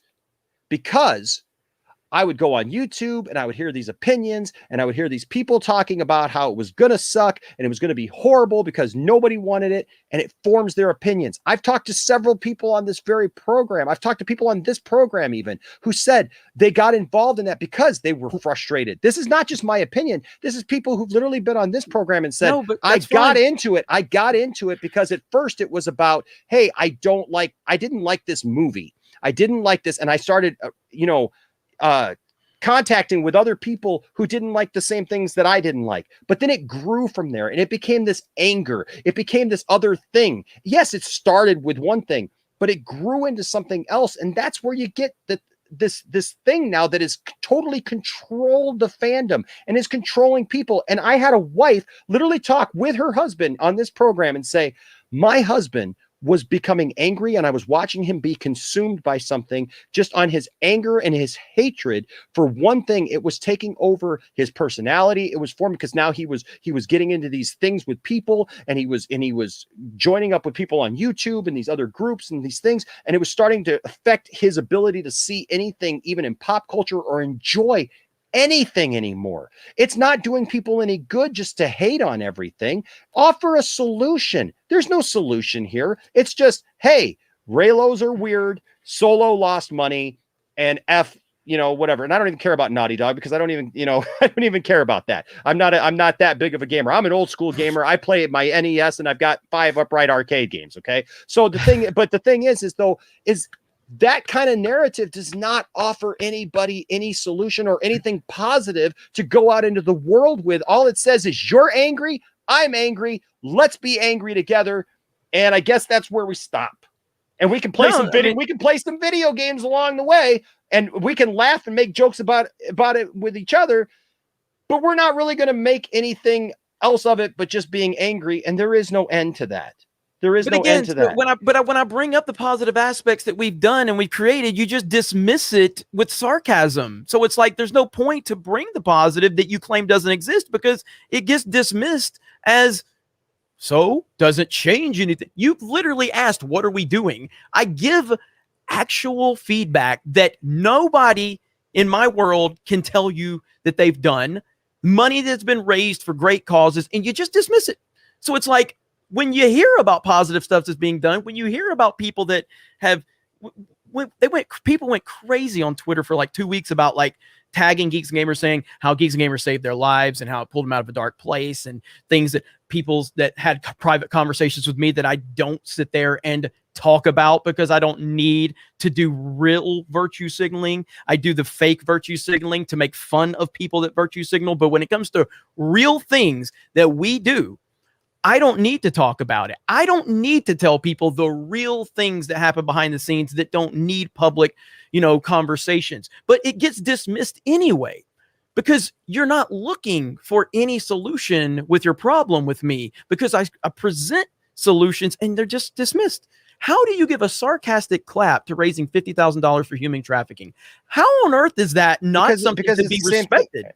Because it's the same thing. It's like human trafficking, Enosh. Do you understand what human trafficking is? Yes, I do. Do you understand the difference? Yes, I do. The decision for us to come together and raise $50,000, do you think that had not one single impact on a human being? I'm not saying that. I'm not saying then that. Why did you sarcastically clap when you are constantly asking for positivity? Because you're patting yourself on, I'm not on patting the back myself for it. I am responding to your criticisms, saying we don't do anything you're positive. Saying it does, but you're saying it doesn't matter that it's all built on anger as long as we did something positive over here. Yes, I'm glad that money went to that. Yes, I'm glad that you guys raised $65,000. I am not telling you anything. For suicide prevention. That's great. I have never said that our charity offsets anything per se. What I'm saying is, to your direct accusations and to your direct questioning, Jeremy, besides bitching about Hollywood and playing video games, what are you doing? Raising money for huge causes, tens of thousands of dollars? Well, that doesn't count.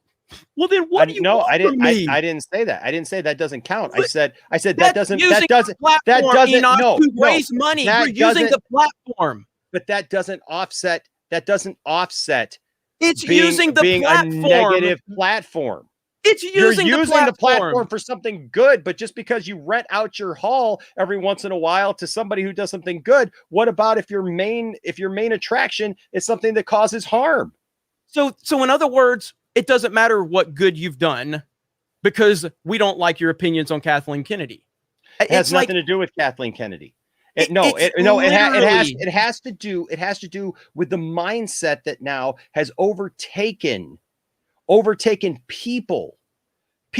Yes, people might feel a part of something, so they may donate together or they may give together. But you know what? You brought up Joel Osteen. There's a bunch of idiots who are in Joel Osteen's 12,000 seat auditorium who are throwing money at Joel Osteen, fist over fist, thinking they're doing something good and helping somebody and trying to do something positive. But in reality, they're being used, they're being manipulated, they're being conned. And I'm sorry, but when you base your platform off of negativity and anger, yes, you could say, well, we're doing some good thing by throwing money. Why does Zack Snyder's argument work? Did you call him out for that? Did you say? I am not saying that argument just on its own is good. I'm saying that argument backed with the fact that this entire thing is not, the Snyder Cut movement is not known for some huge it absolutely negativity. Is. It absolutely is, dude. Your head is stuck in the sand if you don't think that. Snyder fans are crazy, and I mean that like in a sports fanatic way. But my gosh, they're aggressive, and I like it.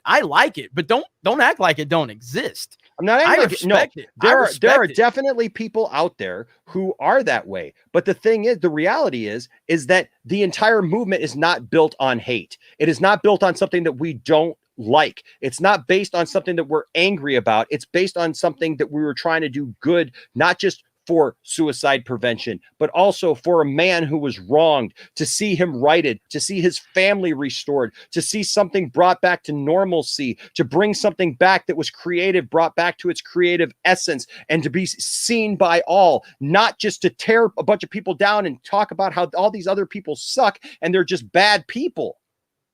So just there's a huge difference. And if somebody wants to see something bad in that, that's on them. But when you literally are beating the door down saying this is bad, bad, bad, bad, bad, these people are evil, and making this narrative that everybody's evil because we didn't like something, that's not what the Snyder Cut movement is based on. The Snyder Cut movement is not based on what we don't like. It's based on what we love. And I'm sorry, but to use the reference from The Last Jedi, we weren't going to win this war based on hating something. We were going to win it based on what we love. And that's the difference. If somebody wants to hate on that, they can hate on that all day. That's fine, but we know better. There's always going to be rogue people out here doing stupid stuff. But the reality is a lot of the people who are living their life based on that hate, it's consuming them. And that's their whole narrative now. And that's their whole thing. And it doesn't matter if you throw some money at something and you get together and you do something positive someplace else. That doesn't matter if the whole thing is based on a negative.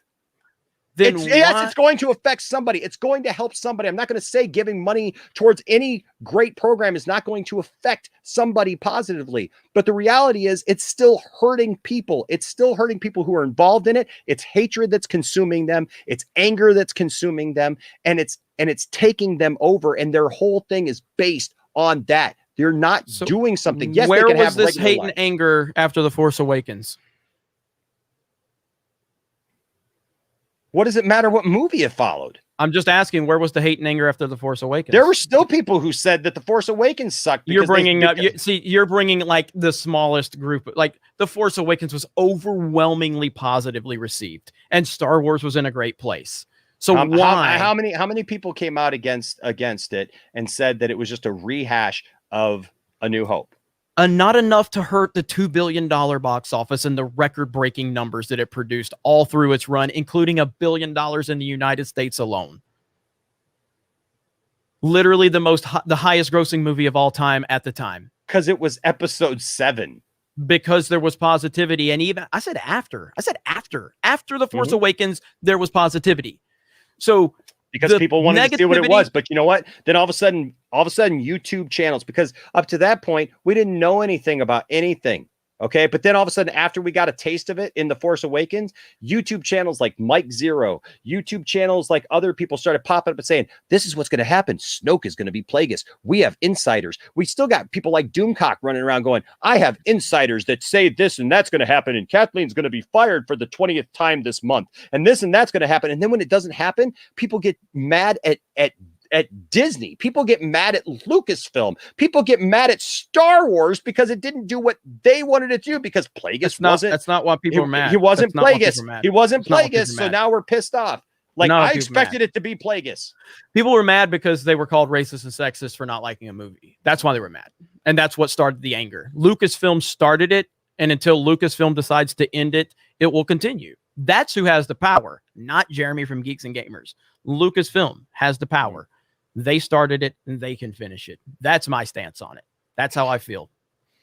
Well, we're at 4 hours. I know. So I just say this to Drav Walker. I'm sorry, Luke. I broke your heart because because I don't know any of that world. That's not my world. All right. Okay? Look, you guys wanted arguing. It happened. I'm done. Like, Enosh, let's be nice now. You're a good guy. You got GI Joes. We'll have let's do our bring together. I'm tired. It's 1 o'clock in the morning here. I hear you, man. I hear you. It's 2 in the morning here. So, if you got super chats, like there's a guy that said $200. Read it. I don't care if it's criticizing me. Like, you want me? It's on this. Oh no, read it. No, that was the Australian. What? Hold on. What now? That was Dravlock. I read his. Didn't I read his comment? You put it up, but you didn't read it. Okay, so it's all right. It says, Jeremy, you are really good at deflecting and putting words in people's mouths and changing the questions to the person asking a question. You are excellent at deflecting. Ask yourself, Jeremy, why are you always having heated convos on different channels, like with Iron Man? Remember? Yeah, of course. Why am I having conversations? Because I mean, again, that goes completely against the argument that I don't have like. I like to talk to people that have an issue with me. I'm not John Campea. I'll actually talk to people. I like talking to people. I like having the conversations. Unfortunately, it's worked out negatively in my favor a few times, but yeah, I like having discussions. And the fact that I just got Enosh a $200 super chat Australian means I feel pretty good about that decision. So I'm happy about that. If I'm worth $200 on this channel, bro, let's do it. Enosh is going to ask me to come back now. But yeah, I can smile. I can have fun. Look, I don't hate you. I never said I did. My thing is I still feel very much that there needs to be accountability in fandoms, and especially when we have platforms. And so I'm sure that we will. I think we agree, but we just disagree with who's in charge. I'm not in charge. None of the fans are in charge. Lucasfilm's in charge. The studios, the people that control the IPs are in charge. So we agree with the responsibility. We just agree on who has that responsibility, or we disagree with who has the responsibility. Maybe I guess time will tell, and I guess we'll see what goes forward. I just maybe we'll talk again after Indiana Jones comes out, and hopefully it's awesome. Guess we'll see. There you go. I mean, look, I like coming into places. I like taking my lumps. I didn't share this stream out. I didn't tell anybody I was coming. I told one person on my team I was coming, and that was Krista Nova. And I told her, don't even comment. Like, I don't want to bring, like, I'm here to take whatever the chat wants to give me. I like taking my lumps. I wasn't here to like tell everybody I was coming in. Come in the chat and tell everybody how much you love me and Geeks and Gamers and have all of my talking points here. It's not what I like doing. I like coming into a, I don't mean this in a negative way. It'll sound negative. I don't mean it like this. This is more of the presentation. But like, I like to come into a hostile environment of sorts. I don't mean that you have a hostile environment, but you know what I'm saying. Sure. So I like it. I don't need the chat to be defending of me on your stream. It's just like anything else. I've had arguments with people before on my channel. Of course, it's going to be overwhelmingly Jeremy. You know, like that's just how it is. It's tough to go into another channel. So Justin's actually holding your feet to the fire. Says you didn't answer the guy's question. What? Here, I'm pulling it up.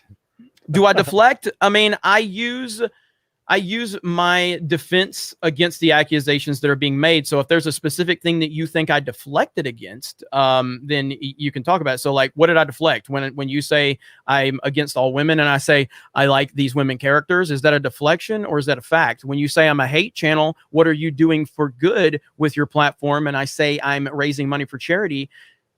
That is a direct response to the accusation of what we're doing good. So is that a deflection to say, when I'm directly asked, what good are you doing with your platform? We're raising money for charity. That's an answer, not a deflection. When I bring up the Snyder comment about how he literally said that the Snyder Cut crowd can't be toxic because they raised $500,000. And then I go, how does that different from my answer? Is that a deflection or is that a comparison to see if that's, did you hold him to the same standard you held me for the same exact answer? So if you have a specific deflection in mind, we can address it, but I just addressed everything that I think would be viewed as a deflection, whereas I view that as a direct answer to the accusation placed against me. There you go. Anthony here says, I can see both of your points. I respect you both. Much love. So it's late. It's late. We've talked a lot, and we've had an interesting conversation. I think at the end of the day, I think we can all fight against the real enemy, and that is Hasbro, who is totally screwing people over these new classified figures and trying to get them. Do you not? I was about to say you don't like them. No, I love them. Okay, I love them. How many do you have? Any? I have all of them except for like a couple. Yeah. Yeah. I want. Did Storm Shadow come out yet? Yep, I got the not the Arctic Storm Shadow, but the OG Storm Shadow, like the 84. No, yeah, no, that's from the movie. They're putting out a version of it. It doesn't look exactly like it doesn't. No, 88 Storm Shadow. Yeah, 88 Storm Shadow 3 3/4. 88 Storm Shadow with the tattoo. That's my favorite Storm Shadow. That I have 84. No, you're talking. Yeah, he's over on my GI Joe headquarters. Yeah. Yep, I have him. Him. Let me ask you this question real quick. Sure. Okay, hang on. I'm gonna grab something real quick and then I'll be right back. Okay, hang on. Sure. I got a figure I'm gonna ask you about. Okay. Hugo. Whoops, my StreamYard is like all of a sudden acting really super slow. All right, hold on. I'm trying to get your thing up here, Hugo. Oh my goodness, my live stream is okay. So I mean, obviously that's my 88 Storm Shadow. Okay. Yeah. Now I put them recently in these because so here's my Gung Ho. Do you see Gung Ho and how his waist, the rubber band popped? Okay. Oh yeah. Now same thing happened with my Jinx. Okay. Mm-hmm. The screw is stripped out, so I can't unscrew some of these characters. So that's Gung Ho. And just so I can show I respect women, I have Jinx right here as well. But no, but the rubber band that keeps them together snapped, and so I can't unscrew him because the screw is stripped out. So I don't know what to do. Help me, Enosh. You're my only hope. Did he leave? I thought he just gave me full screen. Am I taking over the Enosh channel now?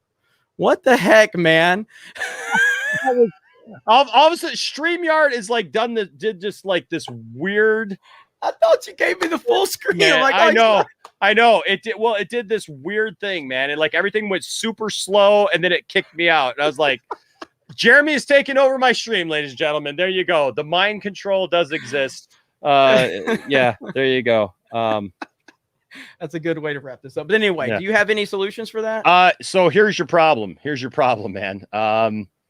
Because I used to take GI Joes apart and put them back together, but like now at this point, with them being so old, you know what I mean? No, I know, that's really the problem. Is there's only a couple of ways to do it. You have to either get a very, very small drill bit, and you're either going to ruin your figure, or you're going to get lucky.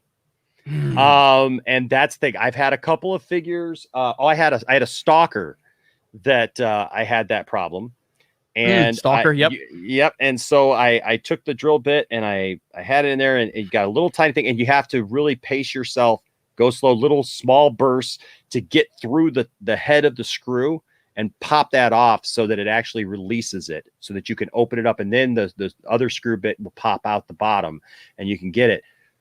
But sounds pretty tough. It's tough. Does anybody know if the old man one that worked perfectly?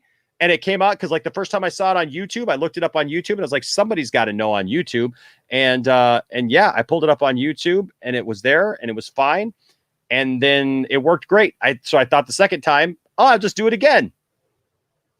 And yeah, the whole middle part broke off, and I was just like, yeah, that sucks.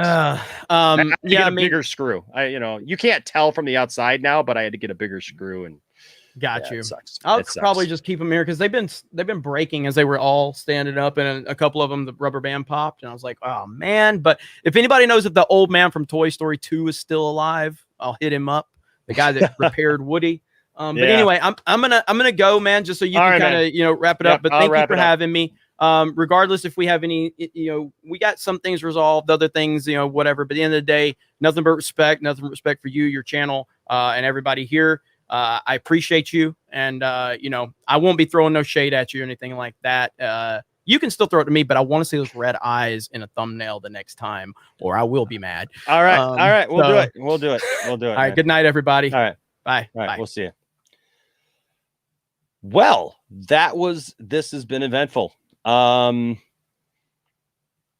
Stephen Moten here with the $4.99 super chat says, who has the dress blues gung ho?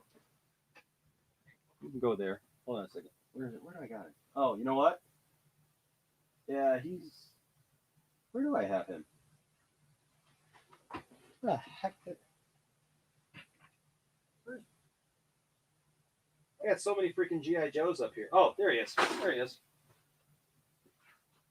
It's over here on the flag, just chilling out. There you go, Steven. That's how we'll end the night. There is Marine Dress Blues Gung Ho. Well, folks, there's an interesting 2 cents on nonsense, isn't it? Didn't think that was going to happen. I certainly did not think that was going to happen. So I stand by, my feelings on it, on the fandom and everything. And look, I mean, it's 2:15 in the morning. I think we both sparred back and forth. I think that there's going to be people on my side who are going to say, "Oh, Enosh did a great job. Enosh, took it to Jeremy. And I think that there's going to be people on Jeremy's side that says, no, Jeremy won this thing and went back. I don't really look at this as like somehow like trying to one up somebody or win this battle. I think this is an ongoing conversation. And I think that that's only fair is having an ongoing conversation. What I would never want to do is just have somebody on and just lay down and say, no, okay, this is okay. And I hope that anybody who is a part of this stream tonight that feels the way that I do and understands my heart and understands who I am and why I take the stances that I do, I hope that you feel that I represented you and your opinions and your thoughts on things, the same way. And look, if you don't agree with me, why not? No. If you don't agree with me, look, we all have different opinions, right? And I just try to be myself. And anybody who comes to this channel, that that's who I am. I don't try to put on something. Yes, I want my channel to be successful. Yes, I would love for more people to be here. And if you haven't subscribed, yeah, I'm going to do the YouTube thing and I'm going to say, hey, please subscribe, right? Because who wouldn't want to have people watch their channel or to be a part of that, right? That'd be silly for me to sit here and say that I don't want that. But somebody who's very close to the channel that I trust a lot once said to me, Enosh, you're never going to be some huge, million subscriber channel because you're just real and you're just you. And yeah, I'm entertaining and I do stupid stuff like,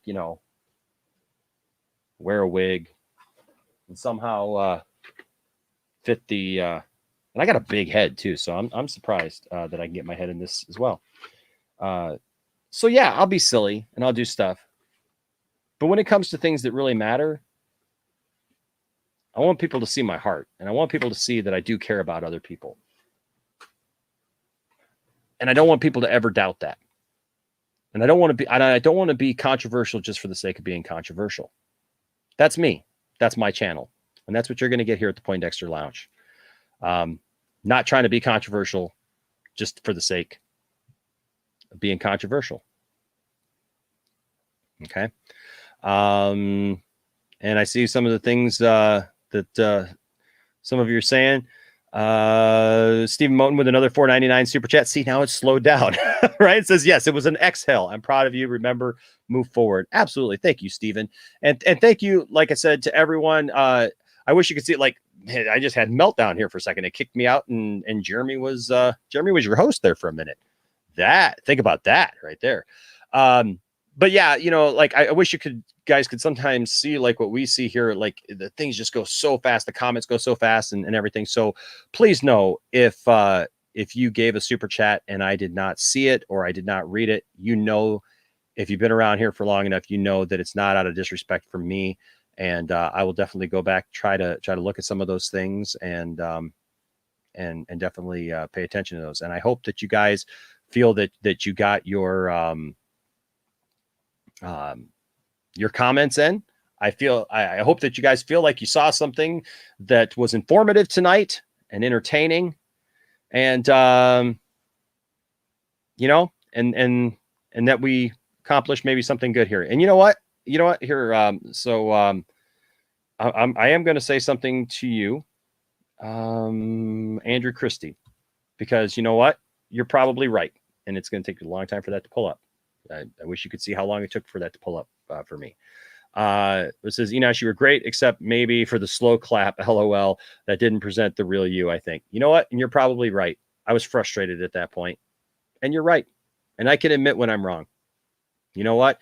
Here's the thing. I still don't agree that just throwing money at something somehow negates other actions, But I do know this. You're probably right, because the people who gave that money are just good, well-meaning people, probably, and I have to admit that. And so I'll gladly admit that. And I'll gladly admit when I was wrong and I shouldn't have reacted that way. So there you go. So thank you. Thank you for holding me accountable. We talk about it a lot here on the channel. You all know, but accountability is greater than entertainment. So yeah, where it was probably entertaining for me to just give the slow clap and kind of, you know, be sarcastic about it. And I still believe at the heart of that comment, when you really look at it, it's people who believed in that cause enough. And that is an important cause. And it's not the cause that I was doing it. It was the feeling behind it. And I think I let my emotion get a little bit too much of me at that point. So I thank you all for being here tonight. I know Johnny would be thanking you as well. And I do want to thank Jeremy for being here. Like I said, like I've been someone who's watched Jeremy over the years, and never did I think that Jeremy would end up here on the Poindexter Lounge. And I didn't really think that it was actually him, but he was here. And so I hope that like I always say, that we can learn from each other and have conversations. But when we do have those conversations, I do believe it's important to challenge each other. Right. And I hope that you didn't feel that I sat here nodding my head in agreement. Like, yeah, we have some things in common, and I can agree with those things. Like, obviously, Jeremy likes G.I. Joe. Jeremy likes Star Wars. Jeremy likes things that I like. And those are things that can bring us together. There's some fundamental things that we still have to work out, but we're humans. And I think that we should show respect to each other. We're not always going to agree.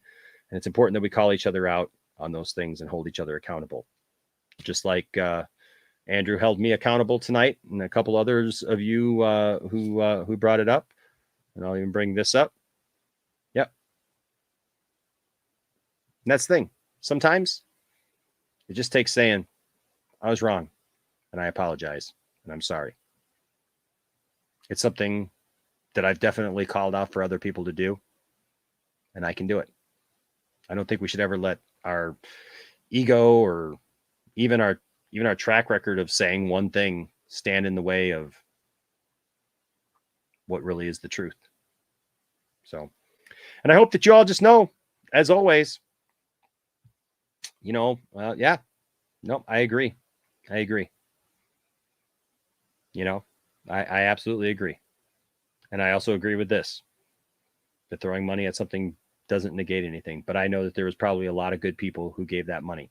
Just like there was a lot of good people who even on the night in question that things went down with Zack Snyder and Geeks and Gamers, that a lot of people gave a lot of money to a good cause. I just hope that at the end of the day, people do the right thing in their lives, because not to say that anybody's doing it, but you can't. We can't buy our way out of things. I can go back. Actually, you know what? I will go back. Actually, I can't bring them up on the channel. I don't think I can't do that. But it's let's see. It says here. Oh, my Diaz had a super chat that said, Jeremy, I'm offended. I was in the video you responded to, and you didn't talk about me. Pretty sure I'm the only one who shows his face make a rant on me. RJ said, offended was the wrong word, Jeremy. I appreciate you standing against anyone wanting to strike my channel in response to my stream. Chin Fin says, y'all need to make up and make out, with a $4.99 super chat. Daniel, here's one of yours. You gave $3 and said $1 for each of you. Great stream, guys. Love it. Appreciate that. Okay, we read that one from the dude about The Last Jedi. TJ here with the $2 Canadian super chat said, Jeremy, would you like Brie Larson in Star Wars? I think we know the answer to that. RJ, I read that one. Hollywood Purgatory, Jeremy, you are a dog whistler and you perpetuate fake news and rumors about Star Wars and Kathleen Kennedy all the time. Snow Dub Music, what's up, Snow Dub? Give a $2 super chat, says Enosh is good people, Jeremy. He's the Last Jedi lover though. RJ says, does Jeremy agree with Uche? Okay, we read that one. The age of equality is here. Be happy. Stop crying. Not everything is SJW from TJ Ndoz and identity politics. And I agree with that, TJ. Everything is not SJW or identity politics. Sometimes stuff just is, you know, things are just things. Stephen Moten gave a $4.99 super chat and said, stop the banner, get back to the super chats in the order they were received. Wish we could sometimes. Andrew Christie gave a $20 super chat. Wow, I'm sorry I missed that one. Says if people actually think the people that run Hollywood are actual lefties or liberals, they're living in a fantasy. They feign social justice for show. You think executives really care? This whole thing is such nonsense. That's true. That's true. A lot of it is just based around money. People will flip-flop one side to the other. Fourth 1000 gave a $5 super chat, and I think I saw that Fourth 1000 wasn't necessarily on my side tonight, but I thank you for the $5 super chat. It says feminist champion films in this current age treat the film story secondary, where films made with men are focused on the story. That's an interesting point of view. While I agree that there are films that definitely have certain points of view and come from certain places, I don't think that necessarily men focused films always focus on the story. I think that either one can go off the rails. Snow Dub gave a $5 super chat and said, I don't usually stick up for Jeremy, but he has a right to give his opinion and how he sees things. He's abrasive, but he makes good points sometimes. I think you're right. I think everybody has a right to their opinion, and we shouldn't seek to cancel or silence people, for whatever reason. I did read Stephen Moten's oh, wait, maybe this is a different one. This was a 1999 super chat. Thank you, Stephen. Says the Kardashians destroyed the natural beauty of all women. They profited from it. As soon as the public called them out, they played the victim, psyops, get the money, then say, I never made them do it. It's a good point where, I don't get into the Kardashians that much, but I get the idea. Is basically kind of saying one thing and then backing off it and saying I didn't do anything. Saggy Melons, we love her, gave a $9.99 super chat and said the issue I have with Jeremy is when he makes videos going after the insane people, it comes across as he's trying to get people angry with him and for him. If he doesn't care about criticism, ignore. And that's fair. That's fair. We try to get people on our side. And I definitely agree. I think that we all try to get people on our side sometimes. It's just how you get people on your side, I guess, is where I take issue with that sometimes. But RJ Resident Justice gave a $5 super chat. Says, does Jeremy agree with Uche that Geeks and Gamers has an optics problem? I think that that one was read. Black Wave 54 gave a $4.99 super chat. Said Jeremy hated the historical moment where the most POC and women were elected simply for those two facts, completely ignoring why that was celebrated. Chin Fin gave a $4.99 super chat. Said y'all just need to make out and get it over with. Mwah. Love you, Chin Fin. Says Daniel Villarreal gave a $5 super chat. Says I watch you both and love both your content. This is amazing to me seeing you both debate each other. We can like you both. I hope that it lived up to your expectations. I mean, it went until the wee hours of the morning. Maybe we'll come back fresh sometime and with a whole new topic. Stephen Moten with a $4.99 super chat says, I worked in... Oh, we read that one. Okay. Toronto Freddy says, Enosh mind controlled me to send this with a $2 Canadian super chat. Cylon Scotty, always mindful, and I love Cylon with a $4.99 super chat says, please, everyone, let's remain respectful. This can be a very constructive conversation, so let's allow that to happen. Thank you, Cylon. I appreciate you, man. Chin Fin with a $4.99 super chat says, I knew Enosh was a telepathic mutant. We read that one. Night Captain with a $2 super chat said, just send Jeremy a message and try to quash this. Oh, that was when we had his thing. Yeah, okay. Frank E gave a sticker. H Bart's oh, that's right. H Bart said he couldn't be here anymore. Man, I'm so bummed. I'm so bummed with that. Not because of any other reason, but I really love H Bart's being around and I really appreciate him. So I hope that he's able to catch up on things and be a part of streams going forward for sure. I think that was it. Yep, that was it. We're all caught up. So there you go. I appreciate all of you. Of course, probably got a couple of more here. I'll make sure that I didn't miss anybody's while I was reading all those. Thank you, Luke. This is I should always speak from your heart and mind, especially because of the way you were raised. As like how my olds raised me, absolutely. And I hope we did. You know what? I hope I hope that these kind of conversations are not just sounding boards for us to yell at each other, but that they are a place where we can come together. Thank you, Rel.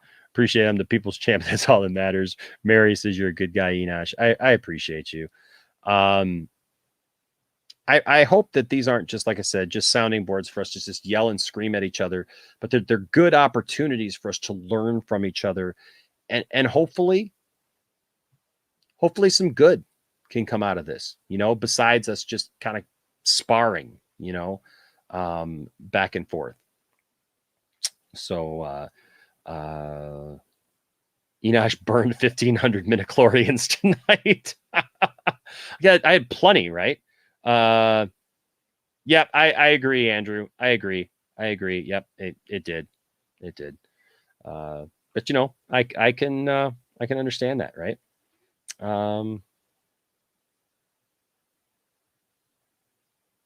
Okay, let's see. Brie Larson. That's funny. Knights of the Kotor is canon to me, and you are still awesome, Enosh Vet. Thank you, Rao son. I appreciate that. Oh no, hey, no need to feel bad at all. Look, I totally understand where we're at, and I totally understand, and look, I appreciate each and every one of you, and I mean that. And so everyone is welcome here, and I don't, it doesn't matter who you are or where you're from, you are all welcome here.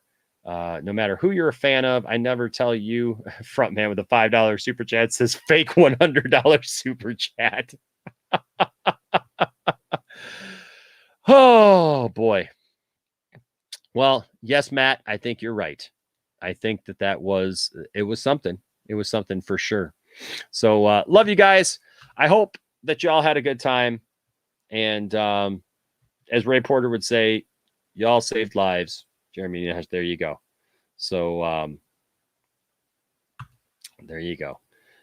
Thank you all for being here tonight. Thank you all for your support of the channel and what you mean to me. I appreciate you all. So remember, like I always say, don't let anybody tell you that your fandom doesn't matter. Don't tell anybody else that their fandom doesn't matter either.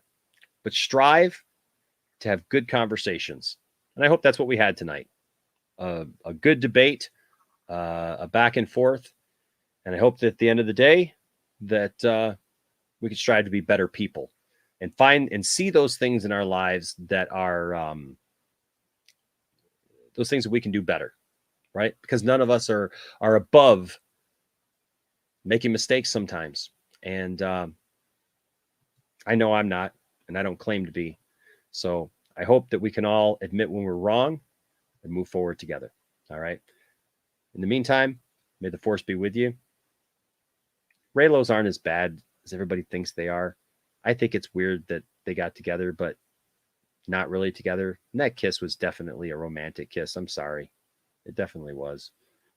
Solo might have lost money, but it was a really good movie, and I really enjoy it. And actually, me, Dawson, and the Gold Man are going to be reviewing